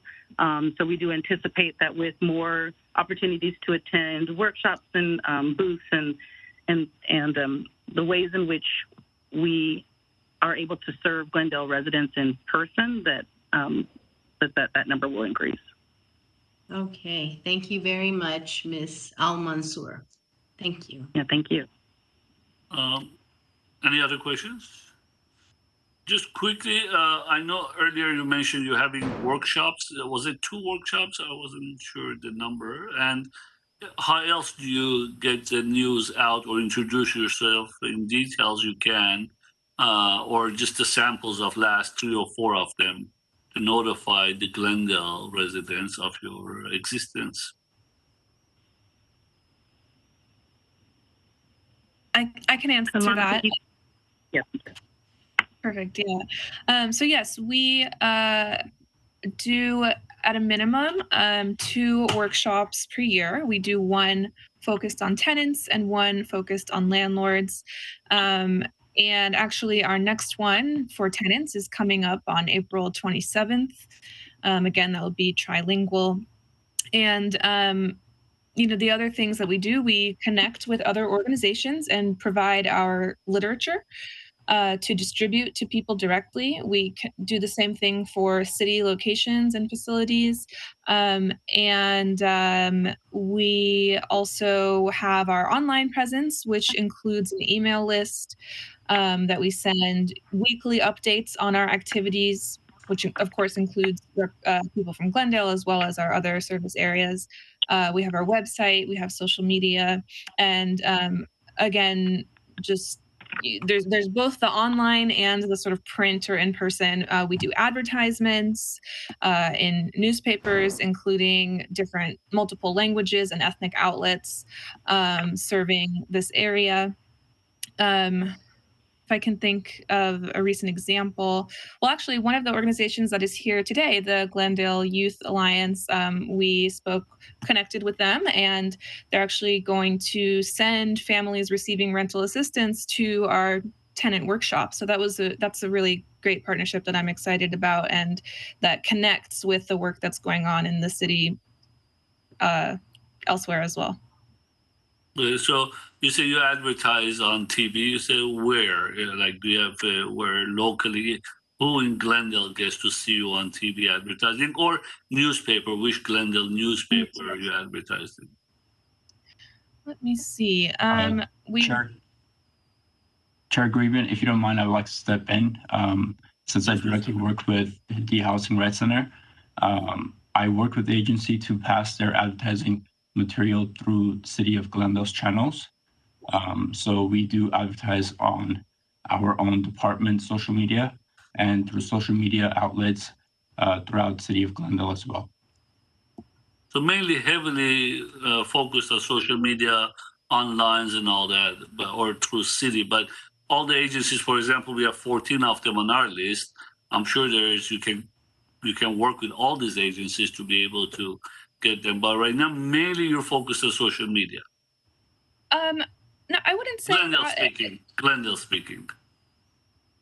I think that has been a little bit more a function of the pandemic and being able to do a little bit less in person than we might normally do, because typically our workshops are in person and everything. We've been picking up more in-person activities lately and just sort of seeing what is permitted and what we can do. But we still do advertise. We advertise in print. And just recently, I think last month, we did the San Fernando Sun, which goes around the San Fernando Valley area. We did an advertisement on a sort of PSA on race discrimination. And we do also, we are frequently partnering with other organizations, and we attend the regional service provider meetings for SPA 2, LA County SPA 2, where we also make announcements about our services and provide updated literature that we have.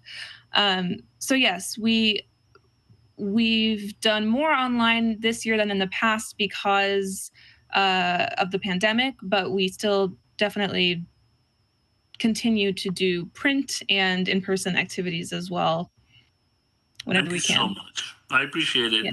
Thank you, everybody, for your time. I appreciate the presentation. Thank you. And thank you very much. Thank you. Yes. Okay, Iris, who do we have next? Next, we have agency number 13 on your list, Salvation Army of Glendale. And with them, we have Marlon Galvez. Marlon, if you could please introduce yourself to the committee and begin your presentation.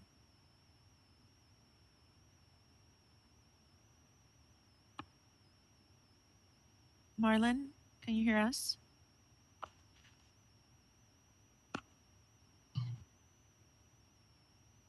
Hi, can you guys see me? We can hear you. We can't see you, but we can hear you. Okay. Go ahead. Hi, this is Marlene from the Salvation Army. I'm not sure if you guys can see or hear Captain Kelly Bergren. No, we can't. No, yeah, I don't see him in the lobby either. Okay. Okay, so I'll proceed with the presentation. Go ahead. Okay. Good afternoon, CDBG Advisory Board members and City of Glendale personnel. We thank you in advance for the opportunity to present the Salvation Army's People's Choice Market. The Salvation Army Glendale Core and Community Center seeks funding through City of Glendale Community Development Block Grant fiscal year 2022-2023 to provide partial support for our People's Choice Market, a community food pantry in existence for over 40 years. The Glendale Salvation Army helps cure hunger daily by offering access to free, fresh produce and canned goods.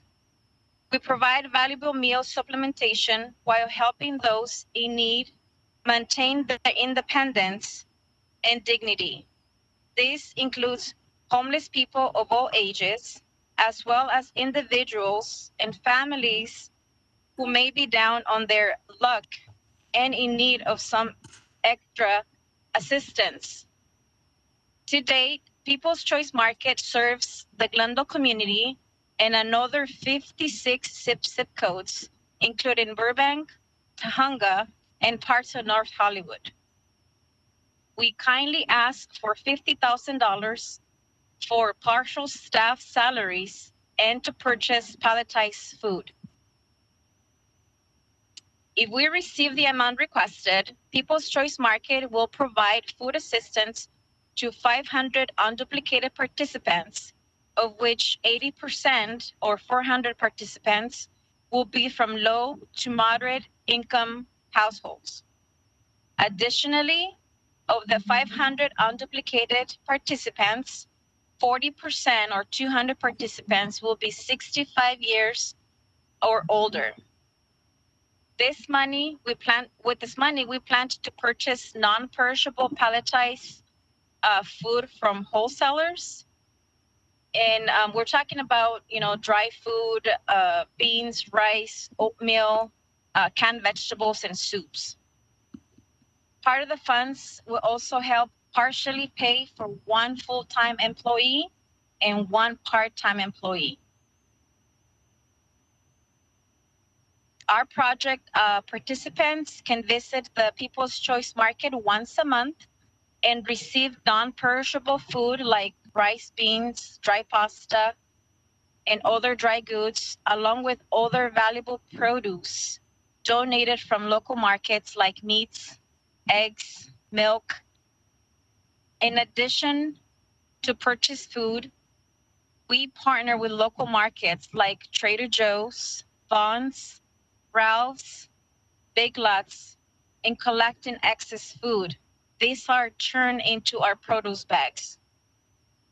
Because of our strong and long-standing relationships, we're able to help other agencies with foods like Essentia and Foursquare Church down the street from us. Other supportive partners are the Los Angeles Regional Food Bank, Big Lots. As of February 28, we have assisted over 1,000 participants. We have spent $11,646 in food purchase, leaving us with 4 months left with a little more than $3,000 to purchase food. We truly hope you consider funding the People's Choice Market again to continue doing the most good in our community. Thank you very much. Thank you so much. Any questions, anyone? Any questions? I have a question. Well, Mr. Avedisian. Again, welcome and thank you for applying. We know what you guys do and how much Salvation Army helps to our community during all this many years that you've been around in Glendale. One thing, first of all, you mentioned that you are also serving Burbank, North Hollywood, Tahanga, and all other cities plus Glendale. How do you identify or separate the employees and the food that you give out and help to the community? One. I'm sorry, just to verify the question, how do we identify the participants from the different cities? Yes, or how do you divide your cost of your labor and the food between the cities? You have different offices out on those cities, or everything is out of the Glendale office? No. Everything, all of the food and all of the work is done from the Glendale office. When we say we help, we accept families that reside in those cities, but they must come through the office in Glendale. Okay. So your employees and staff work basically for everyone, regardless of where they come from, but the salary basically comes out of, if that's in this case, it comes out of the Glendale CDBG funds. Correct. If it's approved. Okay. I also notice on your application and the budget form and the Exhibit C and the budget form that you requesting only salaries for both positions. Please omit the benefit costs, but it's not adjusted. Do we have staff? Do we have an adjusted or revised budget forms that it takes out the salary, the benefits of the salaries for employees? Yes, the budget form submitted, it actually only has the salary portion, not the benefits. We request 60% reimbursement of salary only. Okay. Oh, okay, you're showing the benefits. I have to calculate it, I guess. Percentages. Okay. Thank you. Thank you for everything you guys do. Thank you. Okay, any other questions? Yes. No questions? Thank you so much for the presentation. Appreciate it. Thank you for your time and for the consideration. Okay, Iris, I think we have last one, YWCA. Yes, that's correct. The last agency, number 14 on your list, is YWCA of Glendale and Pasadena. And Tara Peterson is representing. Tara, if you could please introduce yourself. I don't see Tara. Oh, there you are. Tara, if you can hear me, if you could please introduce yourself to the committee. Are you ready? Yes, please proceed. Oh, okay. Okay, great. Thank you so much. Hi, everyone. This is Tara Peterson, CEO of the YWCA Glendale and Pasadena, and we respectfully request CDBG public service funds to meet the emotional and mental well-being of survivors of domestic violence through our existing clinical program that offers no-cost, trauma-informed individual group therapy to victims of domestic violence and their children who have experienced trauma. Victims of domestic violence, both adults and children, are survivors of traumatic experiences. Domestic violence can cause adverse ripple effect on the emotional and psychological state of survivors. Panic attacks, post-traumatic stress syndrome, suicidal tendencies, substance abuse, and depression are all common symptoms of someone who has suffered from domestic violence. Our clinical and healing teams are equipped to address the impact of this trauma in the lives of the adults and children who seek services and create tailored intervention plans to support their healing and their growth. YWCA Glendale and Pasadena Domestic Violence Program serves over 2,500 women and children each year through our residential and non-residential services. and has served over 65,000 individuals since the program's inception. Our counseling and our domestic violence shelter services are all provided in the city of Glendale. We provide services, non-residential services out of our YWCA Glendale's Domestic Violence Service Center, and our emergency shelter is a confidential location based here in Glendale. The shelter is a 24-hour, 7-day-a-week operation, and our services here at the Glendale Domestic Violence Service Center are free of charge and are available Monday through Friday from 9 a.m. to 6 p.m. or by appointment if requesting counseling outside of regular office hours. Individual counseling is provided by marriage and family therapists and social workers, and those who are in the process of completing their licensure. We have a clinical supervisor who oversees them and works to identify them, and by working with various colleges throughout the San Fernando Valley. Individual counseling is available to all survivors and their children over the age of 4 years old. We have peer group counseling is currently only available to adult survivors of domestic violence, and it's provided weekly. These interactive peer groups are offered in English, Spanish, and Armenian and conducted by volunteers, interns, and staff who are trained domestic violence counselors pursuant to Evidence Code 1037.1. YWCA Glendale and Pasadena also provides referrals to qualified professional counselors and counseling agencies as needed, depending on the needs of the individual survivor. One thing I will also share with you all is that, you guys are all familiar with our work, and I definitely want to hear your questions. But in regards to meeting the requirements for low income, YWCA definitely does that. A majority of our participants are low income or underfunded, underemployed, and unemployed. So they oftentimes meet that criteria. Many of them are extremely low income, and all of them are very low income. 60% are Latinx, 22% are white, which includes Armenians, 6% are Black, 1% are Asian, and 11% have identified as multiracial.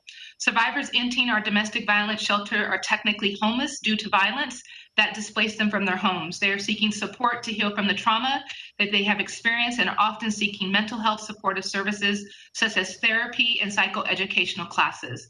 All the families in our shelter seeking housing navigation supports to successfully transition from our shelter into transitional and permanent housing.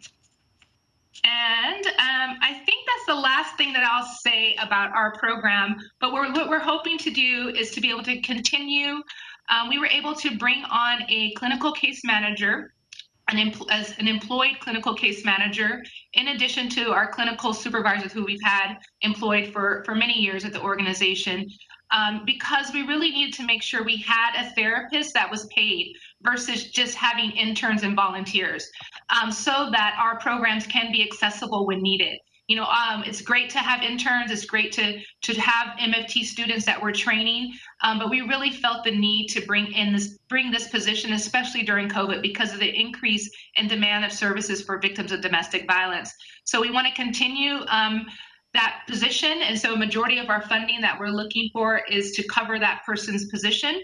Our domestic violence program is a $1.96 million operating budget. In total, our clinical program is a little bit over $253,000. So it's a very small program compared to our larger program, which really is the shelter and our case management services. So this funding, I know you all have tough decisions to make, whether you sprinkle funds or you saturate funds.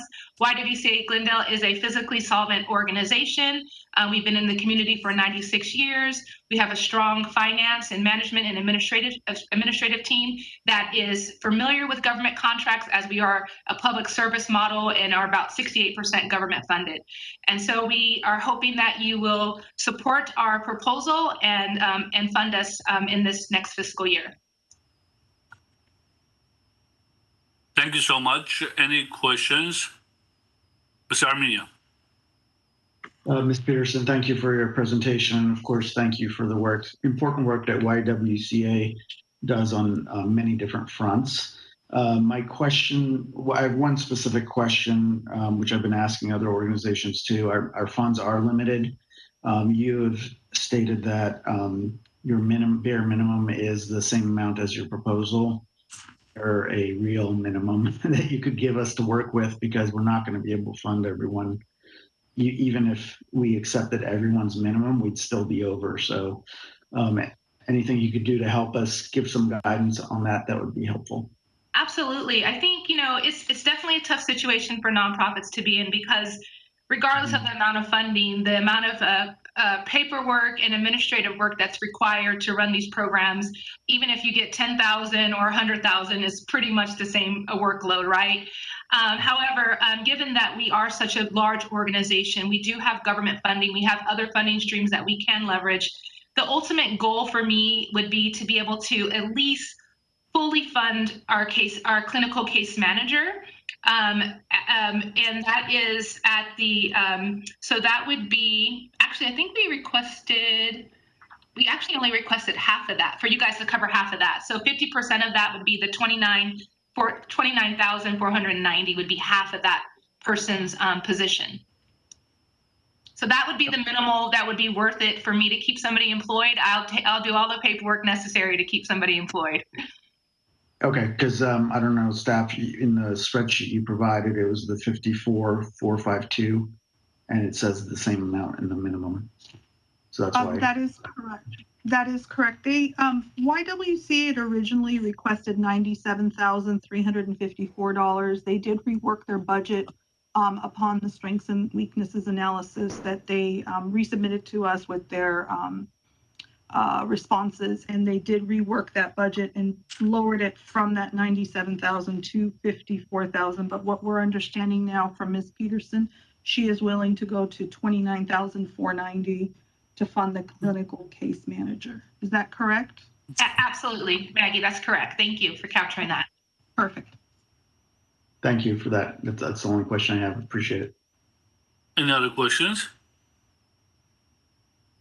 Nobody else? Just quick question. I see when I'm going through the numbers, I see something drastic happened. Apparently, you went from 800,000 liquid assets to 3.5 million in 12 months. What happened? 2.2 million. Where did that come from? Yeah, so we were lucky and fortunate, one of the lucky nonprofits to receive a gift from McKinsey Scott of $1 million. So a majority of that comes from that, and that is our board has designated those funds for programming services and expansions and facilities improvements. And so we are very grateful that we've been able to have that bump. In addition to that, just the the additional funding from COVID. And so we will definitely, see some of that funding go away because of the additional COVID funding we were able to get during the pandemic. Oh, wow. So almost $2 million in 1 year of grants. Congratulations. Yes. Thank you. Great job. Okay, so you're in a better position, thank God. Okay. We have reserves. I noticed. I remember my first meeting, I think it was a CDBG meeting, and somebody asked me a question about we didn't have any reserves. And so the fact that we have reserves now, I'm allowed to sleep better at night. Definitely. Yeah, great. So this debt ratio chart is out the door. Thank you so much. I appreciate your time. Thank you guys so much for your time. Okay. Any other questions before I hop off? We're good. Thank you. Okay, great. Thank you guys so much.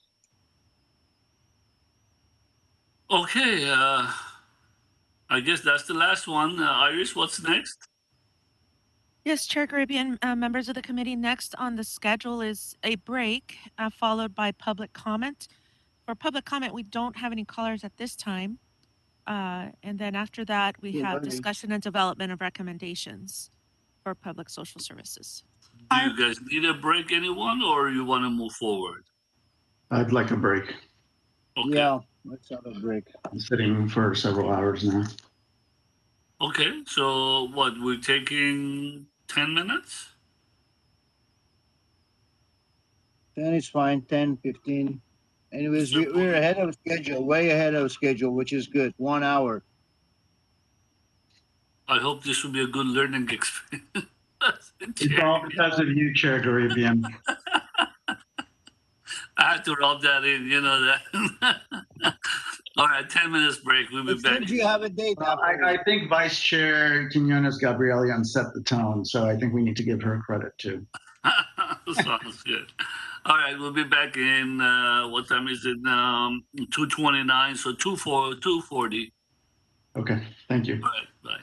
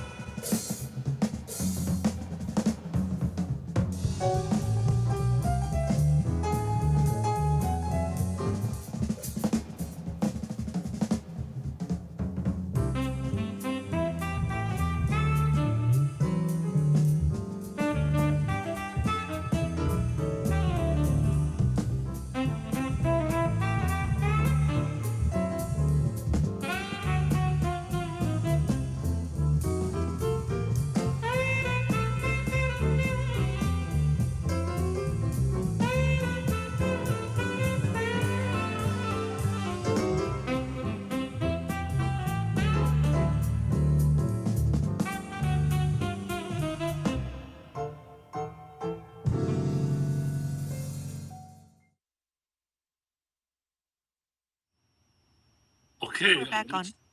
All right, we're back on our 2022-23 CDBG Advisory Board meeting.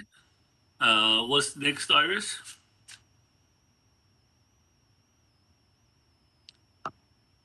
Give me just a second. Well, next was to deliberate and make funding recommendations, but I understand Ms. Kavarian would like to make a special request to move forward to the next agenda item first, which would be, sorry, my agenda, the numbers are a little off. Okay, it's for, Iris, I'll help you out. Thank you. It's for approving a CDBG contingency funding plan. It would be item 4C, motion providing direction to staff on a CDBG contingency funding plan for public social services. Chair Haribian, if you're okay, we'll take this item and then we'll go back to deliberate because this will kind of help keep, this report will help you keep in mind what we're requesting as you deliberate. Absolutely. Let's move forward. Great, thank you. Thank you, Chair Garibian, members of the advisory committee, and thank you for taking the time to complete the interviews for 22-23. We just want to provide you with a CDBG contingency funding plan for public social services before you start your deliberations. And there's a little background to why we need to do this. The federal government is currently operating on a continuing resolution. A formal spending bill has not been voted on yet. The Congress is planning to go back and vote on this possibly next week, but there really is no promises or guarantees. Traditionally, when the CDBG committee does meet in mid-February, we already have our final numbers and you make recommendations based on those final numbers, but unfortunately, we do not have that at this time. And also, it's very administratively challenging to come back to the committee and either reprogram or figure out what to do with excess funds, or in possible case, decreased funds. So we're not really sure where we're at this point. So that being said, we have some options for consideration that the committee can make today. We're requesting direction on how we can allocate excess funds or reduced funds, reduced allocations based on the final funding numbers that come out possibly in March or April.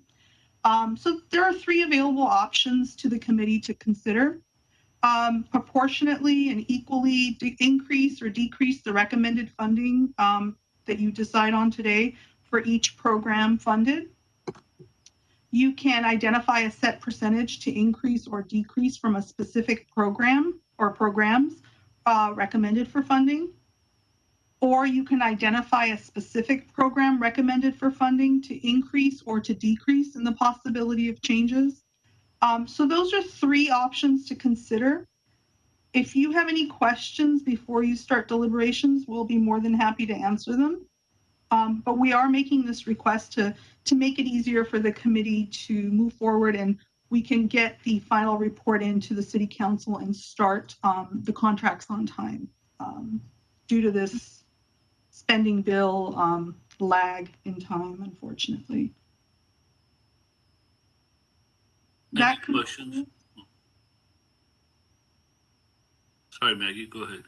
That concludes my presentation. If you have any questions before you start deliberating. Anyone has questions? Mr. Armenian. So I guess because had some of the similar thoughts as I was just thinking about potential proposed allocations from myself, and you know, when you try and give something to everyone, they start to become pretty low amounts.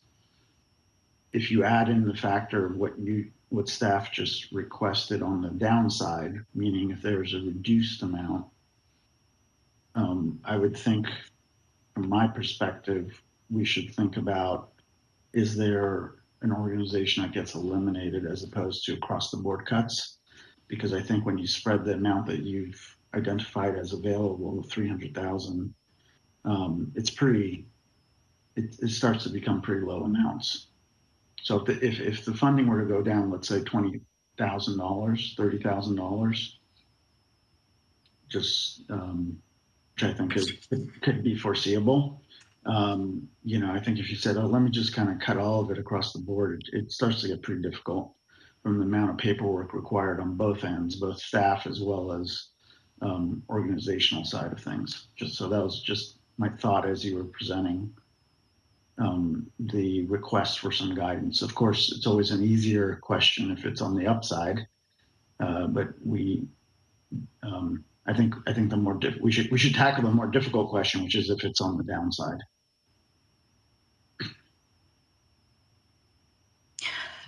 I'd like to add to that, please, to Mr. Chair, to what Mr. Armenian said. Even as we start out, I think that 300,000 over a request, you know, from 14 organizations that is $472,000 less than we have, I think forces us to say, let's cut some out. And maybe we can start by agreeing on which ones to cut out completely. And then I think I would agree with Mr. Armenian again that depending on where we end up, it might be such small amounts that a further reduction would be terrible. And I would not like to pursue that particular option as we talk about contingency funding plans. Okay, anyone else? Mr. Abedisian, anything? No, I think I'm in agreement with both colleagues that probably we should cut out straight out from beginning, maybe a couple of organizations, unfortunately, in order for the other ones get at least some decent amount that it can do some work. But this how it works, it's not going to work out, no matter how we look at it. Just to clarify, when you guys say cut from beginning, as we deliberate on the Excel sheet to fund them zero, is that what you're talking about? Yes. All right. Well, that becomes a regular recommendation that we do, except you're just saying instead of give somebody maybe 10,000, I prefer give him zero. But that becomes just a recommendation that we're going to move forward after our discussion. But first thing we're talking here is it's the options that the staff has given us.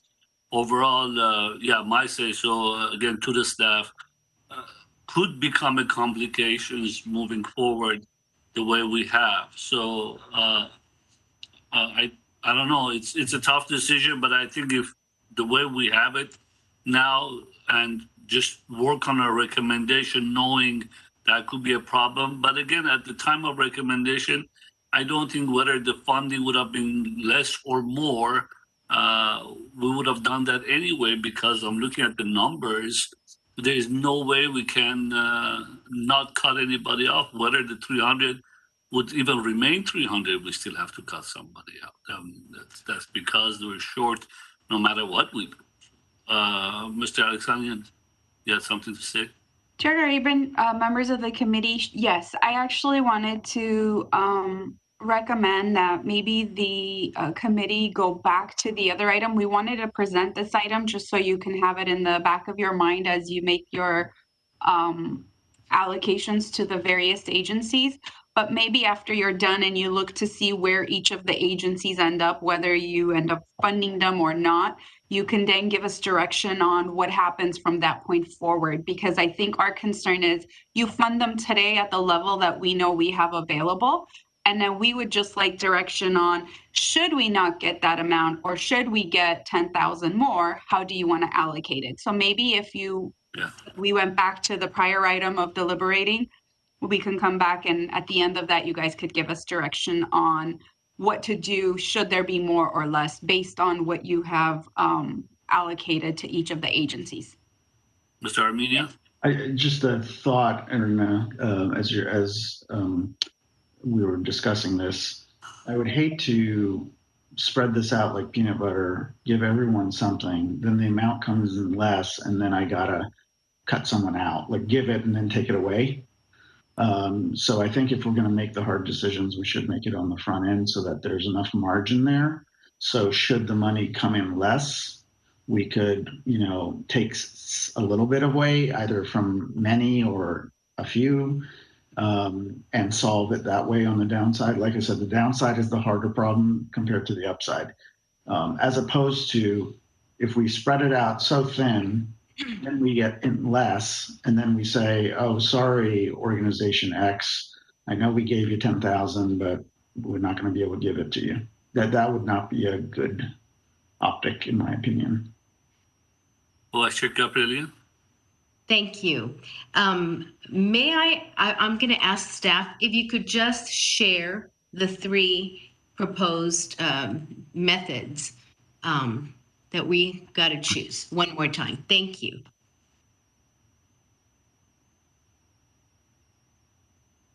So just to kind of summarize and maybe give an example, these are just options. At the end of the day, you could choose to, I think these were the three options that we figured you would probably have. If we didn't think of one, please feel free to recommend it. So our thought was, after you make your recommendations, you could either tell us based on how much comes in, we proportionately and equally increase or decrease all of the agencies that you funded. That doesn't mean you need to fund everybody today, but whomever you funded, we proportionately reduce from each of those agencies who were funded.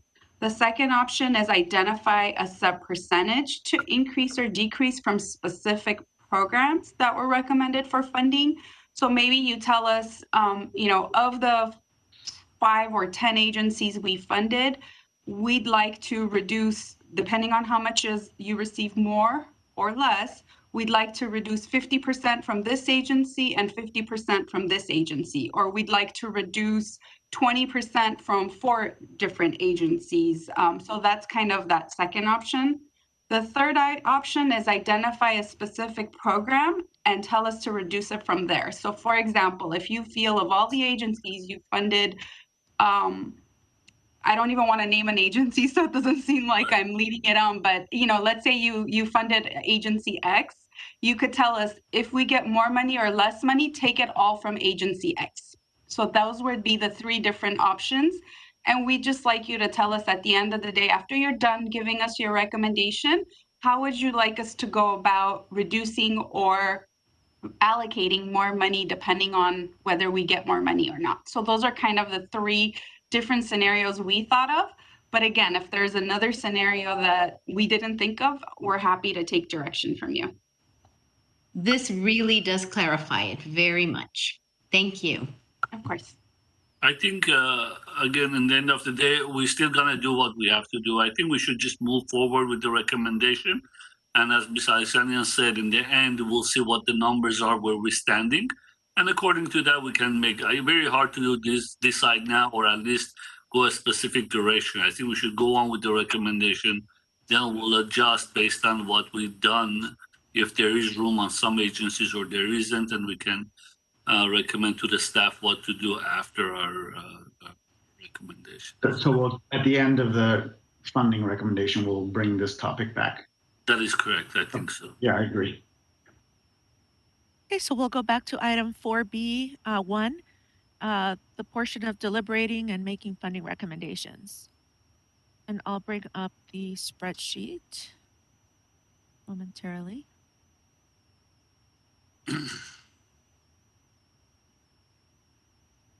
Are you able to see the spreadsheet?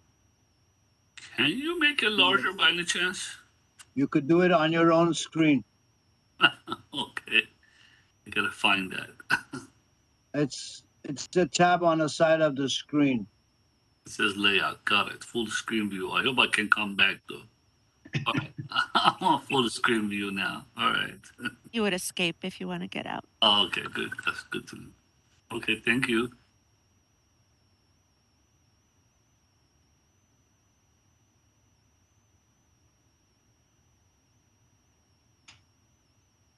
Chair Caribbean, members of the committee, you may begin deliberating, and I'll happily put in the numbers in the spreadsheet.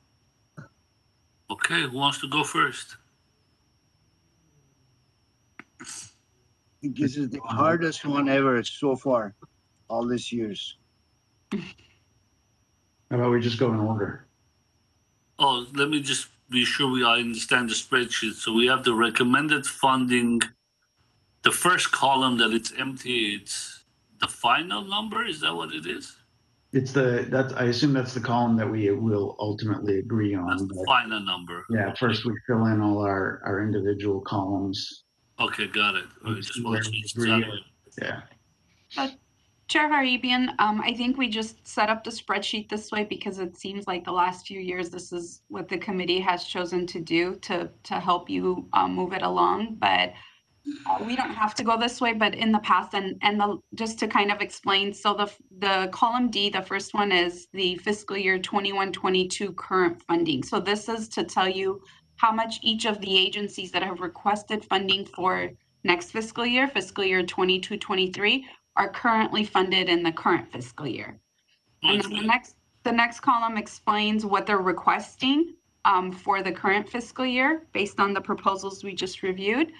And then what we did is we added the minimum that the agencies had requested as part of their proposal, and that would be column F.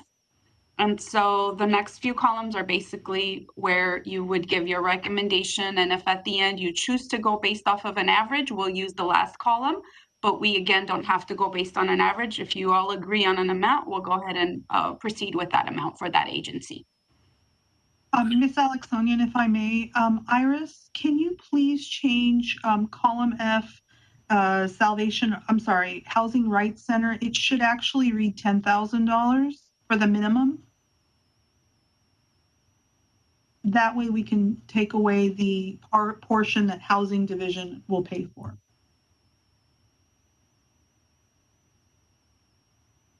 And Maggie, just to clarify, the minimum is not just based off of what they had in the proposal, but if they revise that number as part of their presentation, their verbal presentation, it's reflected in here as well, correct? That is correct. So 2 agencies had made revisions verbally today, and they were Catholic Charities and YWCA of Glendale. So we've reflected that as well. Perfect. I don't see the bottom total. Is it my screen or? Oh, okay, so it's not my screen. No. Just want to know how much short are we? 193,000. Is that what the number is for now? Okay. Based on the total request, we are short 472,000. Right. Based off the minimum, what the agency said they would like for the minimum, it's 193,000. All right. Thank you.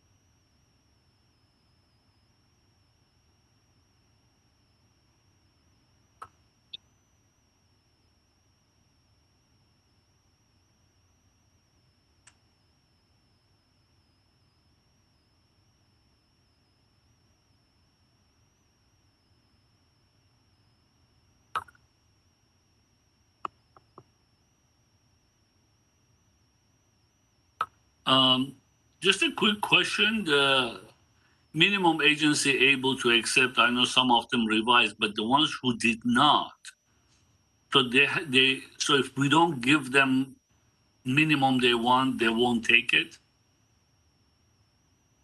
That is a good question, Chair Garibian.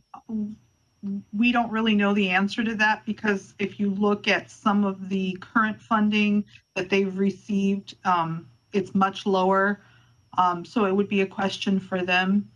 And we do have, I believe, one of our staff persons who is on the phone lines, we could reach them. If you have those kind of questions, we could reach the agencies and ask them and confirm that they can receive a certain. I think in the past, Chair Garibian, we have given below, this was kind of more like a guidance, but in the past we've given below that minimum, and I don't think anyone said no.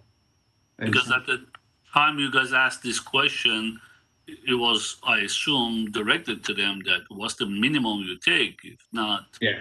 But I think, unfortunately, it turns into like a negotiating thing. Yeah, I mean, it's a big risk they'll take by giving a number, knowing that, hey, okay, I can't give you that, so go down to zero. All right. I mean, they do know. The spirit of the question originally, if you remember, was about, you know, what's the bare minimum that would be worth their while. Now, I don't think if it's been viewed that way in terms of the question, it's been more like what's kind of a guidance of what you'd like to get. Okay. Chair Garibian, members of the committee, I think just from years past, it seems like they have taken the amounts that were lower than the minimum that we were able to fund. It's just that they end up modifying either the numbers served or some component of the program proposal. So that's the challenge, is they may not be able to meet their outcomes or goals as presented in their proposal, but I think they will probably take the funding. So I urge you to think of it strategically. And if we're going to cut an agency so much that the performance may not be worth the amount they're going to get, it might not make sense to fund them at all. So just keep that in mind and deciding how much would we be funding them below their minimum request, because that would probably impact their performance as well. Yeah, and it could also hurt or other agencies as well. Okay.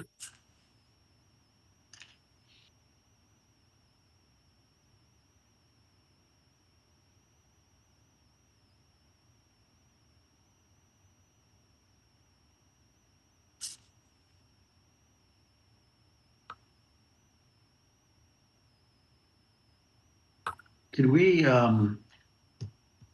maybe before we start throwing numbers down,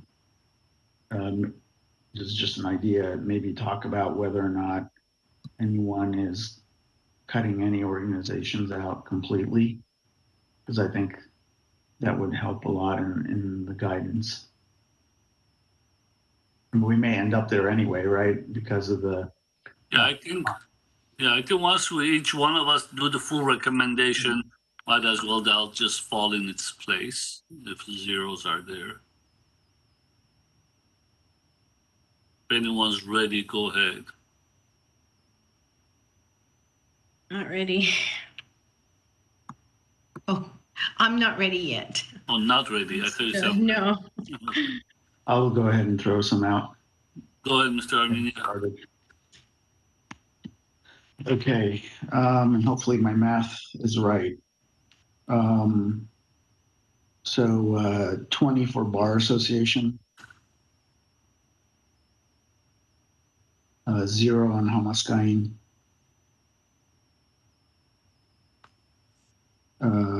20 on scientists, 50 on ARS, 15 on Essentia,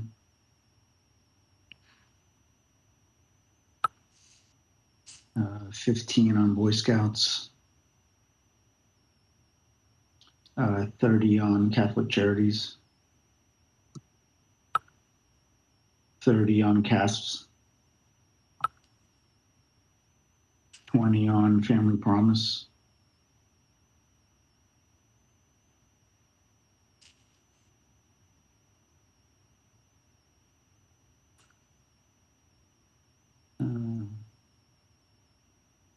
'Casps was at 30. Did you get that? Okay. Oh, did I skip Door? Sorry, I skipped Door of Hope. 20 on Door of Hope. And what's the one right after Door of Hope? It's Family Promise. Yeah. Sorry, I had that one at 15. 25 for Youth Alliance, 10 at Housing Rights,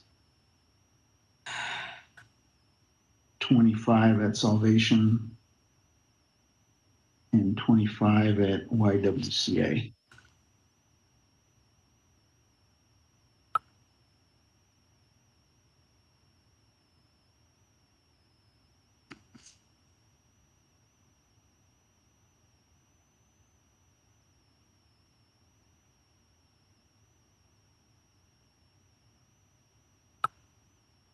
Okay. Anyone else is ready? Mr. Avedisian? Not just yet. I can go. Go. I mean, mine it's very different. That's fine. And so we've got to start somewhere, right? Sure, absolutely. Okay. I've got 0 for the Armenian Bar Association. I've got 0 for Hamaskain, and 0 for the STEM Academy, and 50,000 for the Armenian Relief Society. I've got 35 for Essentia. Sorry, I need something here. I'm losing track already. 35 for Essentia. I have 0 for the Boy Scouts. And 30 for, let's see.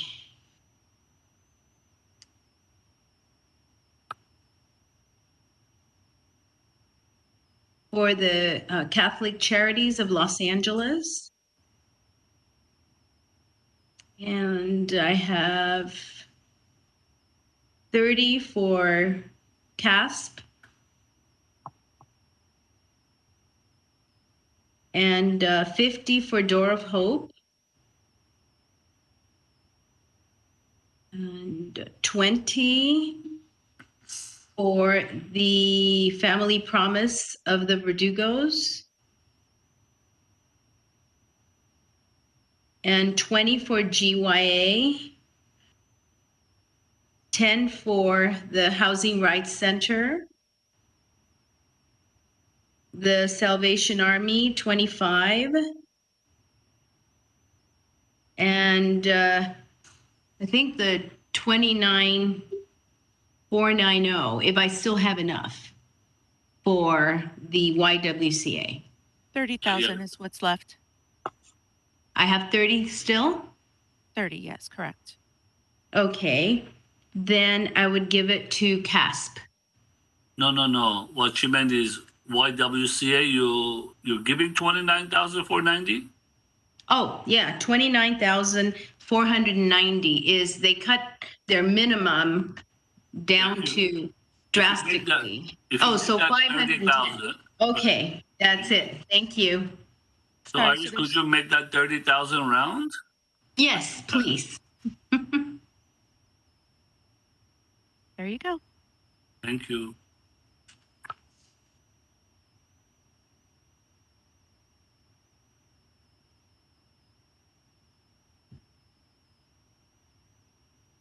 I guess I can go. Go ahead, Mr. Avedisian. We'll try. You start from the Bar Association's 25.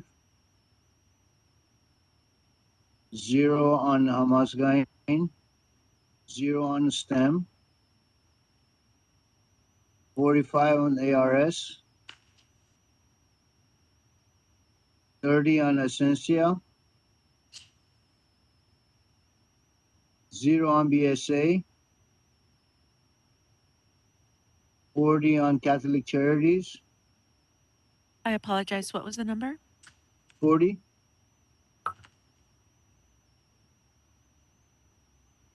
Uh, 25 for CASPs. 40 Door of Hope. 0 on Family Promise. 25 on GYA. 10,000 fair housing. 25 Salvation Army. And 30 YWCA. Oh. 25. Thank you. And 30 on YMCA, YWCA. 30? 30. There's $5,000 left. Oh, got that. Okay.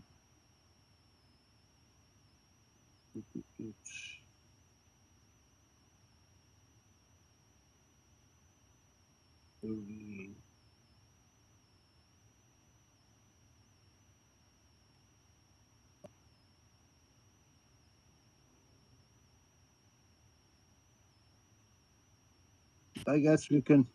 Yeah, if you added ARS, then 3 of us would be at the same level. ARS 45. Okay, we could do that. 50.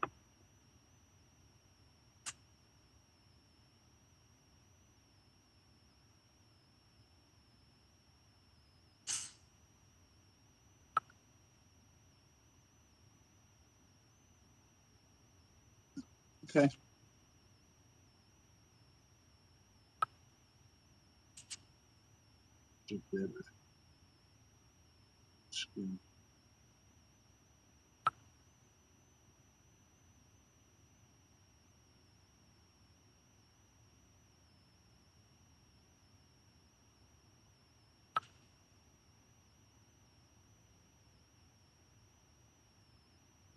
Okay, Mr. Garabian, no more stalling. Got to show your hand.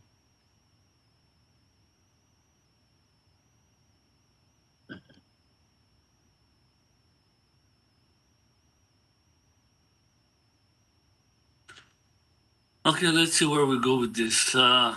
Let's start with Armenian Bar Association, 15,000. Hamas going 10,000. STEM Academy 0. Armenian Relief Society 70. Essentia 0.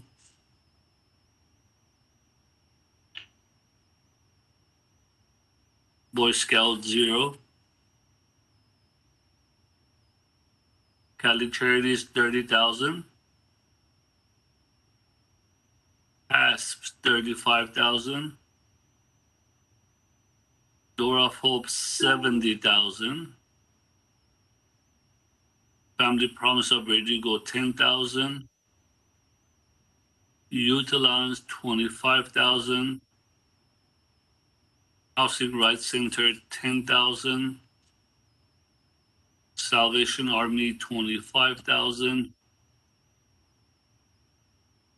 And YWCA 0.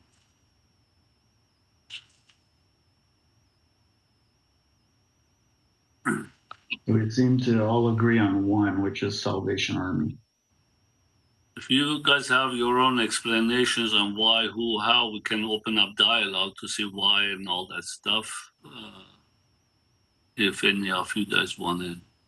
Well, I was just suggesting, since we all agree on salvation, maybe we put 25 in. Yeah. Correct. In Housing Rights Center, we have the same. Yeah.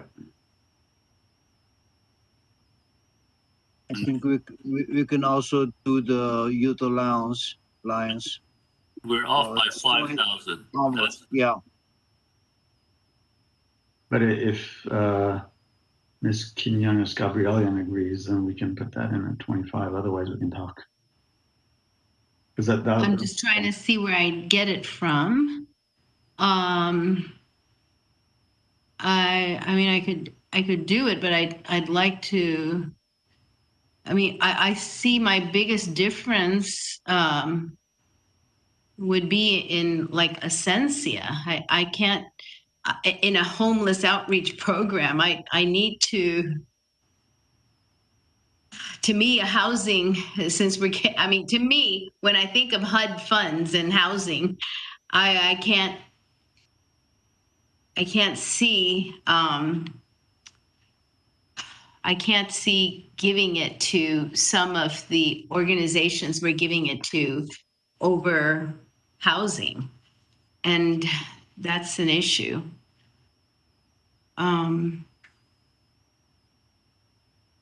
Well, like what? Could you point to an example? Yes, I mean, I know that we have, for example, the Armenian Bar Association, or the Armenian Engineers and Scientists of America. I have done so much, and believe me, it's not the program itself. I love STEM. I think that it's incredibly important, and there's so many organizations and programs out there that are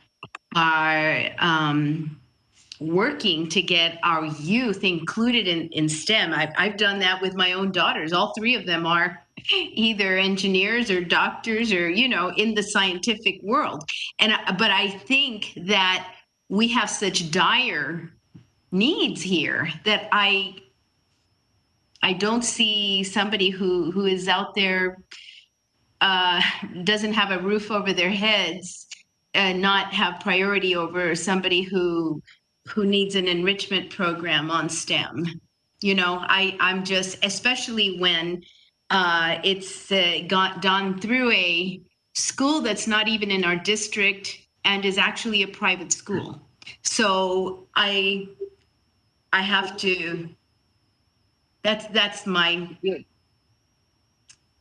request for you to please. Well, you have a zero. You have zero on that. And I think three of us are in agreement with that. Yeah, I mean, yes, but I think I'm trying to figure out how to come to terms, with what is it,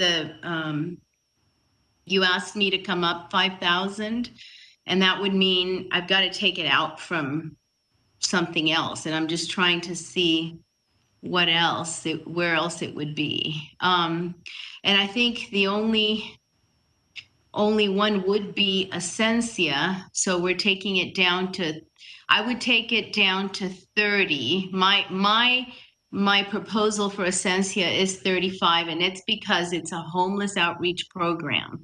But it's not my own issue. It's really one of, anyway, I want you to understand my background and my values and why I'm advocating for this. I could go down to 30, but the issue is I know that some people have it at 15 and 20. It's going to go down even more. And there's a lot. I mean, maybe I'll do the 5 if at least the Armenian Bar Association doesn't, or the STEM doesn't trump homelessness. Pardon the pun. Okay. I was just going to ask, because I got lost now, which one were we trying to come to agreement with? That we were trying to come to agreements on GYA. Was it GYA? Just quickly to help everyone, or just remind everyone, is nobody's really, everybody has entitled of the recommendations they have. You don't have to change anything, just for your clearance. You don't have to change anything just to match with another member. So everyone can stay where they are, or they can tweak as they see on the monitor as they please. And if they don't. And actually, you're absolutely right. And I'm sorry for interrupting you. You're absolutely right. And I think in the democratic process, the majority wins anyway. So I will support the majority decision on GYA. So, gentlemen and Vice Chair Gabrielian, everybody sees this. Anyone can do any changes without asking another member to do any change. I think everyone should do their own changes if they see fit that they can change without asking another member to match or change. Is that? I think what we're trying to do, though, Chair Garibian, is come to a consensus on the recommendation column. So in this particular case, just to use it as an example, 3 of us are saying 25, Ms. Quinones Gabrielian is saying 20. So the question on the table is whether or not we agree to throw 25 in, or are we going to move on to something else and leave it as is until we see where things land? I think we should do that. I think without moving it or asking anyone to do any changes, each one of us have our own column and we see the other columns. Each one of us can adjust as needed right now. And if we get to a column that 3 of us are happy with, then that would be it. I don't think we should. Well, that's what I think Ms. Quinones Gabrielian said. There's 3 of us that say 25. That's what I started the conversation with. That is correct. So I was saying we don't have to put a pressure on any member to do any changes. I don't think anybody's putting any pressure. That's what she was saying, that the majority clearly are at 25. And so if that's the case, that's the Democratic. She doesn't want to touch it. She wants to focus on another agencies. Completely her right to do so. And I think we should just give her and accept her. So should we put 25 in for the recommendation or not, since there's 3 of us on 25? That's the question. Yes, it's the majority. It makes sense, yes. Or we can just leave it alone for now. I mean, maybe any 3 of us could change too. Maybe I can change later on that one too. I think we should just go on and change as you please on all the agencies before we finalize any number. Okay. Well, does that make sense? I mean, because all the columns changed as we entered. So, maybe I changed my mind from 25, go 20 on that one. I mean, it's still because a lot of numbers changed, not just 1 or 2.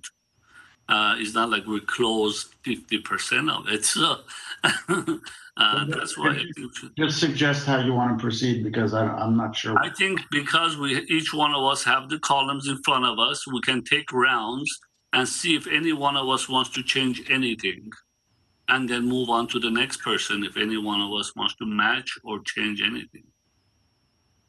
I mean, right now, Mr. Armenia, you started the columns. Now you see all of them. Do you want to change anything? Go ahead and do. If not, you can say, no, I don't want to change anything. Stick to that. Well, I kept STEM because I do think it's important. I think they're leveraging something really important with Rivet Academy. Yes, it is outside, but they seem to be getting quite a benefit out of Rivet's resources to do that program, which is both a difficult program to administer and an important one. I do understand Ms. Quinones Gabrielian's kind of hierarchy of needs argument, meaning housing, food over STEM education. But unfortunately, I don't see anyone else providing this this service, generally speaking, much less to disadvantaged youth. And it's a gateway to get out of the difficulties and such an important thing. And I know she's not saying it's not important. I don't think any of us are saying any of these organizations and the programs they run are not important. But at the end of the day, we're forced to make some decisions here because of limited funding. So that's kind of why I had some funds available. Now, last year was the first time we funded them. Seems, they were doing a good job. Last year, we funded them at $10,000. Mr. Armenian, Mr. Chair. To last year's amount, just as one idea. But I don't want to enforce it. At the end of the day, there's 3 committee members who have zeroed them out. And if that's what it takes, then, that's what it takes. Yeah, but I'm just hesitant. Just go there. May I? I just want to clarify, since I did say something, and I know, just to clarify what Mr. Armenian said about my beliefs. It's not that I believe overall, although I do, housing is more important than STEM. It's the fact that I'm looking at the funding sources and what we're supposed to be using the funding sources for. In that context, I'm trying to prioritize HUD funding for social programs. And first of all, and again, I am a huge proponent for STEM. And when you say there's nobody out there, my God, there are so many STEM nonprofits and nonprofits investing in STEM. So, and in our youth, there's a lot. All I'm saying is the funding source is HUD. And I think when the funding source, say the funding source would be an educational program, then I would say my STEM program is much higher in that priority setting than housing would be, because my funding source is education. So all I'm saying is I just want to put it in that context, but I am absolutely an incredible proponent of STEM. And having said that, if we do follow the democratic process, we do have a majority that's already zeroed it out. And if, so that's another point. Yeah, I would Thank just you. it's not just housing, it's housing and urban development. None of these programs would have made it through if they wouldn't qualify for this particular type of funding. So I think it's a little bit out of context to just say, well, because it says housing and urban development, we should focus on housing. This is all. I stand corrected. I stand corrected. Yeah, so, you're absolutely right. So again, I understand the issue of, prioritization and what's kind of critical need versus what might not be. It's just that I think that they're running a good program, and it's unfortunate that we'd have to zero them out. But I understand if that's where the majority wants to go, then that's where we need to go. Mr. Armenia, I think you were on the track of your column. Let's keep going. And it's great that you explain, or each one of us, so at least everybody else, as far as committee members, will know or maybe hear something that could change their mind of any recommendation. So it's good that as you explain and work on your column as you desire. And later on, maybe we'll have the staff just to read what this funding is for Ms. Gabrielian, just to have a clear detail of which agencies is the funding for. So Mr. Armenia, for now, just go ahead and continue. Yeah, I mean, the other thing to factor in is some organizations have deeper pockets than others. So this funding, or I should say lack of this funding, can be absorbed perhaps, and they can continue their programs, whereas for others, they might not be able to do the program without this funding. The other place where I'm clearly in a different place is the Boy Scouts, because I think there's 3 committee members who have zeroed the Boy Scouts out. Again, it's not a reflection on the Boy Scouts and the value of their programs. So, I mean, if that's where the majority wants to go, then I would understand that as well.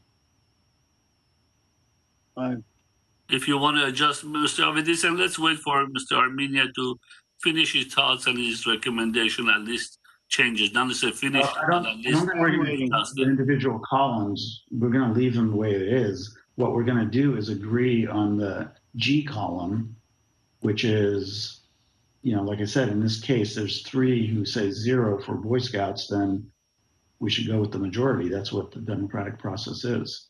So that's why I'm saying, I was suggesting before, if there's 3 that are coalescing around a certain idea, we should just plug that into the green column, G.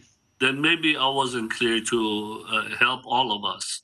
The reason I said let's do this each individual, meaning if you don't want to change your position, you have the right not to.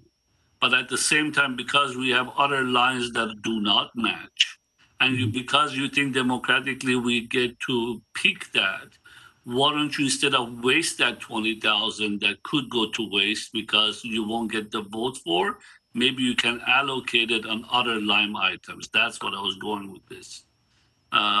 You don't have to change it, but also gives that a money that could be adjusted in another columns if needed. Is that clear? Does that make sense? Yeah, that's a better explanation. Appreciate that.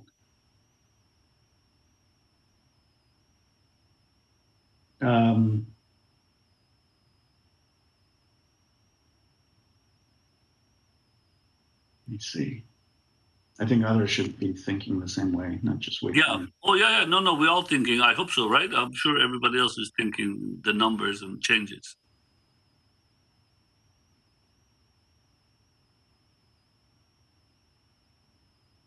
I would zero. So let's zero for me. Zero Boy Scouts out, and let's add 5 to CASPs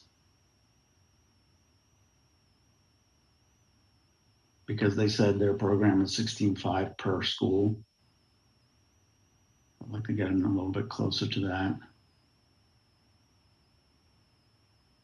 And then let me continue thinking here.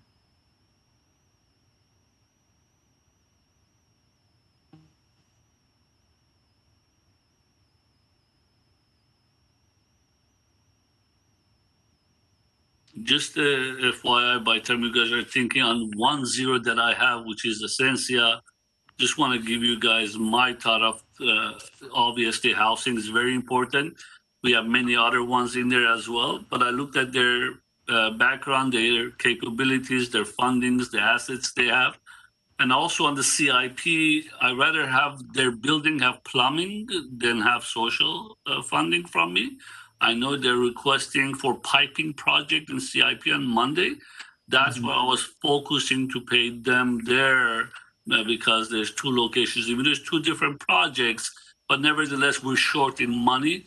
I thought I rather have them have plumbing versus social because they do get funding from so many other agencies and we're limited on that's why I went 0 on Essentia, not because I have anything against housing, because A, they have enough money, B, they're getting funds from other sources as well, and also CIP for plumbing. That was my reason, if not nothing against the Essentia or the housing.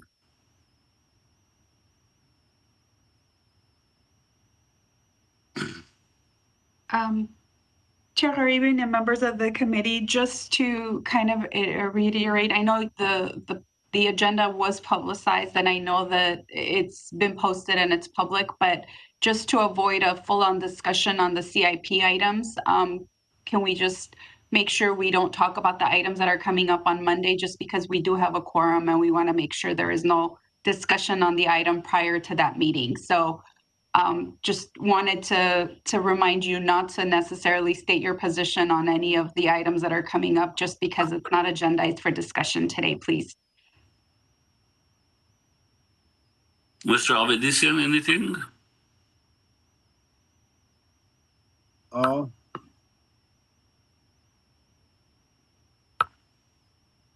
I can see what's that. Catholic Charities, I guess mine is 40, everybody else is 30. Make it easy, I guess I could remove 10,000 from there.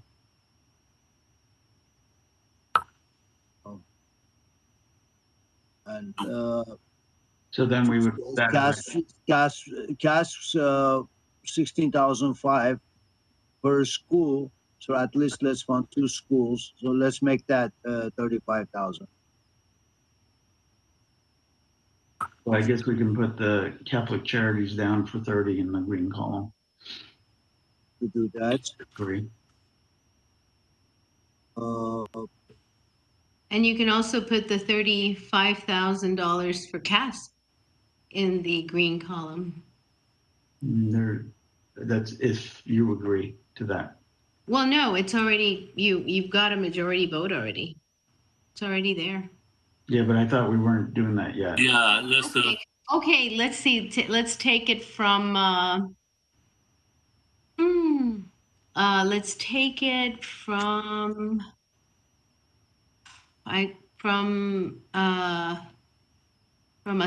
let's see, Essentia, and leave that at 30.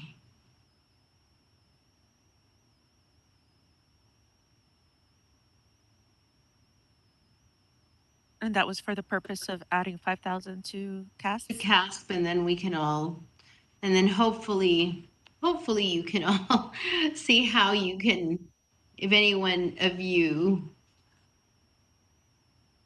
can give a little bit more to Essentia. or consider them? Yeah, I mean, I'd be willing to go up, but I mean, we're dealing with a zero there, so there's a bigger gap than just mine.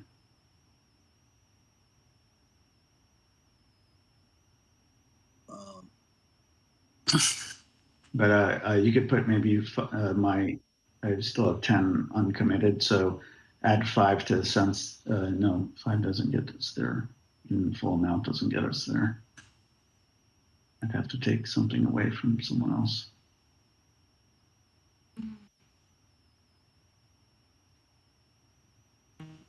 Last we gave Essentia 8,000, just FYI. And we just gave them return funds, if you recall.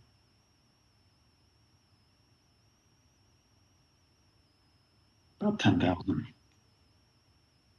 True.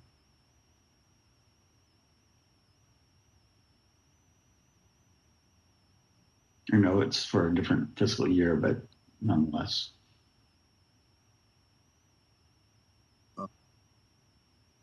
That's so hard. Every single organization is a great organization, and they all do a unique thing. But then again, when you look at the Essentia or some other organizations that they have bigger donors and bigger accounts that comes from multiple directions, from the state, from the city, from the county.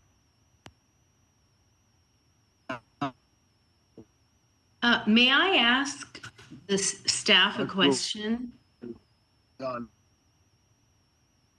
Remember, Avedisan, I think we're not able to hear you very well. Yes. You're cutting out. Oh. Mr. Avedisan, are you talking or? No. Okay, Ms. Gabrielian had a question. Go ahead, Ms. Gabrielian.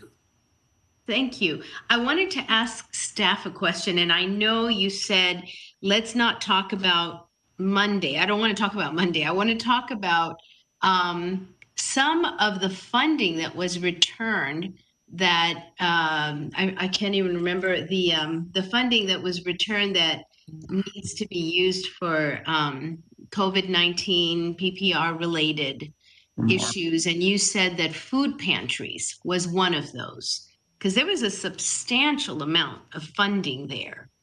And when we look, is that correct? That is correct. We have, just so the committee is aware, there's $30,619 being returned in CARES Act funding used for PPR tieback. So if any of these agencies can have a program, they can put a program together for that PPR tieback related to COVID, that funding could be used for public social services. The only caveat is the funding won't be available most likely until the calendar year of January 2023. So they wouldn't have funding for 6 months. For 6 months. Mm-hmm. Depending on how quickly we get those contracts going and everything approved. But I can't make promises on the 6 months. It's all dependent upon meeting with committee, council, and public participation. I see that the Salvation Army has a food pantry. And if I would, I mean, maybe we could reduce that to 20 and consider giving them, I mean, you know, keep it in mind when we have these available funding so that we can go back and augment their allocation. This is the money that's being returned by Armenian Cultural Foundation, correct? That is correct. No. But that it has to be done. It has to be used for COVID-19 related PPR, right, including, did you say that, can you clarify what else we could use it for other than food pantry?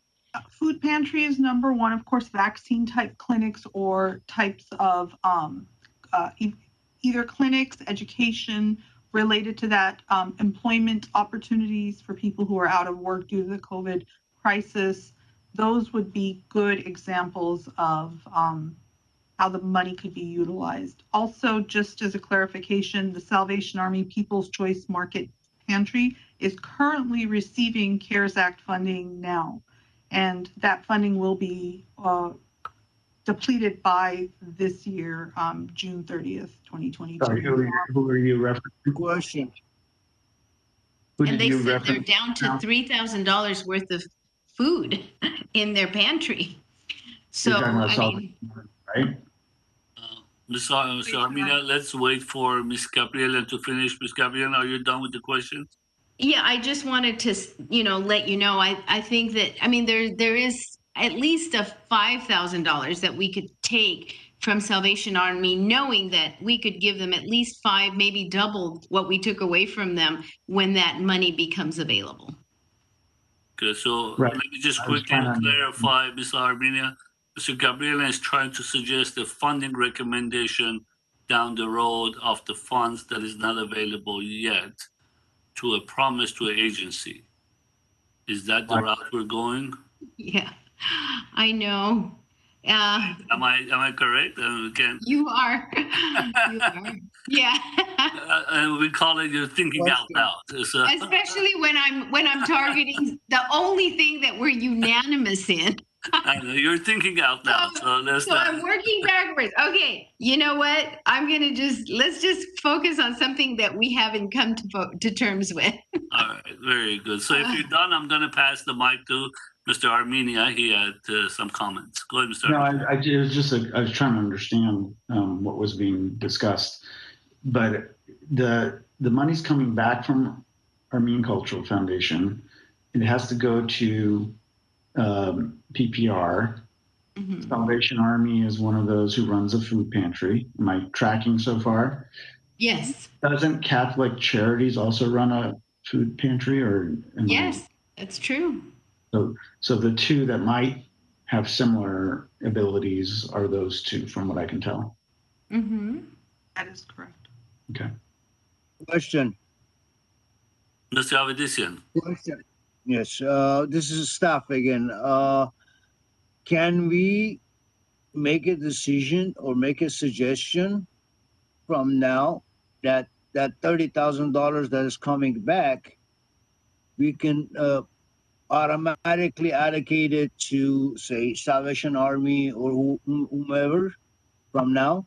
Chair, wait Chair, till even August? members of the committee, no, you should not do that, as the item was not agendized, and you might have a public member that might want to comment, or other agencies that might want to call in if once they read the report, or if they know funds are available. So because it's not an agendized item, you should not discuss in detail or your position or make funding recommendations. Obviously, it was part of the report that they are returning the funding. So it's okay to have general conversation and remind each other to keep it in mind, but I urge you not to share your position on where you would allocate the funding, and not have a full-on discussion on where the fund should be allocated, because like I said, you might have public members or other agencies that might also feel that they are doing providing services that could use those funds, and they might want to be considered as well. So I urge you not to do that.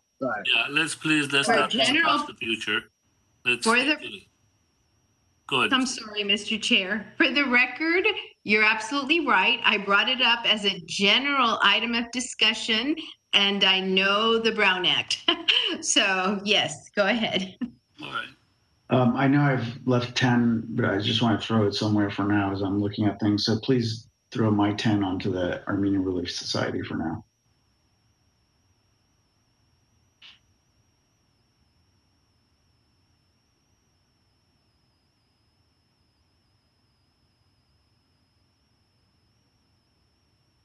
Hey.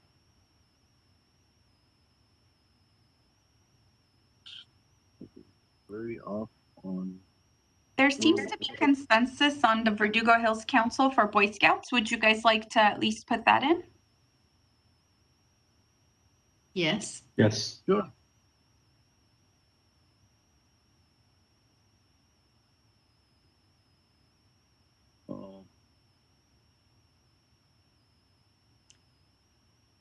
why don't we go down the line and just start and see if there is a seeming consensus, or at least a majority, and, just from the top down.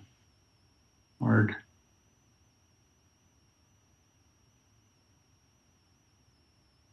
At least somewhere where there's a majority, maybe we can start discussions there. I think I could do the bar, make that 20 to come closer to the suggestion of Mr. Armenian, right in the middle maybe. And then at that 5, to ARS.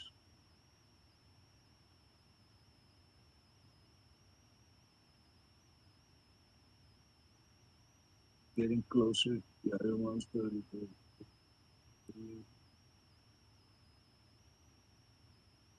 Why don't you move, because I think on Armenian Culture Association, I'm by myself. I don't think I can get 2 more fundings there. So add 5,000 to Armenian Bar Association from that fund.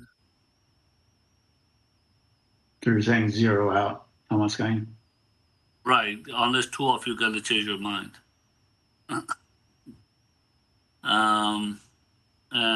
So I didn't want it to go to waste by leaving it there.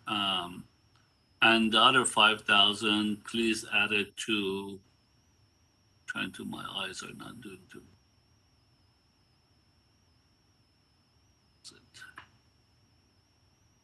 So you can No, you just add it to the Glendale, to the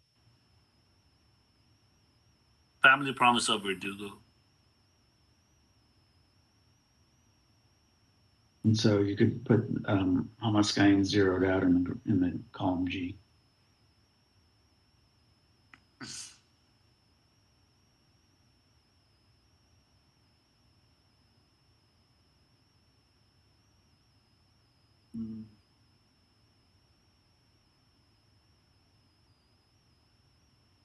Essentia.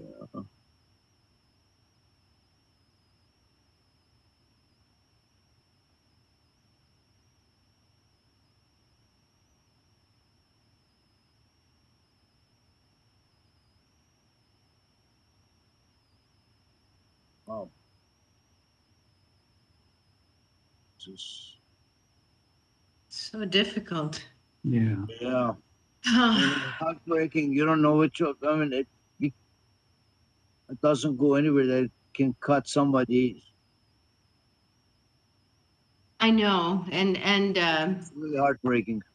And I know that the Armenian Bar Association is doing a good job. Just help me out. Help me understand urban development, housing and urban development. How does it? Can you tell me a little more? There, in my understanding, I'm sorry, Mr. Avedisian, let me quickly stop you. Ms. Gabriela, you want Mr. Avedisian to tell you about the Bar Association's job? I want to talk about the fit for housing and urban development. That's I want to understand. I'd rather have the staff to answer that question than Mr. Avedisian does. Vice Chair Quinones Gabrielian, yes, just to clarify, under the program priorities, legal services was one of the program priorities for fiscal year. I see that. Yes, I see that. So, and it is part of the approved CDBG program priorities for the year. Legal services is definitely one of them, and they do housing rights as well through their legal services, as they had mentioned. Through the tenant that they assisted, for instance, the story that they gave today. Right. I know that my 0 is bringing down the average to 15,000, and I value the democratic process.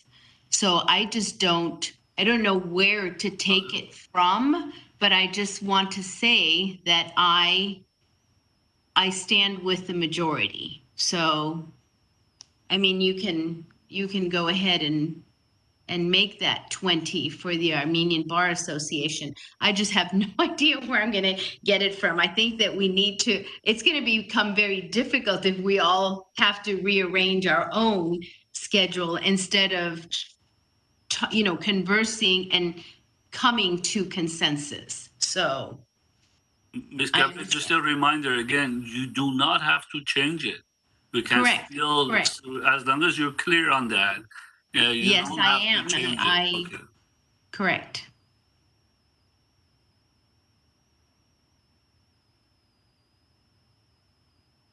And so I think I have to say, with all due respect to my friend, Mr. Armenian, if we go down to the next one, the consensus or the majority is nothing. You're talking about the STEM Academy? Yes, the Armenian Engineers and Scientists of America. Unless somebody's going to change. Yeah, if we vote Mr. Armenia, that 20,000 will not go to any other agency. Yeah, that's why, I mean, what I was trying to do is see where I would put it, but certainly the majority can decide whatever it wants to decide, and I would obviously go with that. So you wouldn't want to change it? You want to leave it there? I'm still thinking about it, but if you want to, for the sake of moving us forward, if you want to put a 0 in the column G to move us along, that's fine. I just have to think about where I would put it. I think that would throw us off by accident. We might oversight it. Let's not put a 0 until you decide if you are going or you're not going to move it. Well, I don't understand. I thought you just said we didn't have to change our columns, but now you're making him change it. His statement was he's not sure where he's going to put it. He didn't say I'm not. Okay. Okay. Mr. Gabriel, please allow me. I'll know. Yeah, he didn't say I'm not going to change it. I know. No, the point is I don't know where I was going to take it from.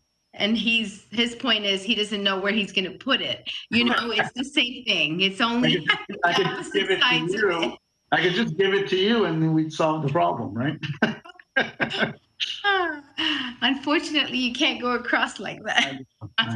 No, I just said not to zero it out for now. That was my comment. On column G, he asked to put a 0. I said don't, because we're not done with that line. Yeah. So that's why I asked not to. Same thing with Armenian Bar Association. If you are going to change your number, we should take out column G 20,000. I don't think we should have that 20 there until we finalize that column.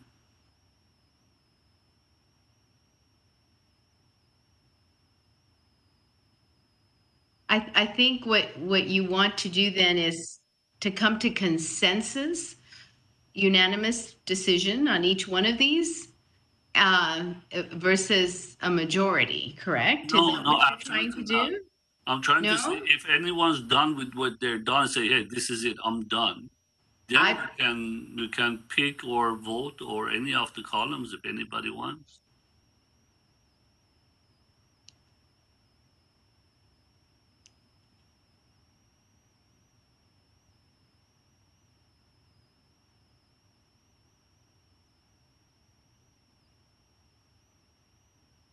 On Door of Hope, we are extremes lows and extreme highs.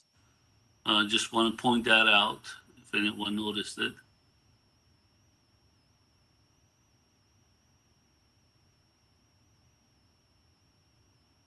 Yeah, we've got several of those, unfortunately. Like, for example, YWCA, you know, we've got a 0 ranging to 30. Your average is pretty much there.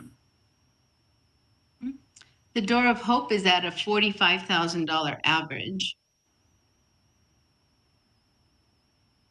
I'm fine with that. But we're all over the place on that one.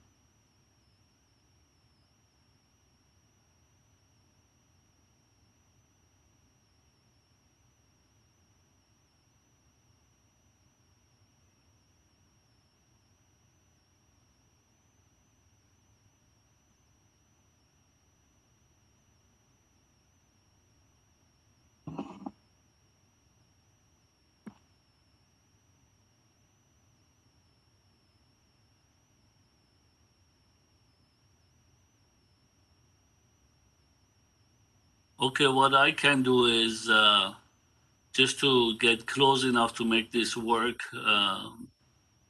I'll take 10,000 from Door of Hope and 10,000 from Armenian Relief Society and put 20,000 in Essentia.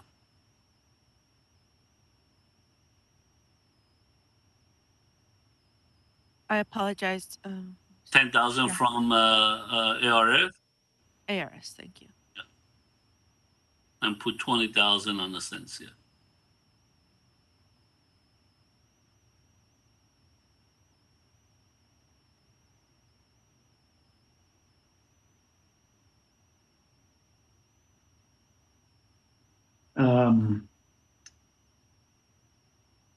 I guess I can zero out STEM and put 5 on Essentia, so at least I'll match Mr. Garibian there.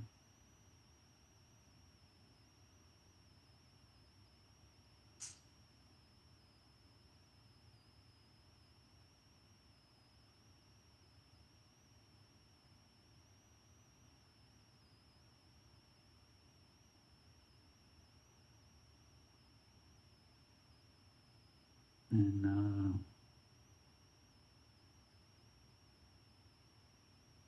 let's see.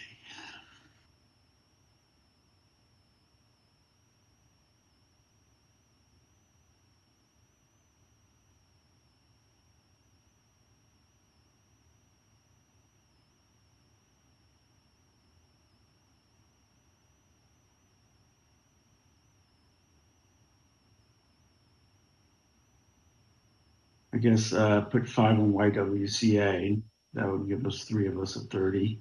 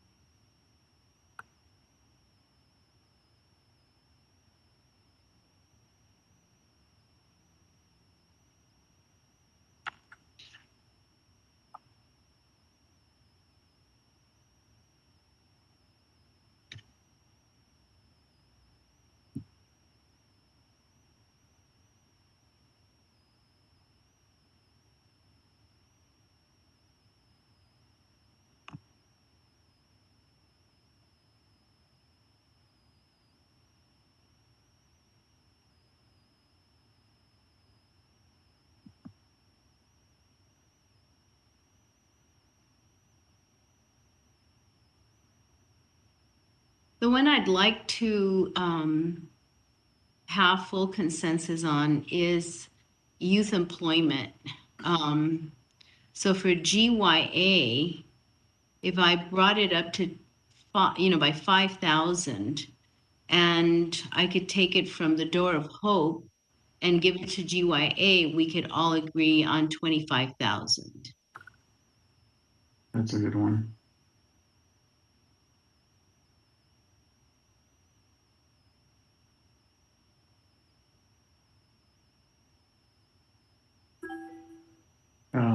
throw the 10 that's left on my end on Door of Hope, that would get me up to 30.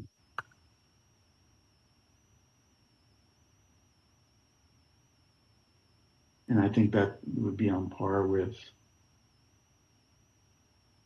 Essentia, because in my head, we just gave them 10 for this fiscal year we're in right now with Essentia.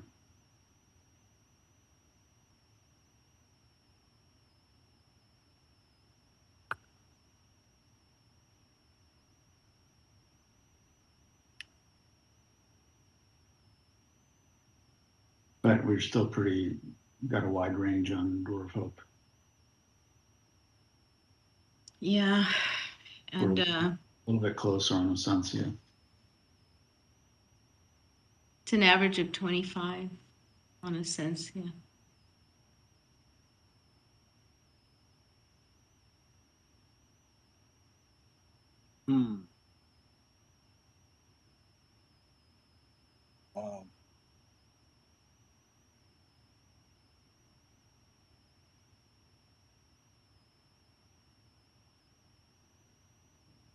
Okay.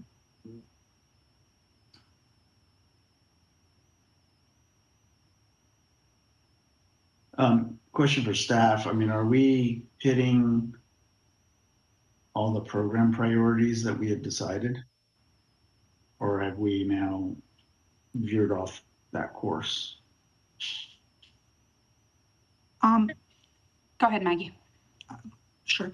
Chair, Caribbean, members of the committee, if we have at least youth services, homeless services, I think you have adult and senior services represented. I think you have a healthy balance. From what I can see, Because so far we cut out 2 youth programs, right? STEM and Boy Scouts. so you have 2 youth services programs represented. Which is GYA, and what's the other one? CASPs. CASPs, okay. So you do have that, and then you also have the legal represented. You have adult services represented, and homeless services and homeless prevention type services. So you have a healthy balance there. How about special needs? Where are we for disabled? Oh, I guess it's under special needs that there's not just mental illness, substance abuse, disabled, homeless. So I guess it covers it. Okay. One category. And domestic violence. Okay. Chair Caribbean, members of the committee, I think the challenge is that the priorities are not necessarily prioritized in any one order unless the committee and council want to prioritize them. So in general and historically, I think we've when we've had the meetings, the community hasn't necessarily said this is more important than that. So overall, when we determine our program priorities, we don't prioritize them in any one order. If that would help in this process, like going forward, and Maggie, correct me if I'm wrong, but as an agency, if we want to do that, and if that would help you as a committee, we can for future years. And that would also give the agencies applying some more information and knowledge of where are your priorities in order, so that it makes this process a little easier. It doesn't, they don't spend the time working on proposals that may not be of priority for the committee and the city as a whole. That's something we could consider for next year, maybe, when we have our discussions, if you'd like to go that route. But for this year, there was really no order of priority. Those were all equally important to the community and to the city and to you as a committee. So there's really, we as staff can't help you prioritize which category of programming is more important. But seeing how hard it is for you to do this from year to year, I'd like to bring that forth maybe at this time and ask you to keep that in mind when we go through this process next year. And maybe that would be something we should consider as a city, is do we want to prioritize the type of programs we will fund with future funding, at least from year to year. And we can do that to help you, because I see how difficult it is for you as a committee and us as a staff to even recommend one over another. The only other thing I would ask you to keep in mind, and I would, as if I were in your shoes, is how many people does the program serve with the amount of money that the agency is requesting? There are some programs that will serve 10 people. There's some programs that will serve 500 people.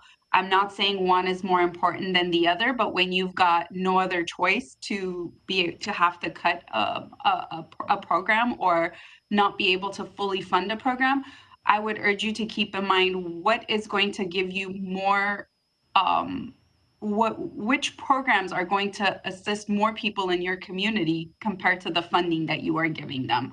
And maybe not just the result of your funding, but as a program as a whole, which program would impact the community more if it wasn't available in your community. And these are just some of the things to possibly keep in mind, either for going forward and looking at these agencies or for future funding. So those are just my 2 cents. No, I think that's excellent. Oh, I'm sorry, Mr. Chair. Mr. Gabrielian. Go ahead, Ms. Gabrielian. Thank you. I think that's an excellent idea.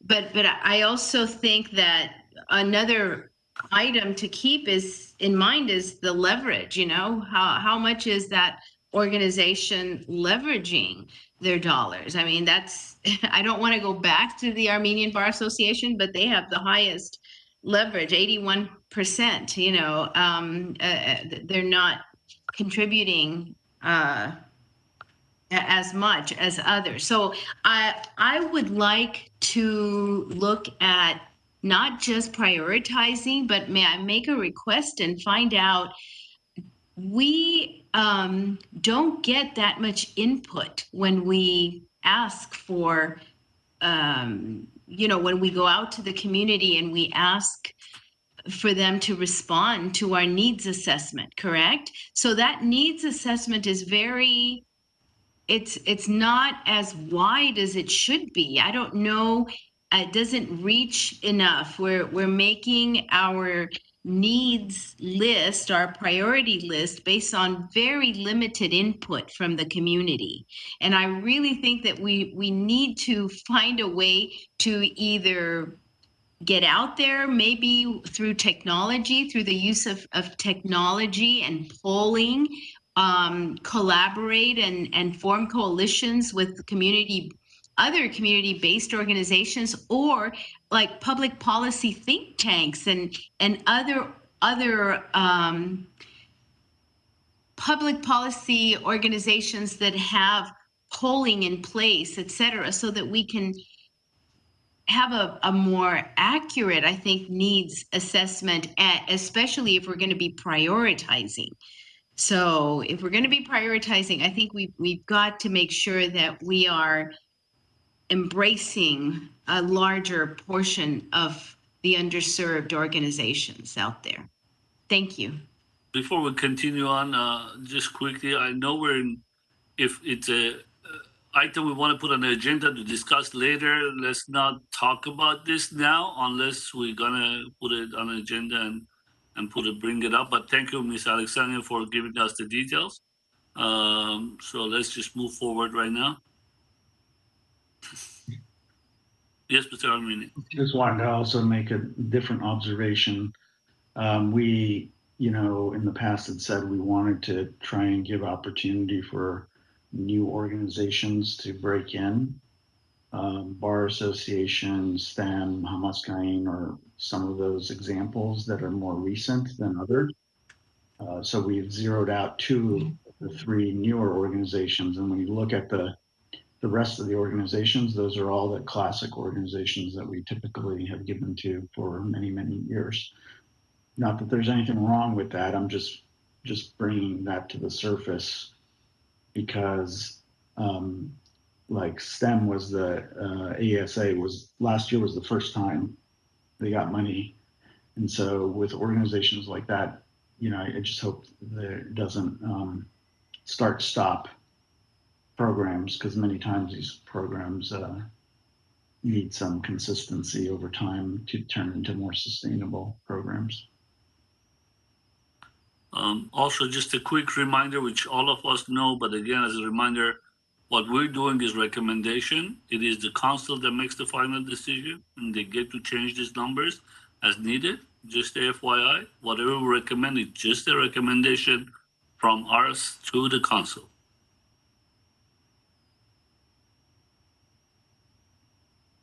Here's a thought on one of them. I don't know if it'll take us anywhere, but we have a little bit of a spread on Armenian Relief Society.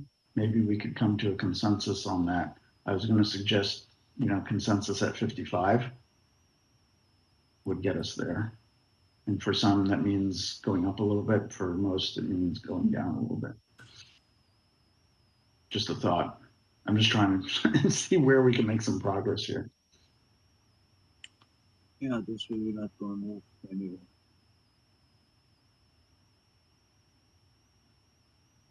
I'm okay with it, but I'm on the 55. Yeah, you can also consider the averages we have. That's also an option. It's just an option. If you guys want to go with the averages that exist right now, it's also an option. Just a reminder. Yeah, so 55 would get us close to the average if we wanted it to be a round number, of course.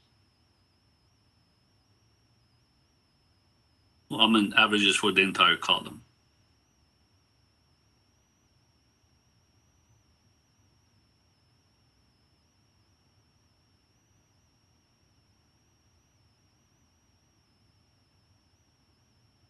I'm fine with ARS at 55. What about you, Chair Garibian? Yeah, go ahead and change all of them to 55. So I have 5,000 extra there. Yeah, I do too. And this Gabrielian has to take away 5,000 from somewhere else. I'm up to 20. Oh, yeah. I'm up to 25,000 that I have to take away from somewhere else. No, just 5,000. Just 5,000. No, but I haven't taken away the 20 that, for the Armenian Bar Association. So and I'm fine with it. I've got to figure it out. You don't have to put it there. And like you said, I don't have to change my. Right. Yeah, absolutely. Yes, we just have to come to an agreement. That's all. Right.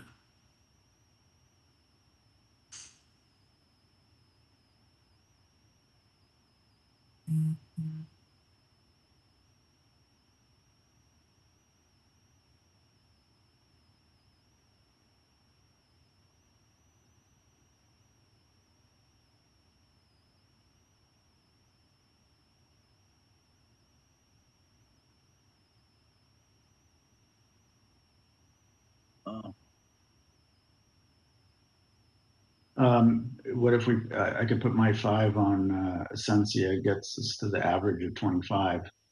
If others would be willing to adjust to 25, maybe we can agree on that one. I'm okay with that, 25. And I can take too. that 5. And I can take that 5 and put it on Door of Hope. And I'm fine there, and I'll take that 5 and owe you less. So before we I'm good. I'm glad we came to that. It's okay, Mr. Armenia. Wait, let's let Iris catch up first. No, I was going to say you haven't adjusted yours. I know. That's waiting for Iris to catch up first. Well, we should put it in green column. Oh, there you go. I am doing okay there. I'm balanced again. Mr. Garibian, did you make a decision as to where Not you yet. put the 5,000? Okay, got it.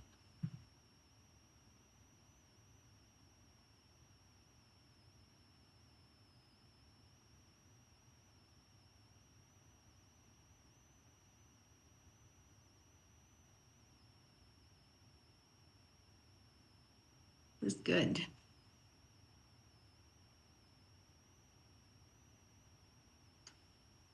I'm going to add my 5,000 to Family Promise of Verdugo.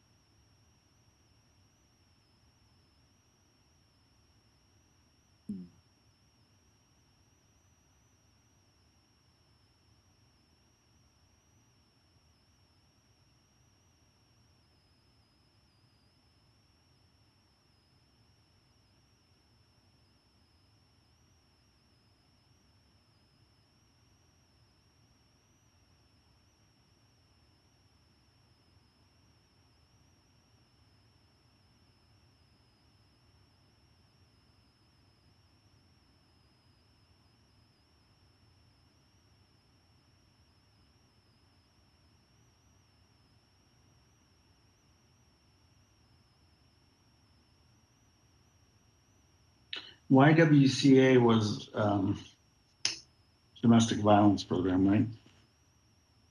One of many Yes. programs. Yes. YWCA. What was it? And that was the same for Door of Hope, domestic violence. So we got two domestic violence kind of focused. Wasn't it mental illness? Can you look at it again? It's a combination.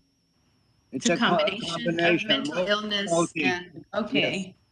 For YWCA, you mean? Correct. Actually, she said you're right. It was a combination, but she said she would settle for half of the clinical case manager, which is for mental illness, right? It's Yeah. maybe I misunderstood.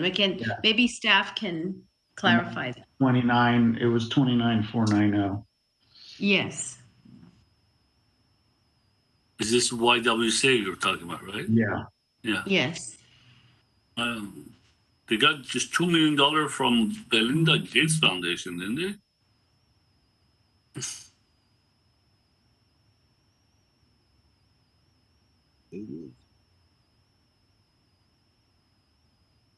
Is that I think you brought it up, but was that the foundation? I missed that. Yes. The foundation was Mackenzie Scott's foundation, I believe. Mackenzie Scott. Amazon's right. ex-wife. Yeah, it was $1 million. Yes, 1 million. But they got another $1 million from somewhere else, she said. A total of $2 million. Chair Garabian, members of the committee, the clinical case manager, I'm sorry, apologies. The clinical services manager position is what Ms. Peterson had mentioned, and they are responsible for overseeing and supporting implementation of the Strong Families program. It's a parent cafe and clinical case management services. They provide oversight for clinical staff and group leaders. Thank you. Thank you.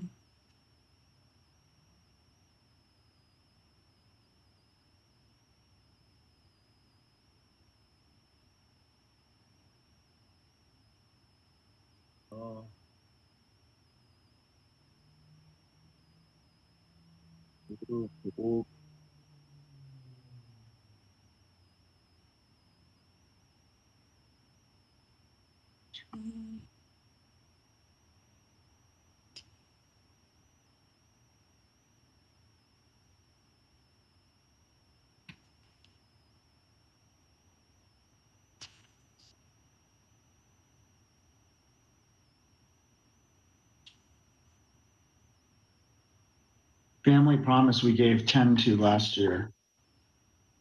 The average we have right now is 13,750. Could we agree on a consensus of 15? Because we got a large spread because one of them is 0.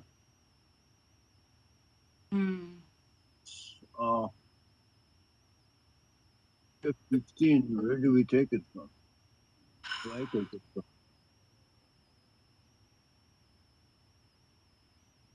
Well, I've taken it from Door of Hope, clearly. Yeah. Which are, kind of in the same expertise area. Correct. Well, Door of Hope's facilities and expenses and the program is much larger as far as expense and number of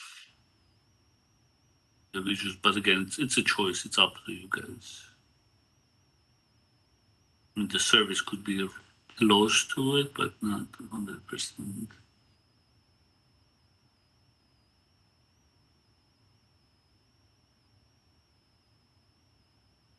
May I ask staff a question? I know that I read this, but I just don't remember, and they're getting mixed up between Door of Hope and the Family Promises of the Verdugo. I thought that Family Promises of the Verdugo is more Glendale focused, although this program would be Glendale focused from Door of Hope. What I'm looking at and asking about is the collaborative factor with other agencies in Glendale. Do they get most of their referrals from other key and organizations here in Glendale versus how does Door of Hope serve our identify the clients? I don't know. I'm trying to figure out between the two of them, but I'm open. Chair Garibian, members of the advisory committee, Vice Chair Quinones Gabrielian, they're all part of the COC, which is the continuum of care. They all work together in that and the coordinated entry system. And I'm sure Mr. Bologna can probably elaborate further on that, but they do all work together under that network. And they do have a collaboration with one another. So, but they all serve specific clientele. For instance, Door of Hope is transitional housing, where Family Promise helps as a housing advisor to house, to provide homeless prevention services. So each one has a specific role to play in the homelessness services programs. Yes, Chair Garibian, members of the committee. So Family Promise of the Verdugo is our lead agency for homeless families, and they're part of our COC. And then we have the YWCA, they're our lead for coordinated entry system for domestic DV clients, as well as Door of Hope. So Door of Hope and YWCA work together to they work together with DV clients. So I'll give you an example. PD gets a call, or they outreach sees someone on the streets and they see that they're a DV victim. They'll go ahead and call YWCA or Door of Hope for an intake and get them to a safe place. Family Promise of the Verdugos, like I mentioned earlier, they're our lead for families. So they work closely with our COC as well as GUSD Youth Services. Thank you. Sure. That's good.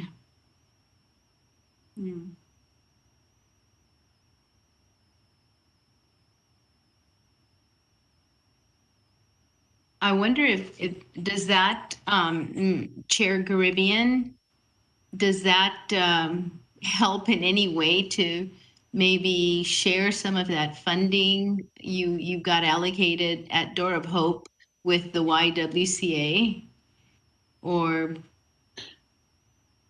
so we can come to a consensus and serve, all of the collaborative partnership and the community. Well, I'm looking at the green column, and we have 75,000 left to allocate, and we've got 3 organizations that are undecided still, right? I'm just trying to. Yeah. Just also again, if you, I don't know if you guys are okay for now or not, but we can put a motion to take the average column. I can put a motion to take the average column. I had a different approach, but we could certainly do your approach too. But the different approaches, we got 75 and we got 3. If you put 25 per organization, you'd be at budget. Iris, can you roll down can we see the bottom number? That is the bottom number. It's, Okay, you can that's the last enlarge your screen. I'm sorry, Mr. Avitis. So you can enlarge your screen on your end. No. I saw the 0. I didn't know if there was another column under the red or not. So if there isn't, the reason I'm saying because Mr. Armenian's recommendation and mine, my average does not have any surplus or minus. The average is done. That's why I went with the average. We don't have to touch the 75,000. If the committee goes with the average for the remaining 3 agencies, with column L, you would still be over 6,000 some. Yeah, it doesn't work. May I? I'm sorry, what was that again? The average column where the number is not correct? The bottom line, It is, however, you didn't go with all of the averages. So if you went with all of the averages on column L, you would be balanced. But because you put different amounts in column G.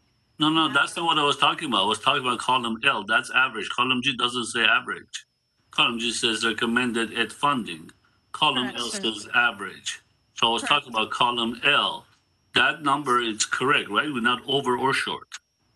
That is correct. My statement was in reference to the 3 remaining agencies for which you have not put a recommended amount. If you went with the average on column L for those 3 agencies, you would still be over. I think what that is correct, but that would become the democratic part that we're discussing earlier in the conversation. No, I think where the disconnect is, Chair Garibian, is I think what Chair Garibian is saying, we could, for column G, we could take the average column. And if we did that, we would be balanced.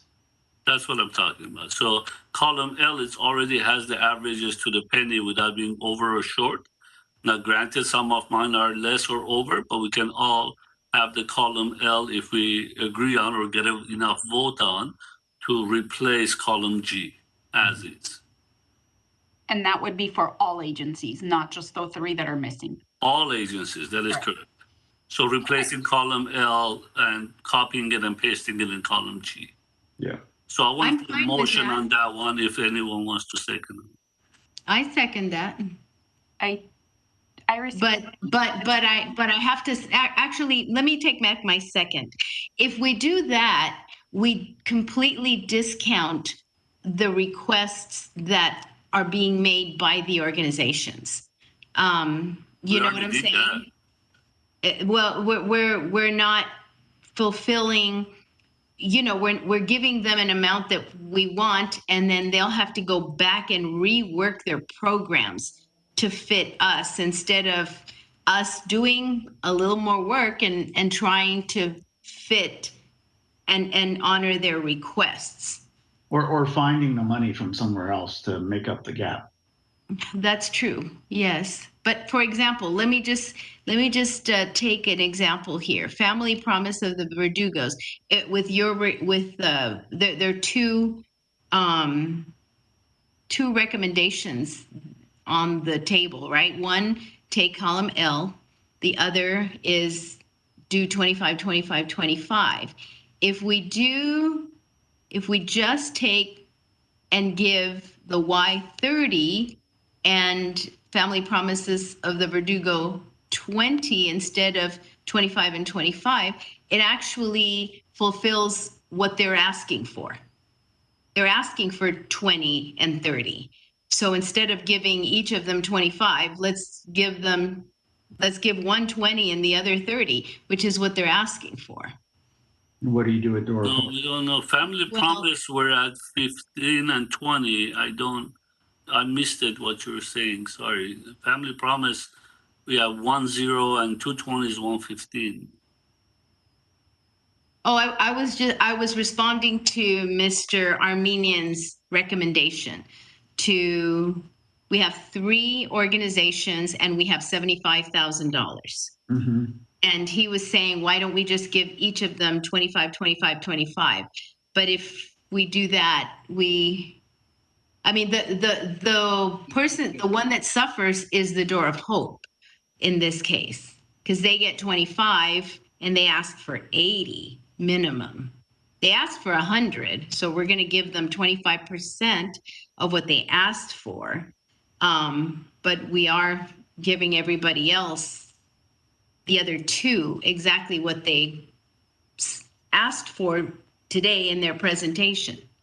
Would you like to raise your Door of Hope to 60 to give them more? No, I would not. I would rather see Family Promise of the Verdugos at 20 and the YWCA at 30. And then, yeah, you're right. Let's do this. I have a motion for the average to replace G. If anyone's second, if not, we'll move on to the next one. So Chair Garibian, because you are chair, you're okay, got it. Yeah, you don't make the motion. You would leave somebody else to make the motion. I mean, I would recommend I would like to solve it with the 3 and 75. Either 25 across the board or a slight adjustment, but we should be able to allocate the 75 amongst the 3 to get to the goal. It may not be perfect with what they're requesting, but at the end of the day, these are all organizations that can also, I'm confident Door of Hope and YWCA can come up with the difference. Their balance sheets are strong. Family Promise a little bit less than the other 2. Well, I would say then, when you said you're making the motion with a little adjustment, can we agree on the adjustment? So that's why I was suggesting that 15 for Family Promise. It's more than what we gave them last year.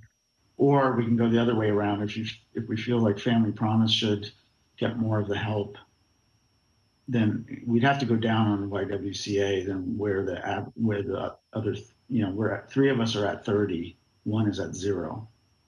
Mm-hmm. So if you went down to 25, even though they asked for the 29,490, that gets them pretty close. You at least solve that one, and then that 50 to split between Door of Hope and Family Promise. And if you want to weight one a little bit more than the other, we can do that. Or we can just go 25 across the board and we will be there. May I just say one more thing to honor their request? I think she said, looking at her budget for the year, she would have to let somebody go if she couldn't come up with at least 50% of her salary or their salary, his salary. So that's, I'm looking at the effect that $5,000 has on a program, in this case. And that's why I would say I could do 30 for the YWCA so that they could keep that person employed and keep the program alive, that particular program. And then we could do 15 for Family Promise of the Verdugos and the remaining 30 for the Door of Hope. I'll second that. Was that a motion? I'll make it as a motion, and yes, thank you. And please, would you please state it once again? Yeah, I lost what's going on. I move that we give the YWCA 30,000, the Family Promises of the Verdugo 15, and Door of Hope 30.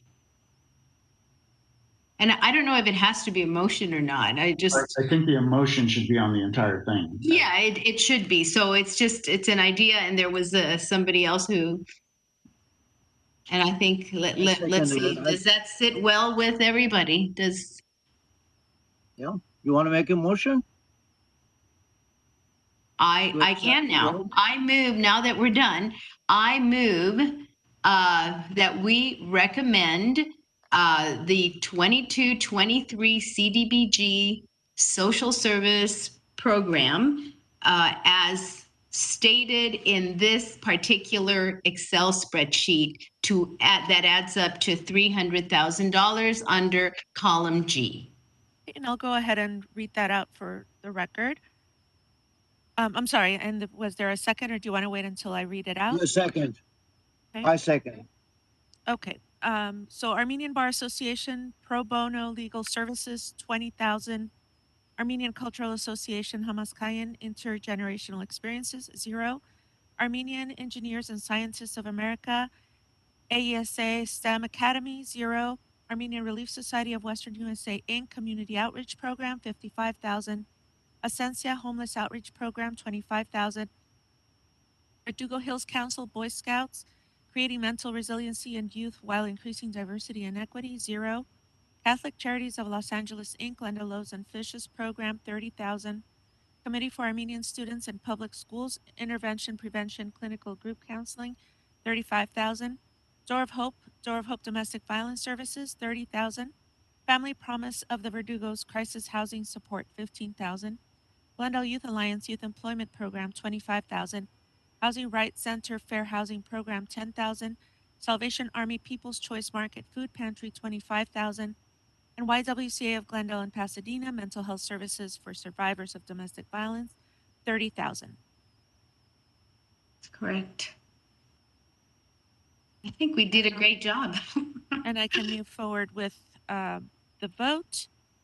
Oh. Members. Armenian? Yes. Avedisian? Yes. Kazarian is absent. Vice Chair Quinones Gabrielian? Yes. And Chair Garibian? Yes. Motion carries. It was difficult, but I wish we had more money. That's all I can say. There are so many good groups. Every year. Yeah. Iris, if we may, we have to go back to the contingency plan. Yes, absolutely. That would be item 5A, approving a CDBG contingency funding plan at 1, motion providing direction to staff on a CDBG contingency funding plan for public social services. Oh. Could you display the spreadsheet? Because I think it's going to factor in. Yes. Absolutely, I can do that. Iris, just for the record, it's 4C, correct? The item is 4C.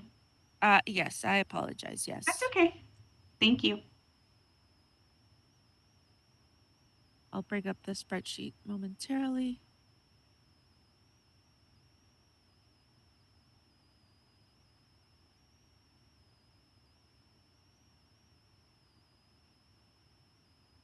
I'm going to take a picture of that.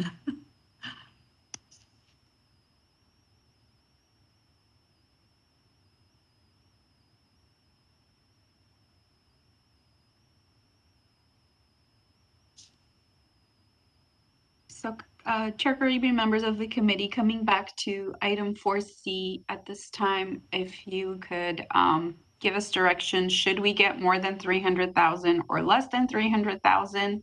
How would you like that amount allocated or reduced?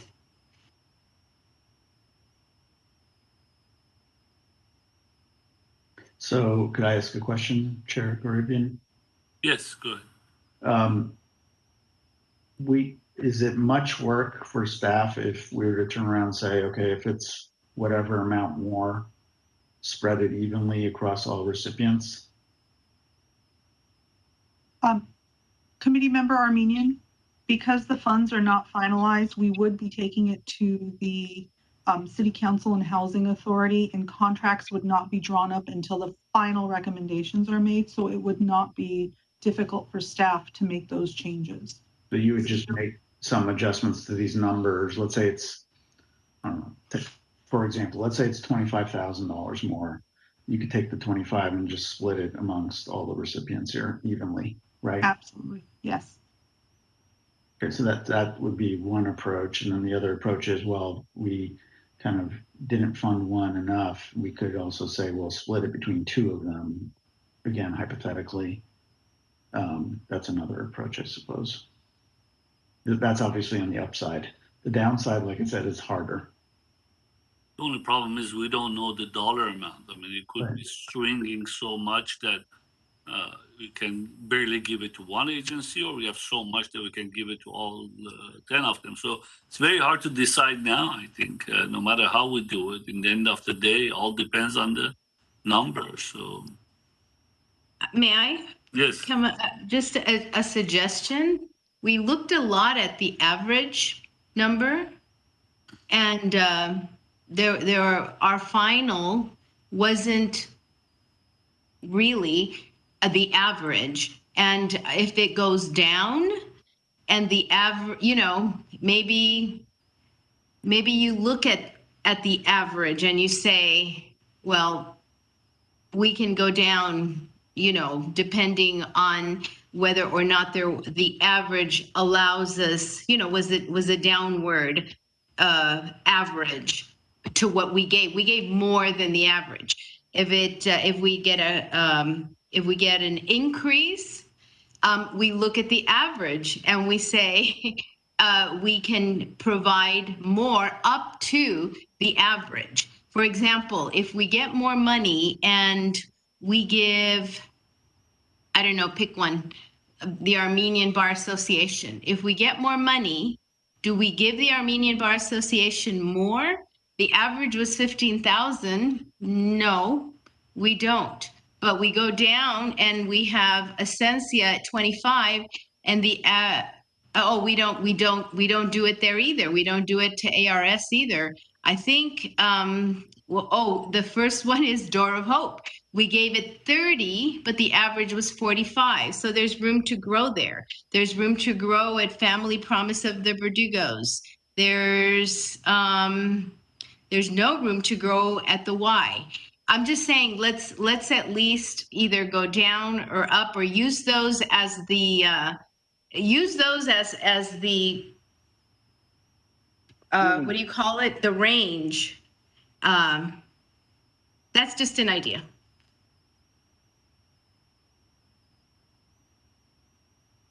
Thank you again. I don't know if the staff wants some kind of an answer from us now, because no matter what we do, I mean, it all depends on the number. Can we have one of the options to be, if the number exceeds certain amount, we come back, or decrease in a certain amount?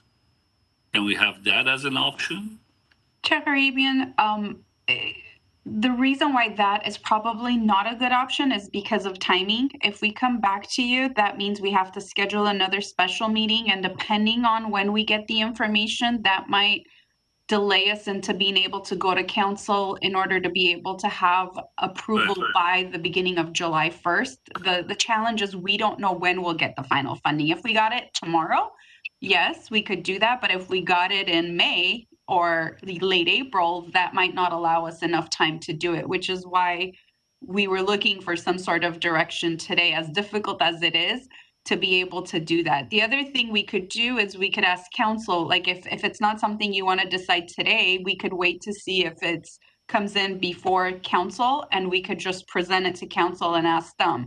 So it's up to you as a committee whether you want to make that recommendation today with some sort of a consensus, or we could ask that of council, hoping that we have that final number by the time this goes to council. And if we don't, then we're going to have to ask them this very same question of give us direction on what to do should the money final allocations come in after the report is presented, because we, again, probably won't have time to go back to council either, depending on the timing.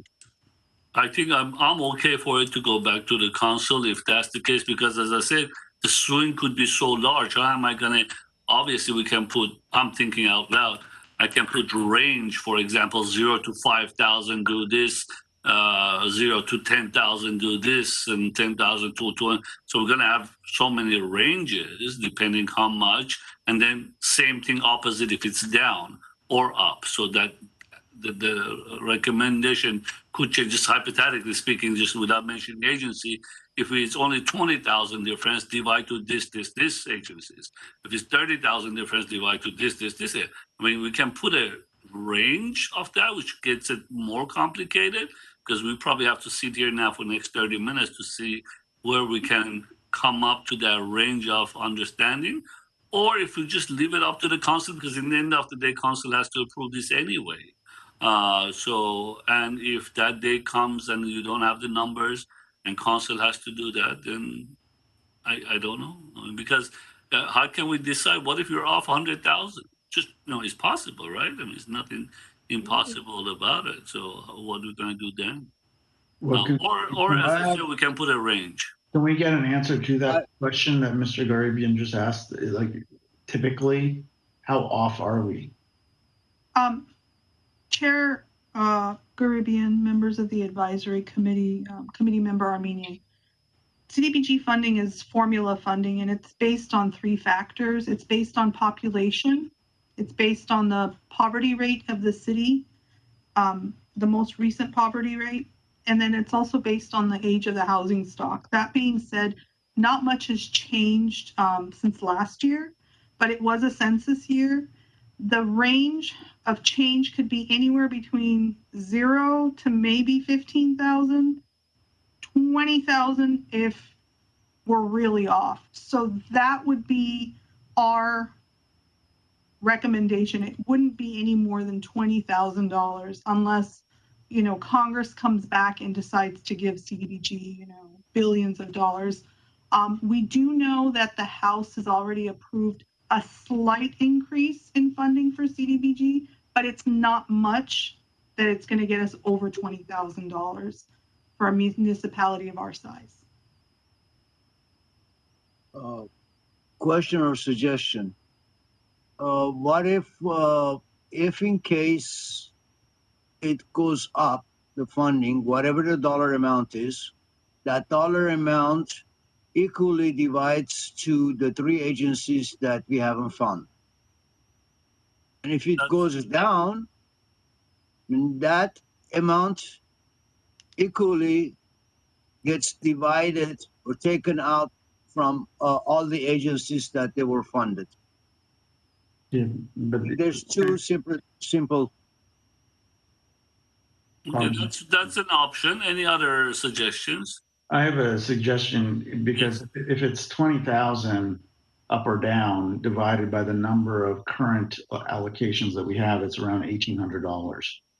So I would, to simplify it, not current, just the 3 organizations that they weren't funded at all. I know, I'm proposing something different. Oh, sorry. Yeah, so my suggestion is up or down. If we're looking at $20,000, you could just direct staff to spread it across the 11 recipients, up or down. So if it's up, you give them each that amount divided by 11. If it's down, you divide that amount by 11 and take it out of each of the allocations by that much. Right now, 20,000 would be 1,800 per, approximately. And what if it's 5,000? May I say, can we just tweak that and say 10? Because I think the Housing Rights Center is at a fixed 10. So you just divide it by 10 instead of 11. And I'm fine with that. Well, that's a suggestion. What if, Mr. Armenian, it's only 5,000? What do we do then? Same thing. Same thing. No. Okay. Yes, Just averaging it out across the recipient. And with the exception of the Housing Rights Center, that was because that's a $20,000. Right. Yeah, right. That's all. I could accept that. Yes. So you divide by 10. Right. Up or down. Equally divide. That's the suggestion. Ms. Gabriel, you're agreeing to that? Mr. Avedisian, shall we put a motion on this? You want to put a motion? Sure. I'll make a motion that should there be any difference in the anticipated funds available, either more or less, that amount be divided amongst the the agencies that are receiving funding except for Housing Rights Center, therefore divided by 10. I second. Okay, let's take a vote, Iris. Committee members Armenian, Yes. Avedisian, Yes. Kazarian is absent, Vice Chair Quinones Gabrielian, Yes. and Chair Caribbean. Yes, Iris, do me a favor. Can you read the motion one more time just to have it on the record? I currently don't have it word for word. Okay, that's I good. took little scratch notes, and I'll have to listen to this portion of the meeting. But basically, equally divide by the number of agencies currently receiving funding, or that were just recommended to receive funding, except for the Housing Rights Center. So therefore, dividing it by 10. Sounds good. Thank you. You're welcome. Okay, what's next? Next is item 5, oral communications. We don't have any callers. Item 6 is committee staff comments. Who wants to go first? I'll go first. Go ahead, Mr. Avedisian. Oh, as always, as every year that we come to this committee meeting and we go through all this presentations with all these great organizations that they do so much for our communities. And unfortunately, the funds that are not available, enough funds that they're not available to pass it through and make their work even a little bit easier, helping the community. Again, I just appreciate all of them. We thank all of them for participation and not giving up on the CDBG funds, not giving up, to trying out again year after year. And of course, they all know, we see that it's so hard to give them what they're asked for. At the same time, I want to thank Mr. Chair, the committee members, and of course the staff that they go behind the scenes. They do so much to get us to this point and direct us to the end of the meeting. So I thank you very much, and good night. Next, anyone else? Any comments? A very quick thank you to staff for preparing us so well, and for all of the presenters. I think we get an opportunity to see how strong and how varied all of the community-based organizations are that help make Glendale the community that is so beautiful that we live in, but we also, it highlights all the need out there. And I just wish we had more money. Thank you, and thank you all. Thanks, my colleagues. Mr. Armenia? Sure. Again, thank you, staff, for a lot of hard work that goes into this. I know it's there's a lot of pride in the work, as well as commitment to this effort, and it's what makes a difference. Thank you to the organizations that have applied. I guess I would apologize for those who did not receive funding. It's not that your programs are not worthy. All programs are worthy. It's just that we have to consolidate some of the funds in order to make the impact that we want to make. So I would encourage those organizations that did not get funding this year to apply again next year. Hopefully this scenario will be a little bit different on the positive side. And I 100% agree with Ms. Quinones Gabrielian. I think you can look around you to the other cities and see what makes Glendale so special. And I think we were rated as one of the better places to live, if I remember correctly recently in some survey. And this is what makes a quality of life difference in our city, and what sets us apart in terms of both the caring that we put into these sorts of things, as well as caring for those of our fellow citizens who are less fortunate and are struggling. And that's what we were trying to do, to help them along and make sure they're not left behind. So thank you to everyone for all the organizations, for all the work that you do to help with that, because that's what makes the difference. Thank you. Staff has any comments? Chair Garibian, members of the committee, we look forward to seeing you on Monday when we present you with the CIP interviews at 8 a.m. Thank you all. I'd just like to Go say, ahead. Chair Haribian, just wanted to special thank you, of course, to you as a committee, but also to Maggie and the team for the number of hours they've spent reviewing every single one of these proposals and identifying the strengths and weaknesses and assisting the agencies and providing a response. So thank you, team, for all the hard work. Excellent. So thank you. Thank you, obviously, the staff, which you, as you guys mentioned over and over, it does go hours and hours of work behind this to get it where we are and answer our questions at the spot and answer them correctly. So help us to make the decisions to move forward. Obviously, the agencies, they do the hard work as well because with the amount of money we're providing, they also go and get more because they don't finish their job with the amount we give them. They have to go in and raise as much as they can. And they have one of the toughest jobs, obviously, because most of them, almost all of them, are there to help. And having an organization, work for an organization that it's out there to help individuals of any age and any time, that's a tough work to do. So my hat's out to them. And obviously, Glendale, you guys mentioned, was interesting. Just a short story. Last week, I was at a restaurant on Central, one of the new ones that it was open, and the waitress the conversation came up that she just moved here from New Hampshire, and I said, "Why Glendale? What makes you? Do you know anyone Glendale?" She said, "No, we drove here, and we did a research, and we found that Glendale is one of the best cities to live in."